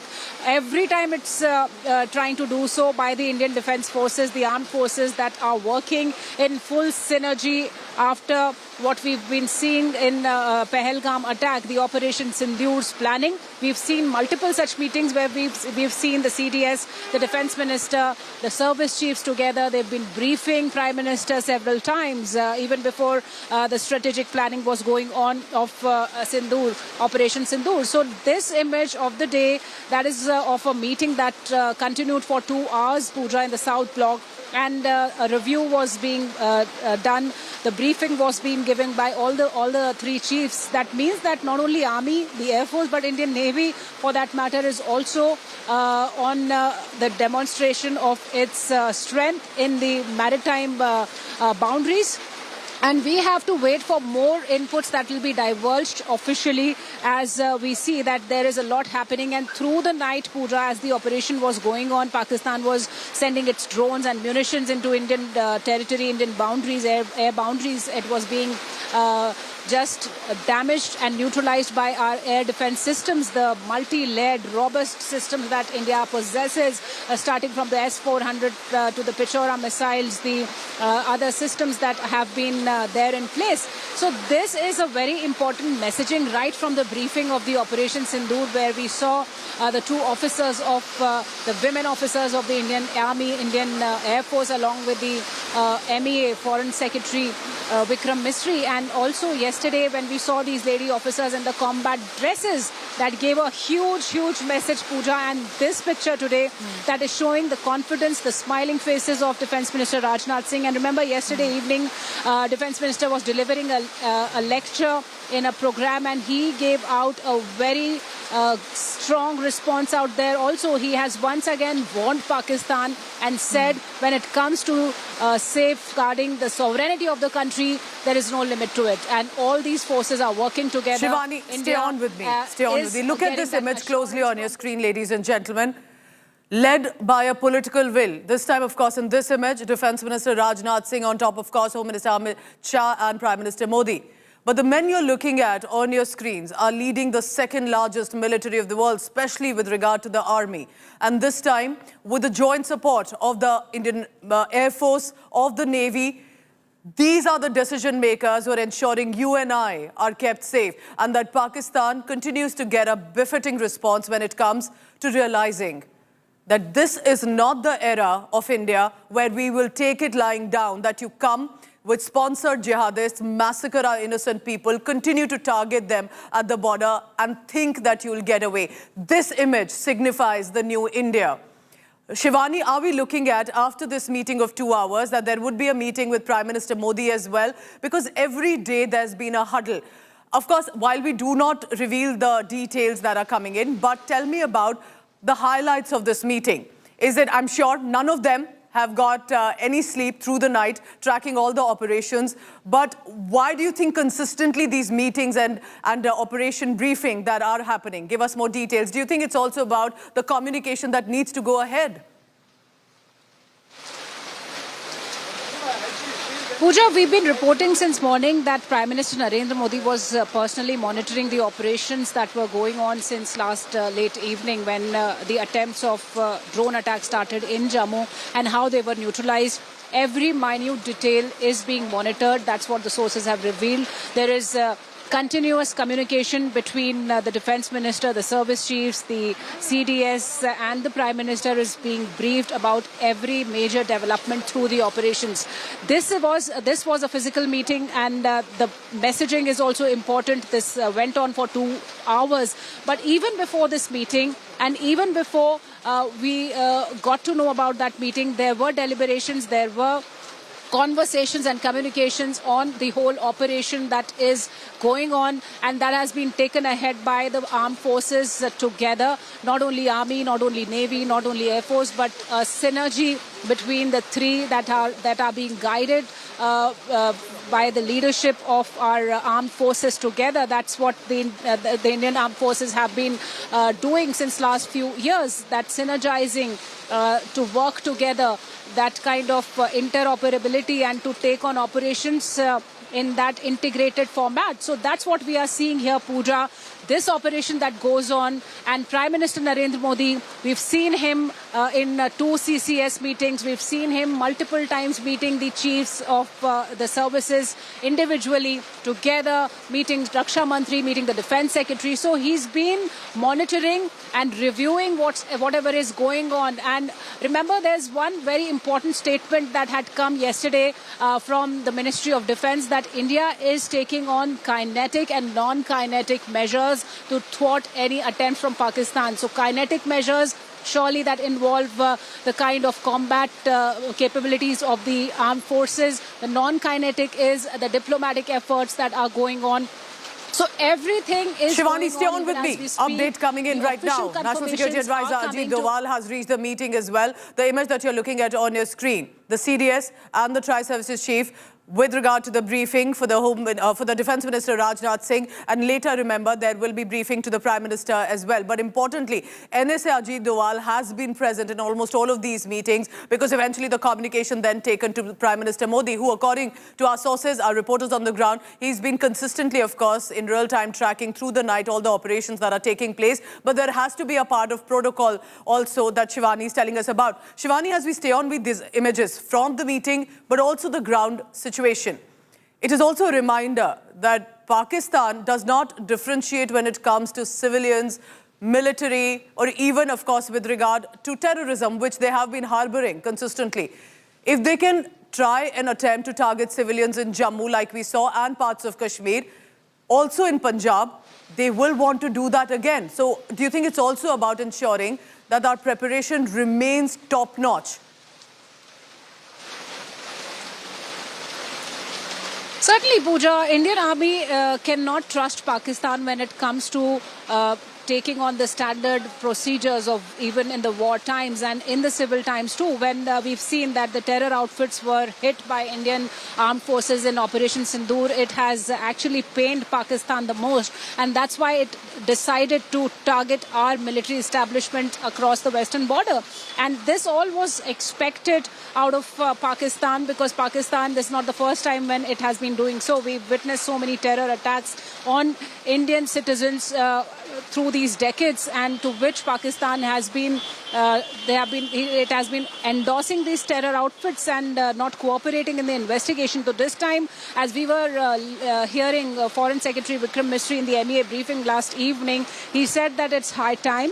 We do not want Pakistan to keep on stonewalling these terrorists. It is now time that we must act. And Pakistan has been resorting to unprovoked shelling on civilian targets mostly. Because Pooja, what we've been reporting, that there are casualties on Punch side. 16 were yesterday's count, but we are getting some inputs that this count could have gone higher because the intensity of last night's shelling was much more as compared to last 2 nights. So we cannot trust Pakistan. India is preparing well. The evacuation plans are going on. The people are being evacuated now.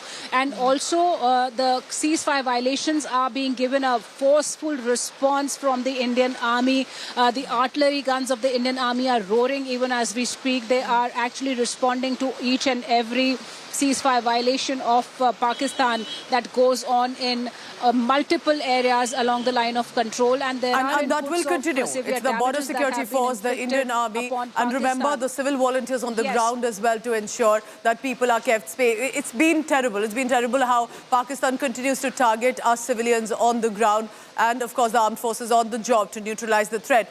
Shivani, stay safe. Keep sending us all the ground reports. Stay on with me if possible because I have some breaking news coming in. It's the remnants of the Pak missiles on camera. It's in evidence. Look at these images about to come on your screens. These missiles were fired by Pakistan, successfully intercepted last night. They could not cause the damage it intended, especially in civilian areas. It's the Indian Air Defense neutralizing these Pakistan missiles. This is official information. We are putting out evidence for you, not simply a conjecture. This is basically the debris of the missile scattered. This visual comes to you from Rajouri in Jammu and Kashmir. Rajouri is very close to the border. This is where Pakistan has earlier as well tried to, remember, cause terror attacks, harmed civilians as well, including women and children.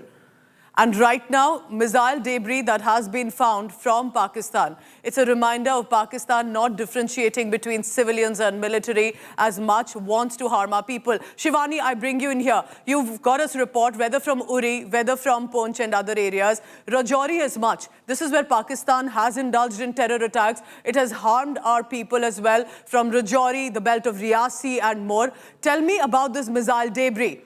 It is evidence that we have now as much about what Pakistan attempts to do even in civilian areas. Pooja, we've been reporting about these missiles, the debris of these missiles, the wreckages of the drones that Pakistan has been trying to intrude into with in Indian boundary. And this particular missile is also now, this has been found in Rajouri sector. And this is the missile that was being attempted by Pakistan to harm the Indians, harm the innocent civilians, remember, because all these targets are not only the military establishments, but also the cities. Remember, Jammu, which is a city where multiple drones were targeted from Pakistan. Rajouri area, that remains an area where in south of Pir Panjal we've seen a lot of intensified terror acts in past few months, and Indian forces have been neutralizing these terrorists. So this whole belt has been affected.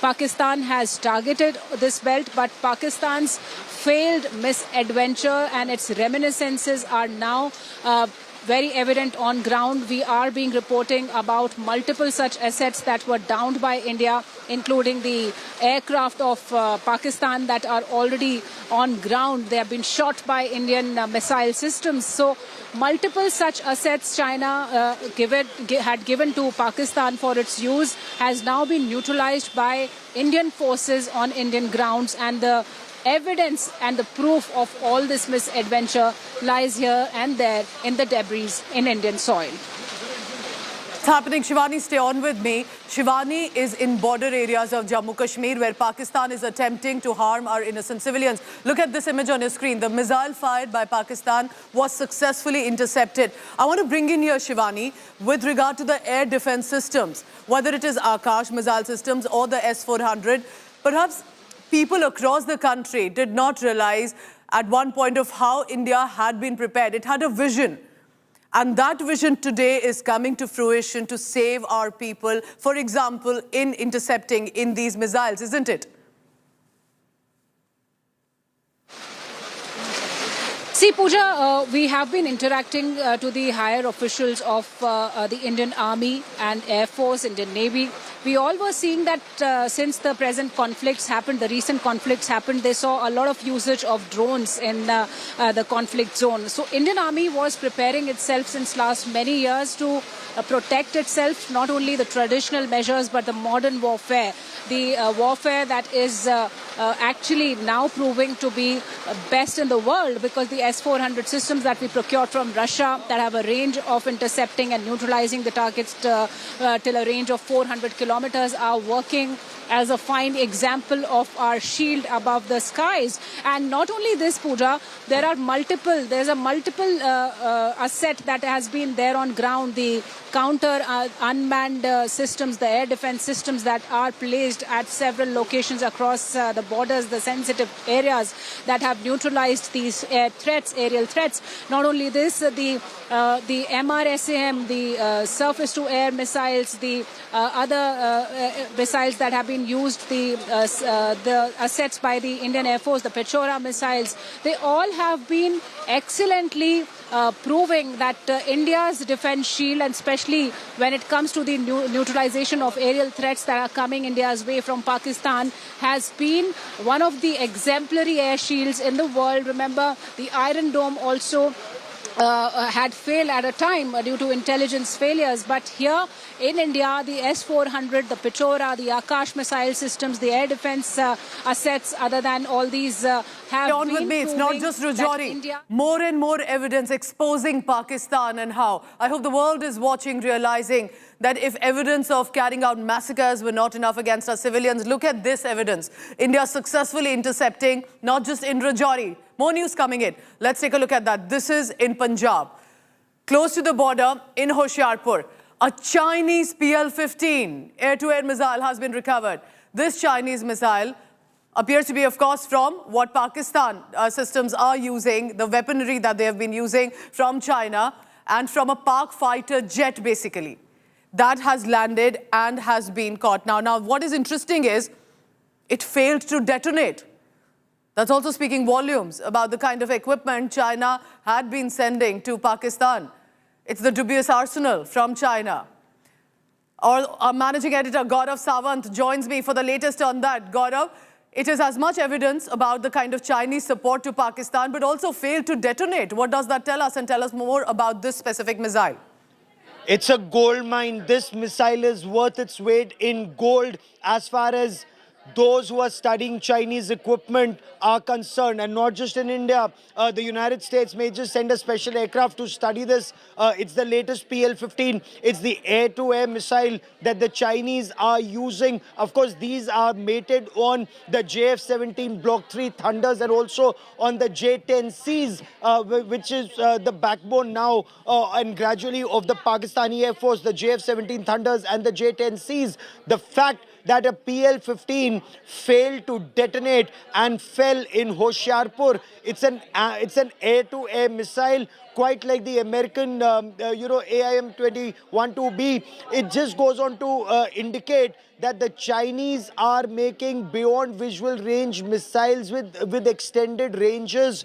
This may have failed to detonate, but analysts would want to see, military planners would want to see the kind of technology China is able to put in its latest air-to-air missiles. Look, America is also seeing what kind of weaponry China has, especially over Taiwan, the issue of Taiwan, because that is where the American fighter jets and the Chinese fighter jets may face off in times to come.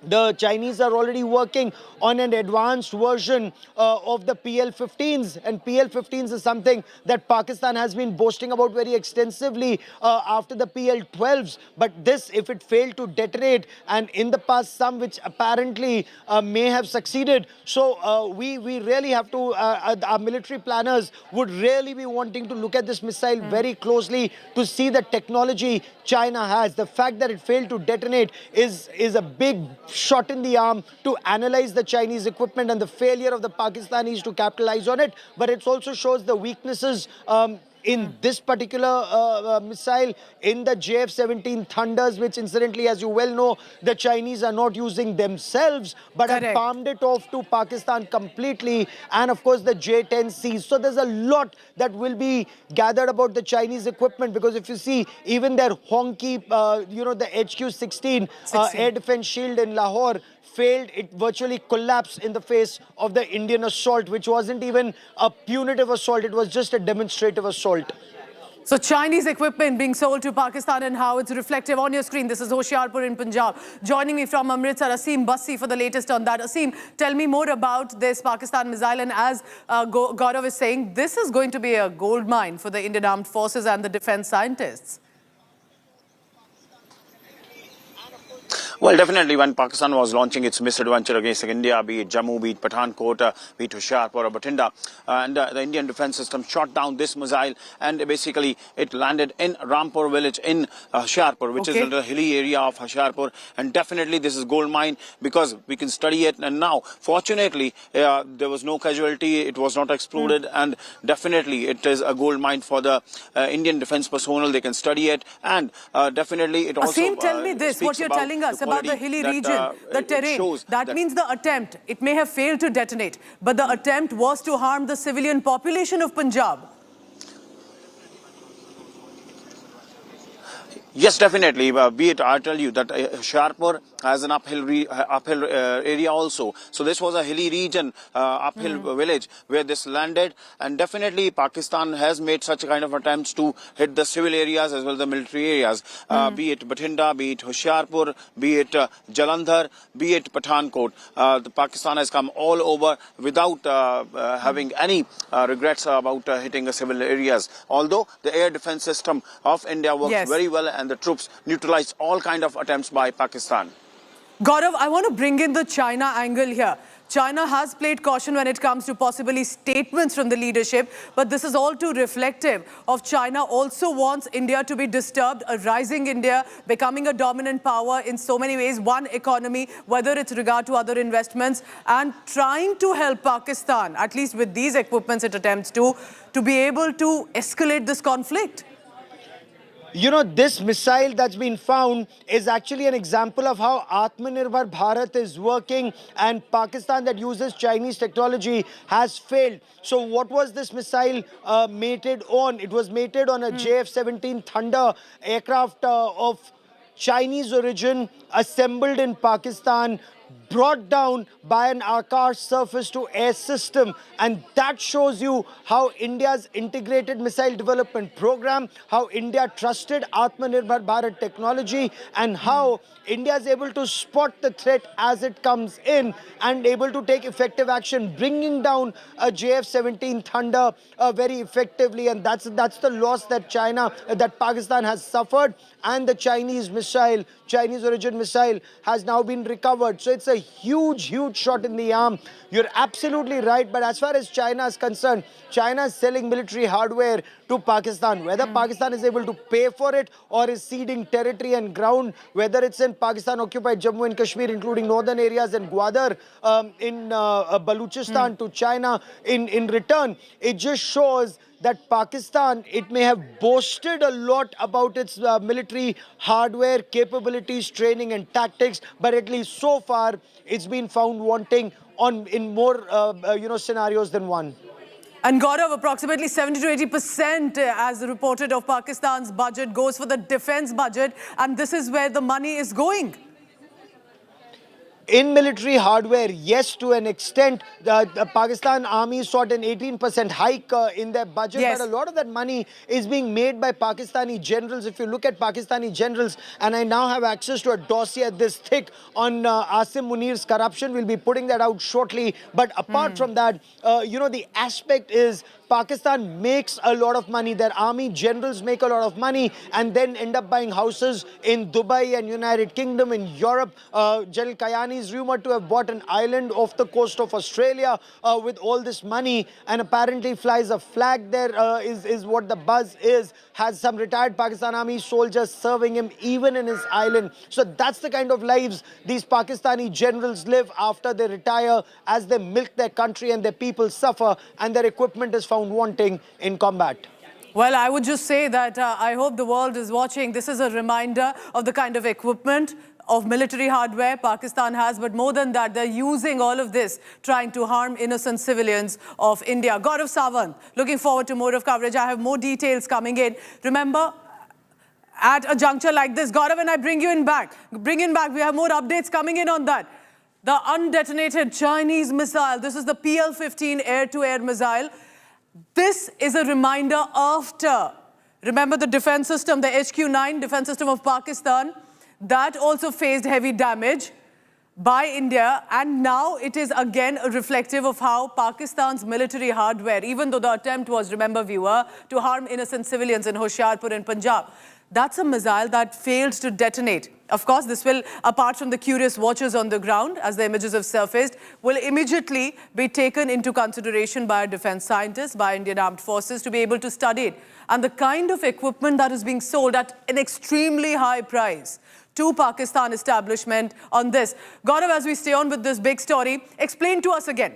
Because for the viewer watching who may not understand the technical terms of it, when we talk of specifically this PL-15, Chinese made but assembled in Pakistan, fails to detonate. What could have been the impact had it detonated? One. And two, how will this be taken up by the Indian Armed Forces to be able to understand what kind of hardware is being sold to Pakistan? So what we are being told by our sources is that this PL-15, it's a long-range air-to-air missile. It's state-of-the-art. It's the latest missile. This was mated on board JF-17 Thunder, apparently Block 3, the latest JF-17 Thunders that Pakistan has. And this JF-17 Thunder, now since it's a long-range air-to-air missile beyond visual range, so it's about 160 kilometers to 200 kilometers is what is claimed. It has a kill range. Now a kill range would mean that the aircraft on the Pakistani side can target an aircraft or any threat on the Indian side. But apparently the Pakistani aircraft was coming in for a kill when it was taken down by India's surface-to-air Akash surface-to-air missile defense shield, and that is where the JF-17 crashed, and this air-to-air missile was recovered from the debris. As that aircraft crashed, we are told that 2 JF-17s have crashed. There are also reports, we are waiting for an official confirmation of an F-16 going down. So while we wait for that official confirmation, at least this air-to-air missile, which has a capacity to hit any aerial threat from a Pakistani Air Force fighter jet in the skies in India, 160 kilometers away, is an indication of the kind of weapons and systems that Pakistan has acquired as part of its modernization drive. However, the Indian systems were on top. The Pakistanis failed using the Chinese equipment in this assault that took place. So it is an indication that while the equipment matters, the man behind the gun or the machine matters more, and India came out on top. Now, investigations will reveal a lot about Chinese technology and capabilities. Once this missile is taken apart, the PL-15 is taken apart, not only Indians, but even the Americans would be very, very interested, Pooja. Gaurav, let's do a quick comparison from your expertise. We have the HQ-9, the failure that clearly it showed with regard to India's retaliatory strike. And this, remember, at a juncture when that HQ-9 is also China made and sold to Pakistan. Then comes in our defense systems, whether it's S-400, whether it's HQ-9. Just let's do a quick comparison. How does it differentiate, and how are we now putting forth our view with evidence of that we have a stronger air defense system? So the Pakistanis, after Balakot, realized, after Balakot airstrikes that Indian Air Force did in 2019, that their air defense was very weak. Now, if you also look at Pakistan's map, it's a very narrow country. You can fly from one end to the other in a very short period of time, barely a couple of hours. You can just get into Afghanistan, north to south. That country, again, from Pakistan-occupied Jammu and Kashmir, from Gilgit-Baltistan to Karachi, is just a couple of hours flight. Therefore, Pakistan invested extensively in an air defense shield. So whether it was the HQ-9Bs or the HQ-16s, the honky 16s are the mainstay of Pakistan's air defense. It is the Chinese version of the older version of the S-300s that the Russians had, but a Chinese copy of that.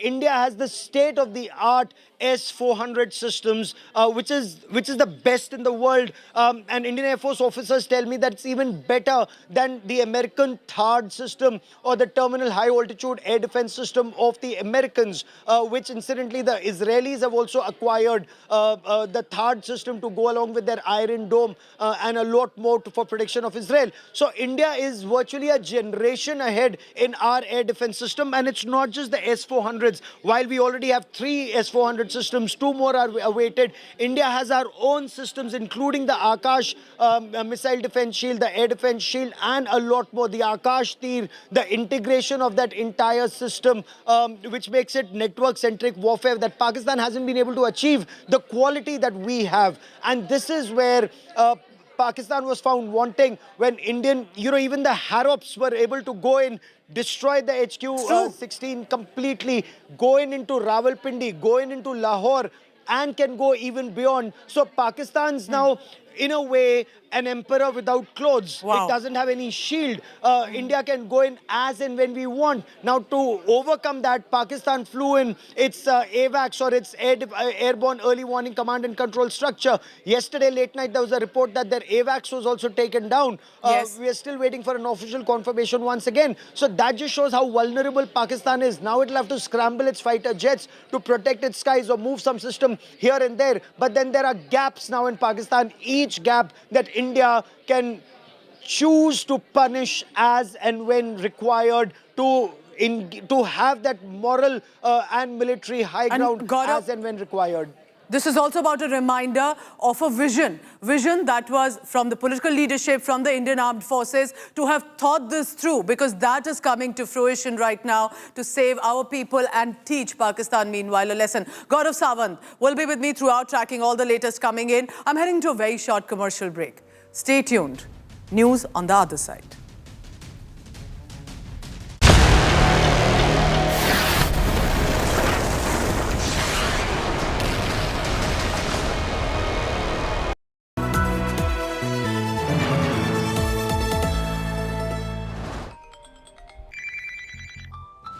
Hello?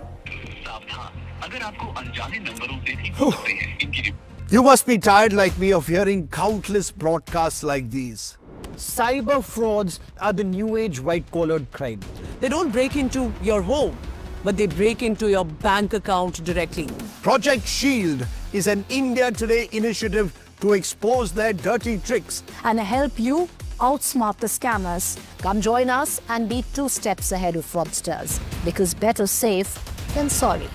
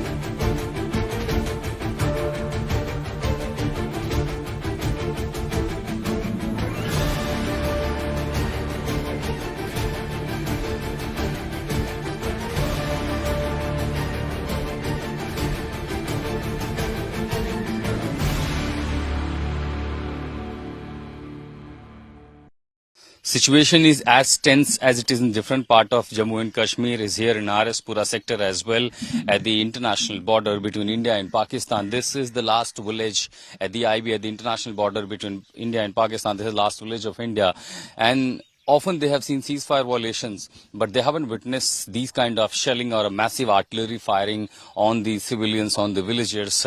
Largely, this is the harvesting season, but what they have been spotting for last couple of days have been really difficult.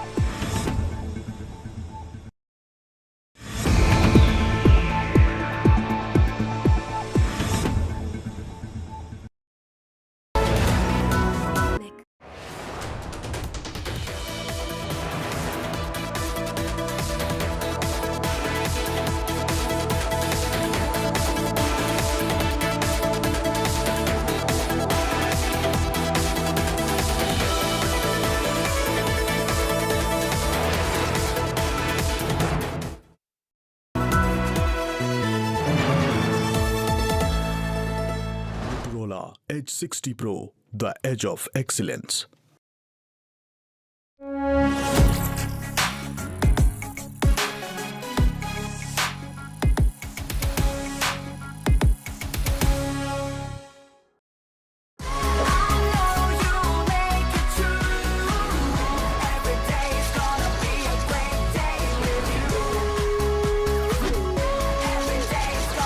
Motorola Edge 60 Pro. Hello, Moto.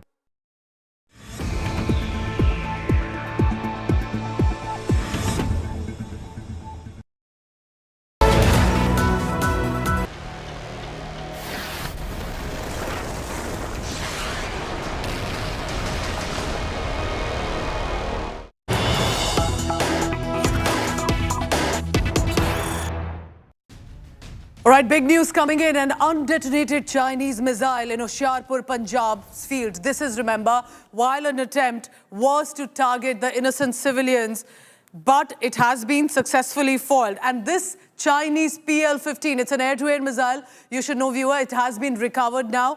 The fact that it failed to detonate shows and exposes the kind of military hardware being sold to Pakistan. This comes after HQ-9 defense system of Pakistan that Pakistan was heavily relying on in Lahore faced the Arab retaliatory strike, and of course we saw the damage it caused. This Chinese missile, likely from a Pakistan fighter jet, and failed to detonate, has been on the ground, visual on your screen. This is not conjecture. I'm putting out evidence for you to see, and this will of course be picked up by the defense scientists, by the Indian Armed Forces. But it is also in many ways the kind of Chinese arsenal that they themselves would not use, but have been sold to Pakistan. Missile likely from the downed Pakistan JF-17 jet, and what possibly intercepted it, ensured that our civilians are kept safe. It is the Akash missile system, our air defense system, that is protecting our people. Remember, the Pakistan jet shot down then an undetonated missile in the field. It's China-made PL-15. It's an air-to-air missile. You should know that has now been recovered. So that's the latest image on your screen, and that is pertinent. This is after, remember, what happened to HQ-9. So it's not even a lot of effort being taken to ensure that there would be a damage in any sort of retaliatory strike from India. By itself, that it failed to detonate, landed in the hilly region of Hoshiarpur in Punjab. But also remember, if it had detonated, what was on agenda for Pakistan military? It was to harm innocent civilians living in the area. They have done it in Pahalgam, targeting innocent people, point-blank range, identifying them, and then from LOC and now even in Punjab. I have some more news coming in. Let's take a look at that.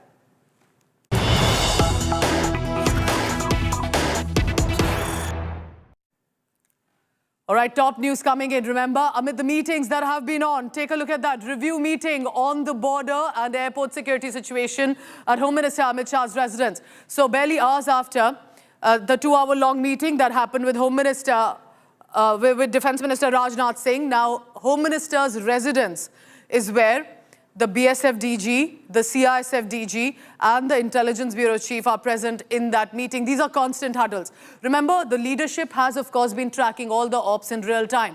But this briefing is part of protocol. Details are shared, but also the review meeting to ensure that this preparedness and the operational unity continues for days to come.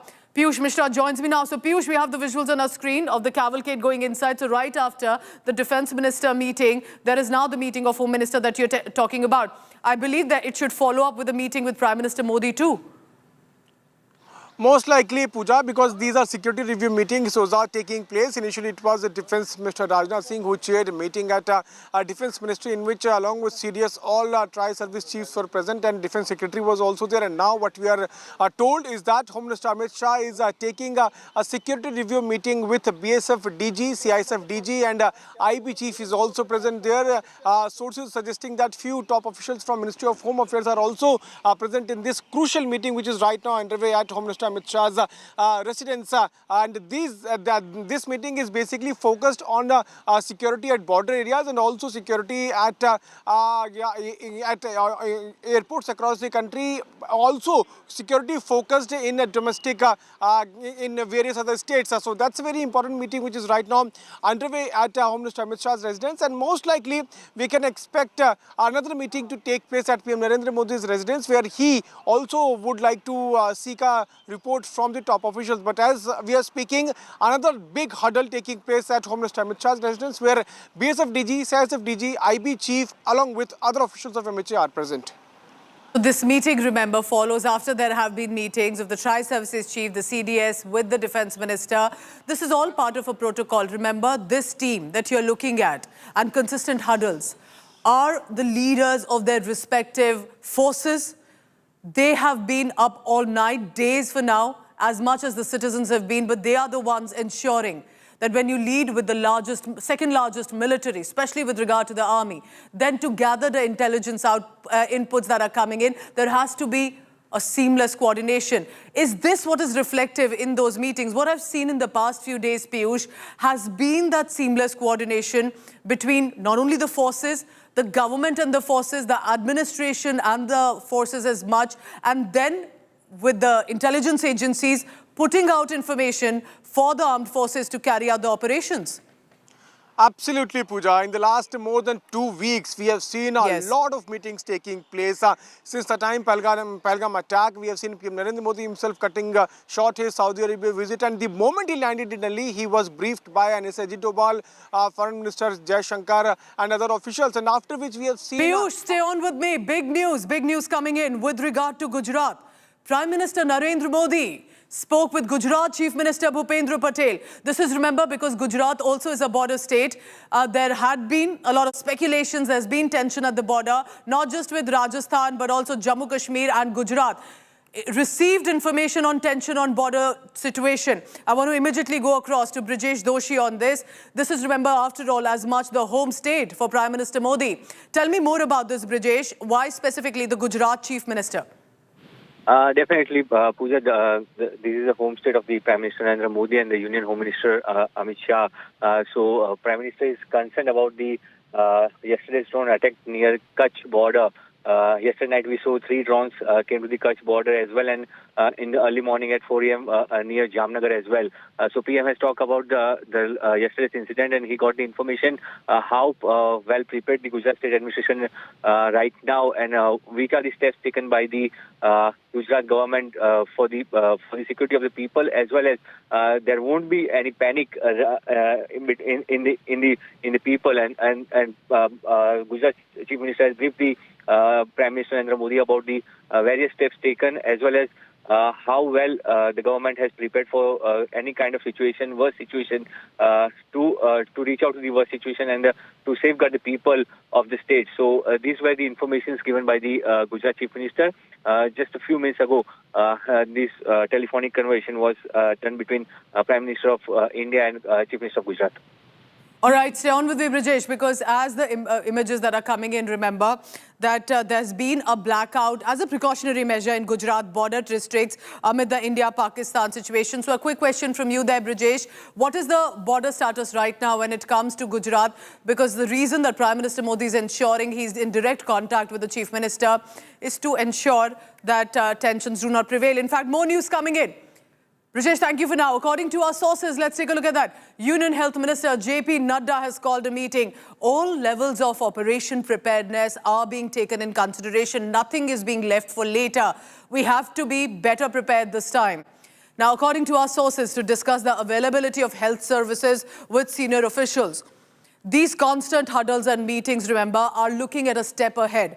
There will be a meeting with representatives, possibly of the pharma companies, is what we are told as well. This is, remember, as a precautionary measure, looking at any sort of eventuality, the availability of medicines, about resources. While our health sector has already been on a high alert, but there are being these review meetings that are consistently taking place. So our Health Minister, J.P. Nadda, who's called this meeting specifically with regard to health services and senior officials. There will be a meeting with representatives of the pharma companies as well. This is, remember, not a panic button. This is to ensure that we stay ready just in case there is a situation of eventuality, because we've seen how the border areas are being targeted by Pakistan's forces. Piyush, I bring you in here. This is also a reminder to the viewer. This is not an alarm panic button. Understand why these meetings are taking place. This is to be ready and stay prepared. Piyush, tell me more about this meeting. Health Minister likely to meet senior officials of the Health Ministry as much as the pharma companies' representatives. Well, Pooja, these meetings are specifically taking place after the meeting which was chaired by Prime Minister Modi yesterday. You would remember that he had spoken with all the secretaries of top ministries for having a synergy, for having a close coordination. And also it was a review meeting of preparedness in a hostile situation. And that is why after the directions those were issued by Prime Minister to all the secretaries, we are now seeing how other ministries are holding their different respective meetings. And Home Minister Amit Shah is chairing a meeting. Now what we are told is that BJP's national president and Union Health Minister J.P. Nadda is also going to chair a meeting with health officials and also with pharma companies. And these are the meetings looking at the preparedness of the nation and not to create any kind of panic. And these meetings keep on happening on time to time. And this is just to ensure that we are very much ready if there is any kind of emergency situation. Yesterday, PM Narendra Modi had held a meeting with various top secretaries across the country. He had asked all the secretaries to ensure that their ministries are very much ready to respond to any kind of emergency situation, and they are very much on their toes. If there is any kind of situation, we have to deal with it, and that is why these meetings are basically taking place. So since morning we have seen series of meetings taking place. Defense Minister Rajnath Singh holding a meeting, then Home Minister Amit Shah also holding a meeting, and now what we are told is that J.P. Nadda, who is also Union Health Minister, even he is holding a meeting. In fact, different secretaries of different ministries, even they are holding their respective meetings of their respective ministry. Piyush, stay on with me. Remember, Prime Minister Modi barely 24 hours ago organized these meetings with all main important ministries when it comes to especially civil defense. It comes to the operational preparedness and to ensure that India at all quarters are not just ready, but there's a synergy between the ministries. We have more news coming in. Tensions with Pakistan escalated as strikes were launched toward Jammu, Pathankot, Udhampur. These are border areas, and Pakistan military targeting or attempting to target our civilians consistently.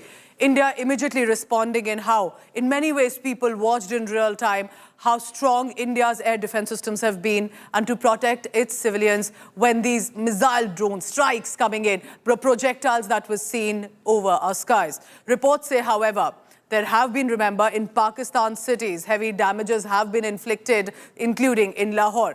There have been consistent huddles and meetings. Prime Minister Modi, Defense Minister, Home Minister right now where the meeting is happening. These are reviewing of the military operations, but also to ensure in the next few days we are ready in case of any eventuality. Several Pakistan cities, including Lahore, have faced damage, as is evidence on the ground.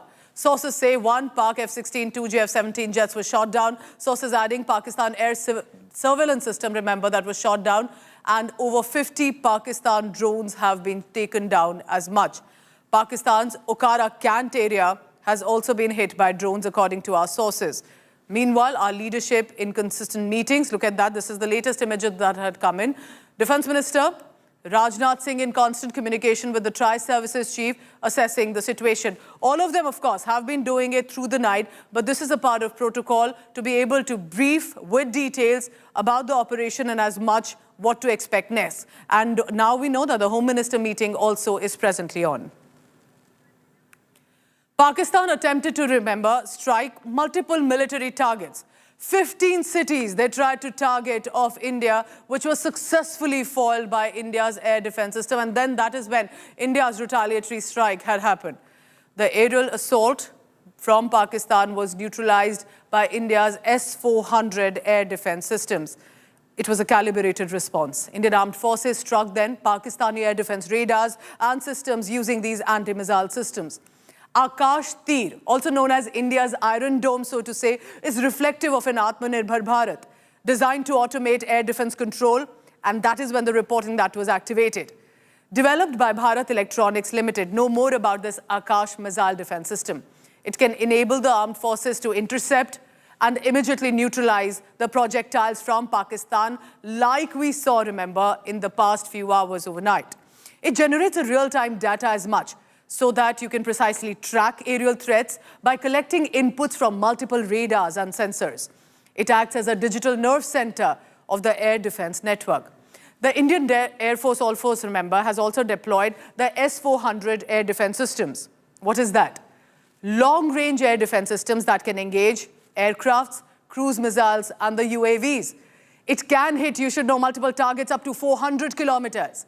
It can track over 160 targets in the range of 600 kilometers. It can target 72 targets in 400-kilometer range. So multiple power that this defense system has. What apart from these two, from Akash and S-400? India has also deployed the 40mm AA gun upgraded with radar and sensors. It includes electro-optics, auto-tracking gear, can fire 240 to 330 rounds per minute.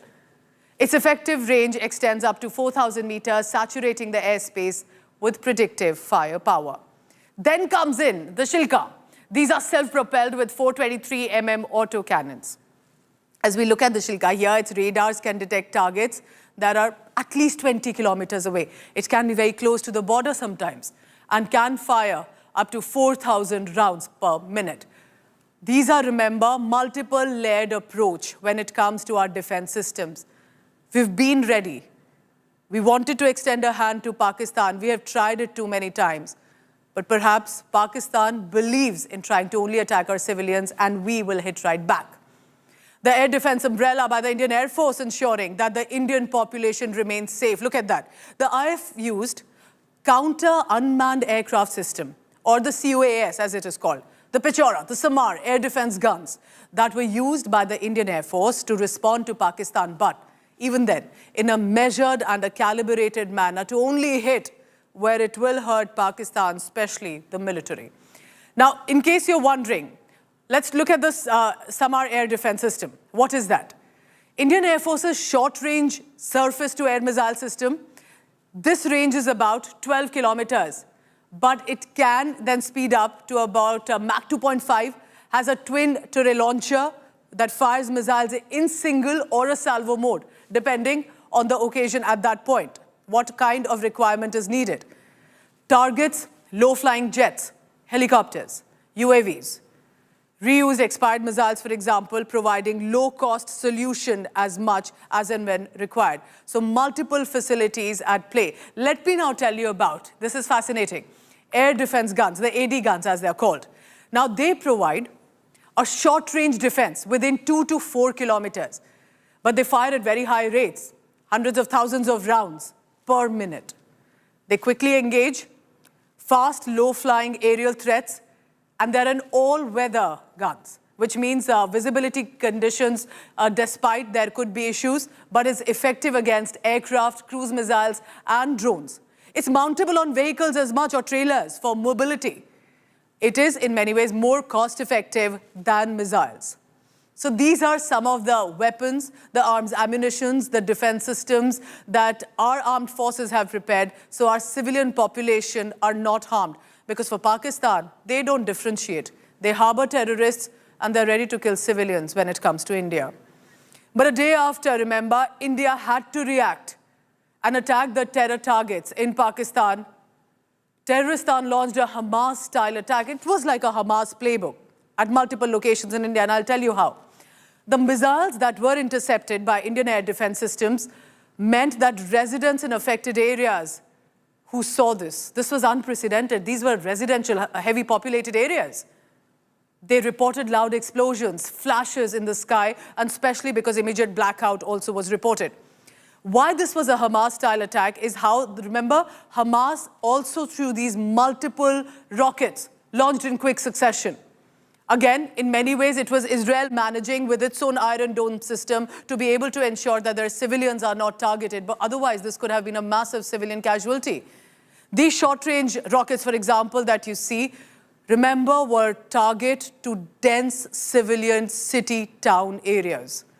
After the visuals of the missile attack over Jammu, for example, surfaced, many have observed and pointed out that this makes it clear that the Pakistan army has been operating, behaving like the terror organization Hamas. And this is not a coincidence or a surprise. Remember, Hamas representatives were invited with a grand welcome into Pakistan in POJK.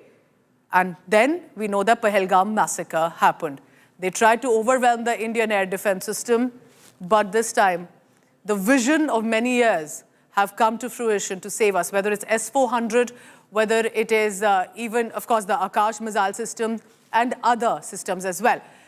Meanwhile, what are the defining visuals that have come in over the past few hours? It has been a sleepless night for most of us, I'm sure. Everyone across India was tracking what was happening. Look at this. Indian army visuals show Pakistan military posts being destroyed along the line of control. This is official. This is smoke erupting from enemy positions targeted. This is the first official footage that has been released of such cross-border destruction. Night vision or thermal imagery shows movement near the border fence in Samba sector. Again, Jammu Kashmir, border areas. Surveillance screens detect a group of 7 terrorists attempting to infiltrate, who were then neutralized by the border security force. Explosions light up the Dhandar Pakistan Rangers post as the BSF responds. Now, this appears to be a suspected bomb found near Kishanganj village. This is in Rajasthan's Jaisalmer, again border area, and 4 kilometers basically from Jaisalmer. Investigation by police and armed forces teams are underway. Remember, it's complete high alert in border area, especially from Rajasthan, Gujarat, Jammu Kashmir, Punjab. It's the aftermath of the heavy shelling by Pakistan. Look how they are targeting our innocent civilians along the border. Along the line of control, along the international border, extensive damage to civilian properties, houses, shops, residential areas that have been targeted. This is for the first time in 54 years. Lights at the Golden Temple complex had to be turned off. This, of course, as per a blackout directive, a precautionary measure under the given nationwide civil defense mock drill. But this, remember, is a reminder because we cannot trust Pakistan, and if it will attempt to harm our most prestigious holy sites as well.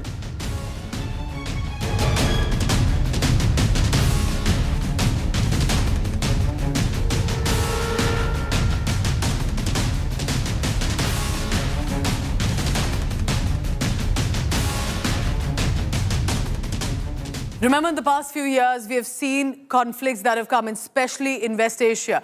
You must have seen this visual regularly with regard to Israel and Hamas. Why we are saying that Pakistan is indulging in a Hamas-style playbook with these rocket launches? I'm going to immediately bring in Shivani Sharma. She's reporting from the border areas in Jammu Kashmir. Shivani, let's put it in perspective. Similar visuals of how multiple rockets in succession, projectiles thrown to civilian areas. And had it not been for our air defense system, this could have led to a massive casualty, isn't it? Tell us about how this Hamas-style playbook is coming to surface with regard to Pakistan's strategy. Pooja, the Indian Armed Forces have been transforming in past few years according to the needs of the future wars, and they've been interacting with multiple officials of the Indian Air Force across the services, the Indian Army, Indian Navy, and this air defense system that has been the shield of the airspace above the western border where Pakistan has been trying to attack through its drones, the munitions. All these attempts have been thwarted so far, and there are assurances that we have a robust system of air defense. And it's important to understand here, Pooja, we've seen in the recent conflicts worldwide, be it the Israel-Hamas or the Russia-Ukraine war, there's have been extensive use of these drones, loitering munitions.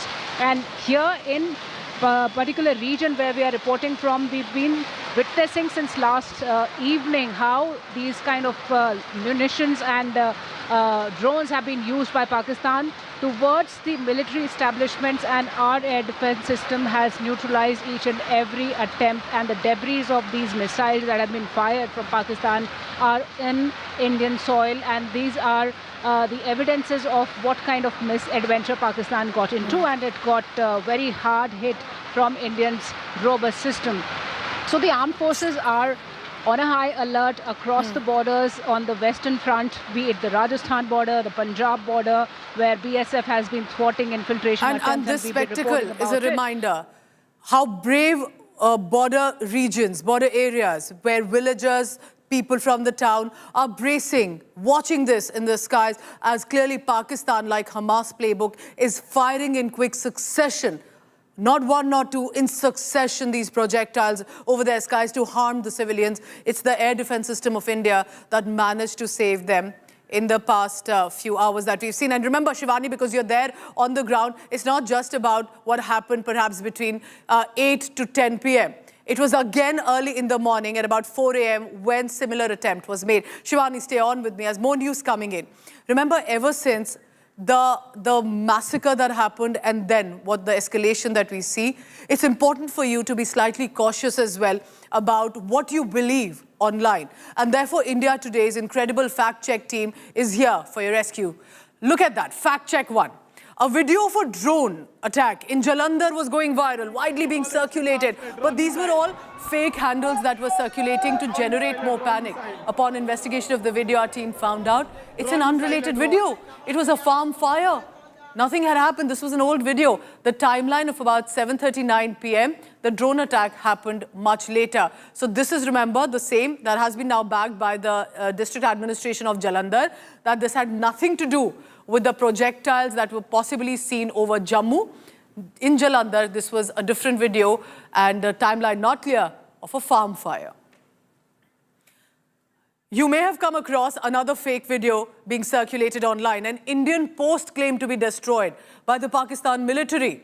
Video was being amplified, shared, fake unverified accounts boasting about how they've been able to target Indian posts. Our team fact-checked it, found it to be completely false and was in fact to be staged. It was upon verification, we found that there is, remember, no unit as is being mentioned in this video of the Indian Army. It was to mislead the public, a coordinated propaganda campaign from Pakistan to hurt the morale of the people of the armed forces. But remember, this is a fake video. Another old video shared on social media claimed that Pakistan has launched a missile attack on India. Our India Today fact-check team found out and busted the disinformation campaign. The video actually was from 2020 and not even India, Pakistan. This video you're watching is from Beirut, Lebanon. And that is when the explosive attack had taken place. And that video from Lebanon is currently being shared, widely amplified, as you can see, from Pakistani unverified handles that even the PIB had to fact-check. You must have received some information, a viral video of a Fidayeen attack on an army brigade in Rajouri in Jammu Kashmir. Upon fact-checking, PIB very categorically confirmed no such Fidayeen or suicide attack occurred on any army camp area in the country. False claim, again to mislead, cause confusion. The video accordingly was flagged. Then a letter surfaced on social media, a so-called confidential letter that has been leaked by the Chief of the Army Staff. General V.K. Narayan was the name written, that this letter regarding military preparedness to the Army Office of the Northern Command. one, our fact team, if I found out very clearly that General V.K. Narayan, of course, is not the Chief of the Army Staff, and the letter is completely fake.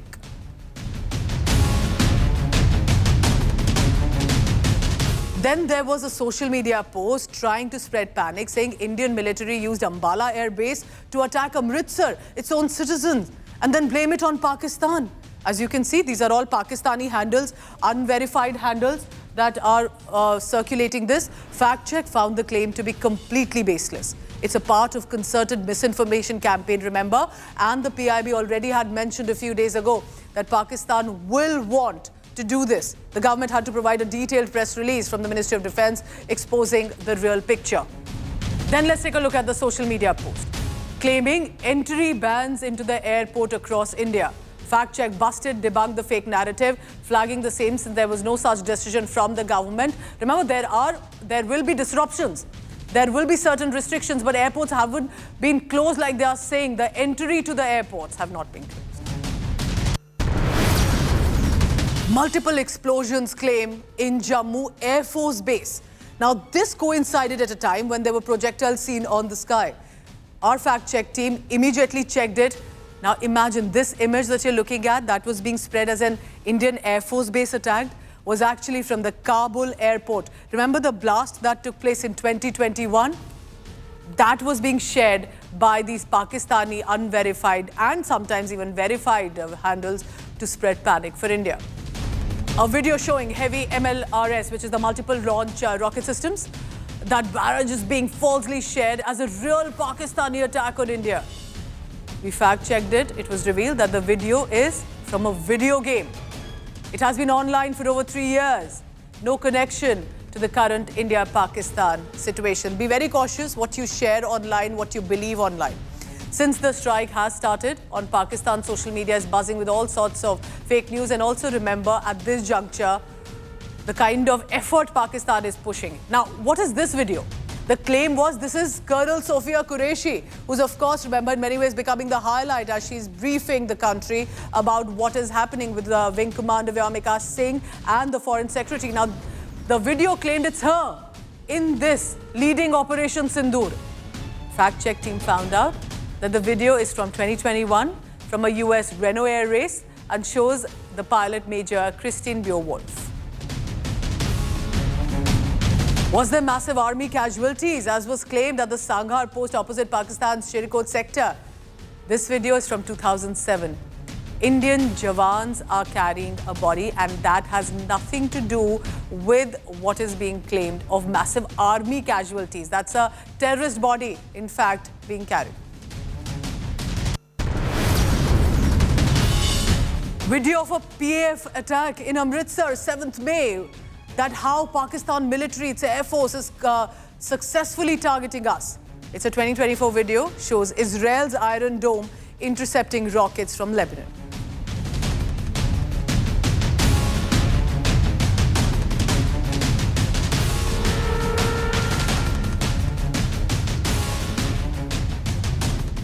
So remember, viewer, at a time when there is a moment of crisis, India today is committed to delivering accurate, verified news. We believe it is our only and main priority. So we're going to be reporting, and we have consistently done that because these are unprecedented conditions. Never before have newsrooms in India as much dealt with military operations of this scale, and in the age of social media, but worse, in the age of artificial intelligence. The past 24 hours have tested us.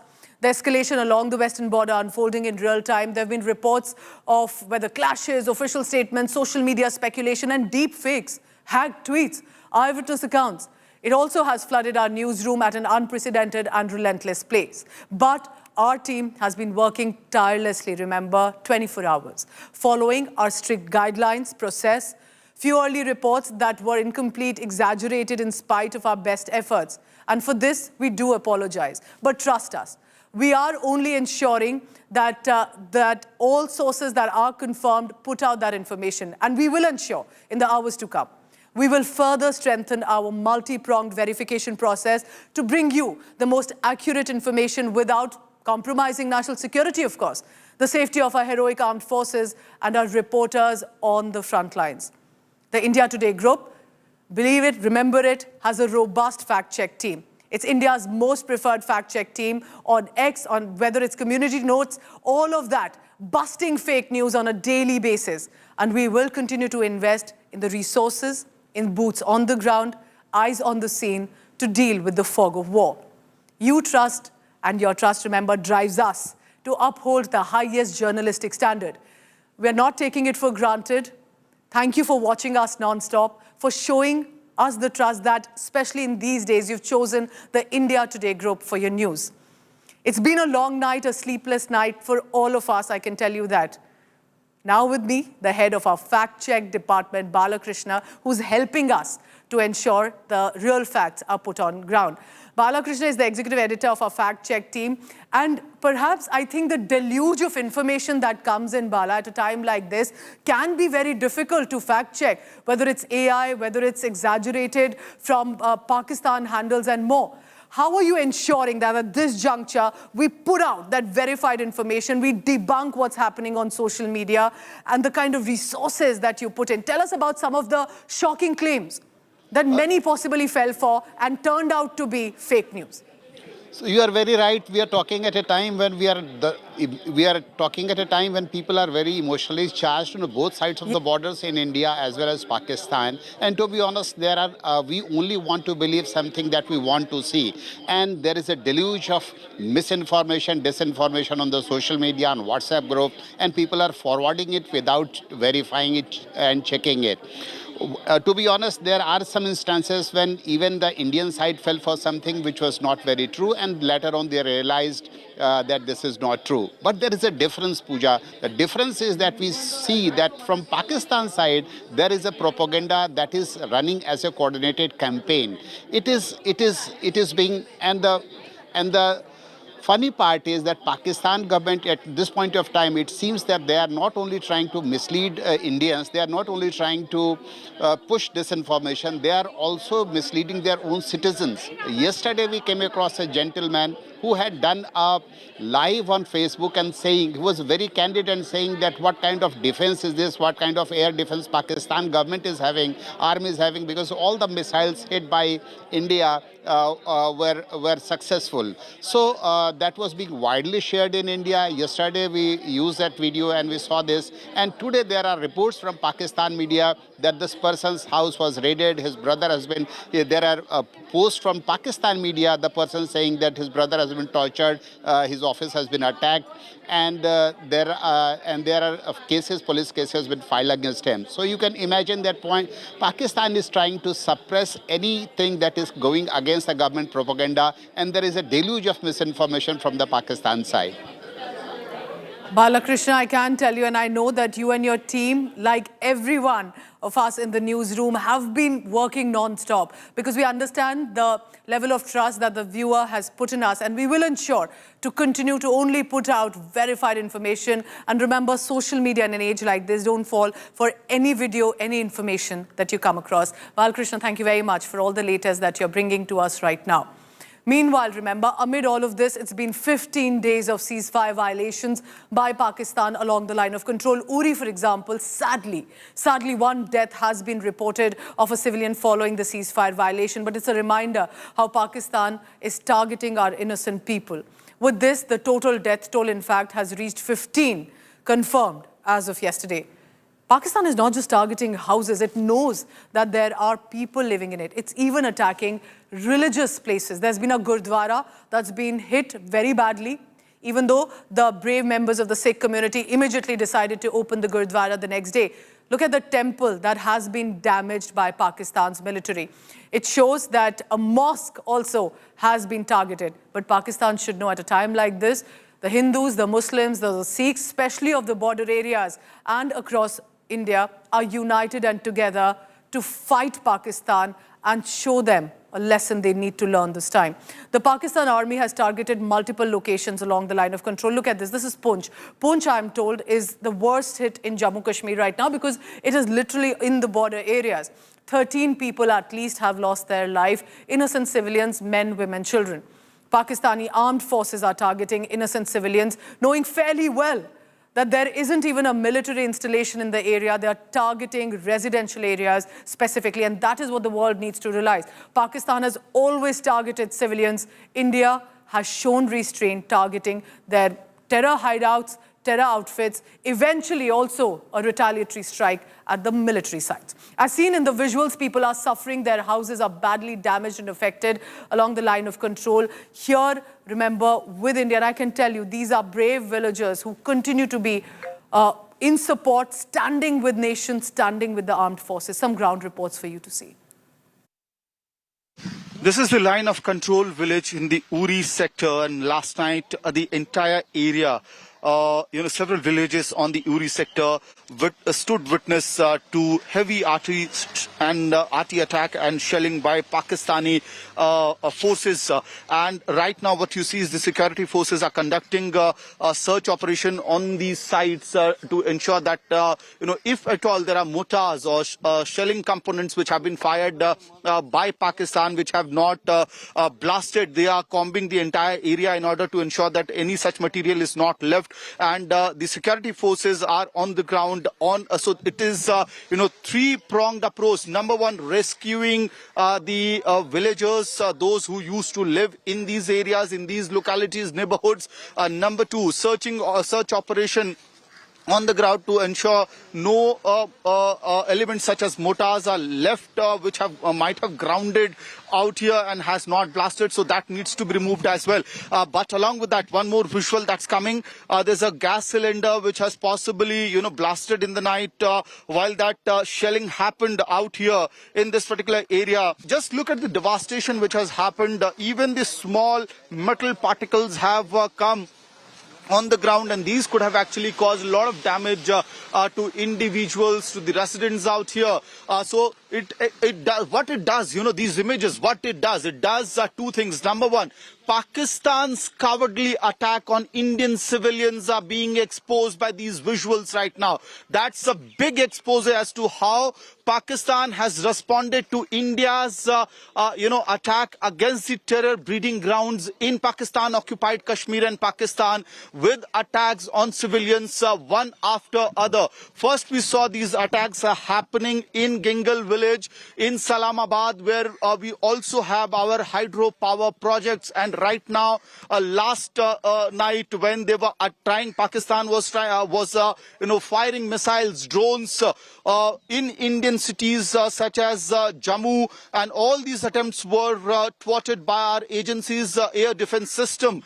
So what they also did simultaneously was they resorted to indiscriminate artillery attacks and shelling in these areas of which are located on the line of control right now. And remember, these are villages which have not witnessed such shelling ever since 1998. That's what the locals say. You can see the security forces right now are combing the area to look whether any mortar or any component which might not have blasted last night, which was fired by Pakistani forces from the other side of the border, whether it's still lying there, that needs to be removed. The gas cylinders in heat area, that could blast as well, so that is also being removed. What we see out here is that machineries are kept, that is also damaged, but we'll also get you visuals of more houses that has been completely shattered and demolished due to the artillery and shelling that has been done by the Pakistani forces from across the border.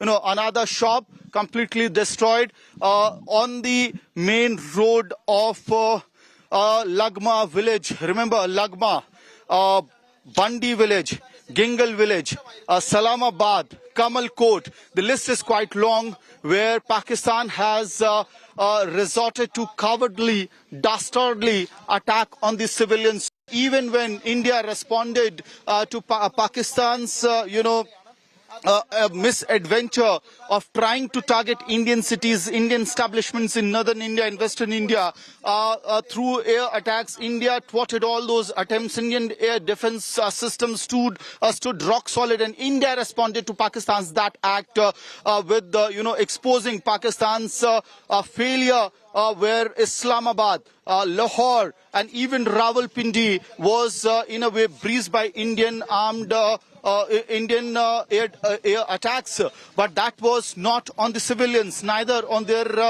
military establishments. But right now, what we could see on the ground is that while Pakistan, was trying to attack our cities where civilians live, like Jammu and all other areas in North India, Pathankot, several cities of Pakistan. What is happening on the ground is that they were also resorting to heavy artillery attack, shelling on the villages on line of control. Indian armed forces is on the ground to protect every citizen. It's a cowardly act, but it also exposes Pakistan's real face in front of the world as to how Pakistan is resorting when India attacked the breeding ground of terrorism in Pakistan-occupied Kashmir and Pakistan. What Pakistan did was they are targeting the innocent villagers living on the line of control in Uri sector in India and even across Jammu and Kashmir along the line of control. With video journalist Manish Jha, this is Amit Bhardwaj reporting for India Today from Baramulla. Another barbaric act of Pakistan is continuous shelling being done in the border areas at the line of control. We are in Rajouri, and this is a house which seems to be devastated. A major impact has been taken. It's a newly built house, but here you see the impact of the shell. The shell fell a couple of meters away. There's a crater there now. What you see out here is the ramification, the effect of, look at this. This is all the glass shards. These are broken pieces. We'll just try and get a sense from the owner here. Rishi is with his family. Rishi and Shruti just recently got married. They're newly married couple. But getting a sense, Rishi, आप ये बताइए, रात का मंजर क्या था? आप लोगों ने ड्रोन देखा, आपने शेल गिरते देखा, आप लोग क्या हुआ? क्योंकि जान बचाना भी जरूरी है। जी मैम, जान तो हमने बचाई है। रात को 1:30-2 बजे लगभग यहाँ पे फायरिंग जो है शुरू हो गई थी, तो हमने बहुत मुश्किल से यहाँ पे जान बचाई, छुप के अपने आप को मतलब कमरे में वहाँ पे जान बचाना पड़ा हमें। तो बिल्कुल जस्ट घर के सामने जो है ये विस्फोट हुआ है, तो बहुत मुश्किल था हमारे लिए। तो ये फर्स्ट टाइम था, इससे पहले कभी नहीं हुआ। यहाँ पे सारी हिंदू कम्युनिटीज है, ऐसा कभी नहीं हुआ, दिस फर्स्ट टाइम। लेकिन न्यूली मैरिड है, आपकी वाइफ है, ये बताइए क्या सोच रहे थे? आपको लग रहा था कि जान पे बनाई है? मैम अब क्या ही कर सकते हैं, अब इतना तो पता था कि रिस्क में, पर खुद को खुद ही बचाया। आप ये बताइए कितने सालों से आप लोग यहाँ पे लाइन ऑफ कंट्रोल पे रह रहे हैं, और इस तरह की जब रात को बम के गोलों की आवाज तो आ ही रही थी, तो आपको लगा था कि कहीं ऐसा कुछ मुश्किल आ जाएगी? नहीं मैम, मुझे तो नहीं पता था, लेकिन कल की जो न्यूज सुन रहे थे तो उसमें तो पता चलता था भाई कुछ न कुछ तो हादसा होगा।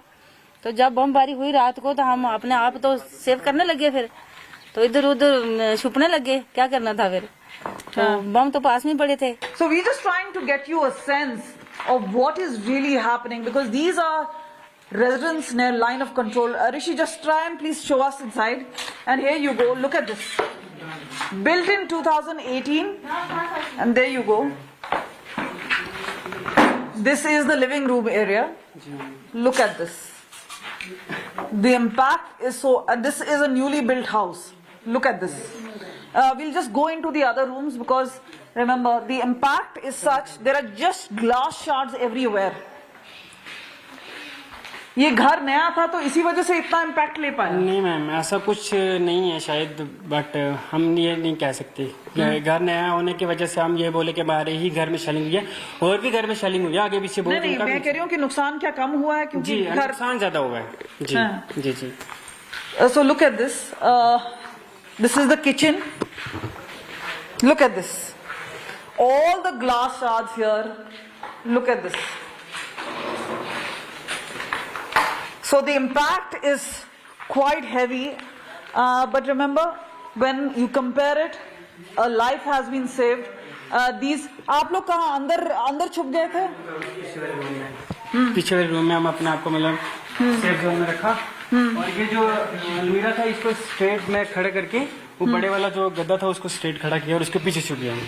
So all the residents, remember, a normal life being disrupted, and not just here, but just across Jammu and Kashmir. बहुत भरोसा है जो कि इतना कुछ कर रही है हमारे लिए, तो हमें भी चाहिए कि हम भी आर्मी का साथ दें। जी, हमें कई लोग सोच रहे हैं जाने का, आप लोग यहीं रुकेंगे? नहीं मैम, अगर कंडीशन देखेंगे कहाँ जाना है, जाएंगे तो कहाँ जाएंगे? Look at the resilience of the people. They're still smiling. After all this, there's a smile on their face. Because remember, it's not because there is a setback, because they know they have to live here. They have been living all their lives in this particular area. Rishi himself is a teacher, and it's also leading by example to his students. You know, you just take it right in front, and this is where they believe this is going to be a chapter. Hopefully it will end soon, but meanwhile there are losses, and perhaps only time will heal certain of these particular disastrous memories. With camera person Girish, this is Kamaljeet Sandhu in Rajouri, LOC for India Today. Situation is as tense as it is in different part of Jammu and Kashmir is here in Pura sector as well at the international border between India and Pakistan. This is the last village at the IB at the international border between India and Pakistan. This is the last village of India, and often they have seen ceasefire violations, but they haven't witnessed these kind of shelling or a massive artillery firing on the civilians, on the villagers.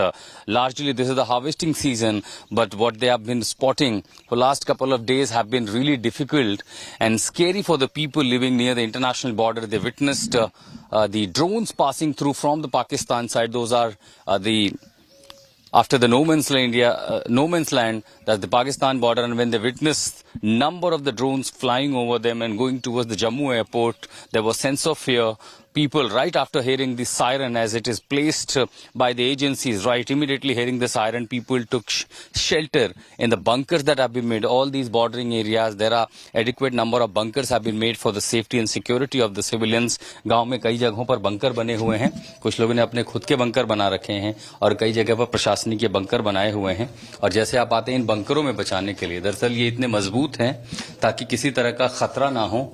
एक light है, जरूरत भर का सामान लेकर के लोग, और पूरी रात लोगों ने यहाँ बंकरों में बिताई है. आप समझिए कि इसमें 20 से 25 लोगों आराम से रुक सकते हैं. थोड़ा मुश्किल होगा, लेकिन वो समय ही बड़ा चुनौतीपूर्ण होता है. और यहाँ पर देखिए एक पंखा भी लगाया हुआ है, और जैसे ही लोगों ने देखा और ड्रोन को और सायरन था, लोग सीधा बंकरों में भागे. तो जिंदगी दरअसल लाइन ऑफ कंट्रोल पे या इंटरनेशनल जो बॉर्डर है वहां रहने वाले लोगों के लिए सामान्य तो नहीं है, और खासकर तब जब एस्केलेशन बढ़ रहा है. बीती रात क्या कुछ आप लोग नोटिस कर पा रहे थे गांव में? कभी इस तरह ड्रोन बड़ा हमला तो आप लोगों ने देखा नहीं, यहाँ पर हुआ नहीं कभी? नहीं हुआ, कभी नहीं हुआ, अभी पहली बार हुआ. तो पता चल पा रहा था कि ऊपर क्या दिख रहा है? लाइट दिख रही थी, बस सिर्फ लाइट दिख रही थी. सायरन कितनी देर पहले बजा था? उसके कोई 5 मिनट पहले बजा था. सायरन बज गया था. और फिर आप लोग बंकर में थे, फिर नोटिस कैसे किया कि ऊपर से क्या गुजरा? फिर बाहर निकले थे ना हम. However, it is a difficult time for the people living at the border areas, that this seems like to be escalating situation in the escalation ladder between India and Pakistan, what the entire nation is saying. At international border, Jammu and Pakistan. There is no end to ceasefire violations by Pakistan along the line of control in Jammu and Kashmir. Pakistan has resorted to heavy shelling, and as a result of that, people living in the border villages are facing the brunt of Pakistan's shelling. Many people have lost their lives, and that is why people are now rushing to safer areas. The administration has also swung into action, and the administration has set up relief camps at various places, and people are also being evacuated from the places which are shelling prone. We are right now at a relief camp that has been set up by the administration here in Jammu and Kashmir, and here you can see that a large number of people have taken shelter in this relief camp. They are carrying their belongings with them. You can see their bags. Whatever they could manage to bring with them, they have brought. तो घबराहट हो रही है वहाँ? बहुत घबराहट हो रही है. तो रात को क्या माहौल रहता है? बहुत गर्म माहौल रहता है रात में. तो अब आप अपने घर छोड़कर यहाँ राहत शिविर में? हाँ, घर छोड़ के इधर आए हैं. बहुत परेशानी हो रही है हमें. हाँ. तो क्या सामान साथ में लाए? बहुत सामान लाया, सभी लाया, बिस्तर वगैरह, खाने पीने का सामान लाया साथ में. तो यहाँ जो रिलीफ कैंप है, यहाँ आपको कुछ सुविधा मिल रही है? हाँ, बिल्कुल मिल रही है यहाँ पे. हाँ, सरकार के द्वारा मिल रही है, खाना मिल रहा है हमें. तो थोड़ा बहुत जो भी नहीं है सामान वो भी दे रहे हैं. जब आप यहाँ आए उससे पहले क्या माहौल था सीमा पर? फायरिंग हो रही थी.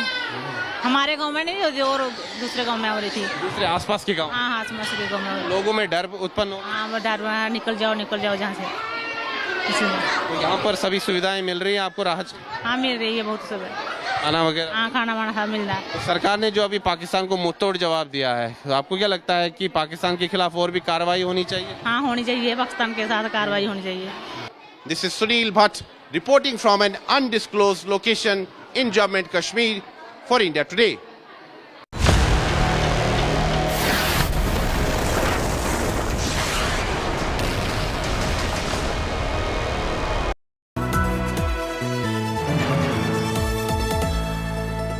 Motorola Edge 60 Pro, the edge of excellence.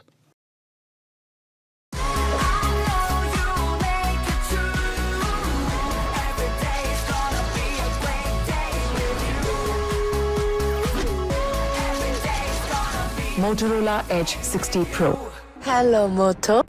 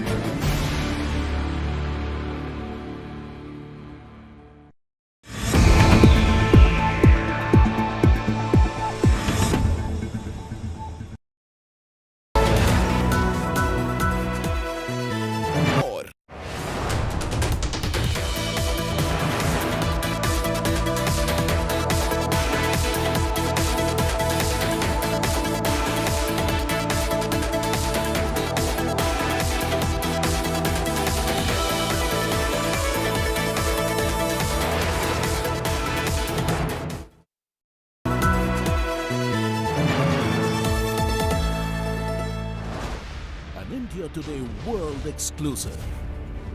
2010 India Today Inside Muridke. A safe haven for terrorists.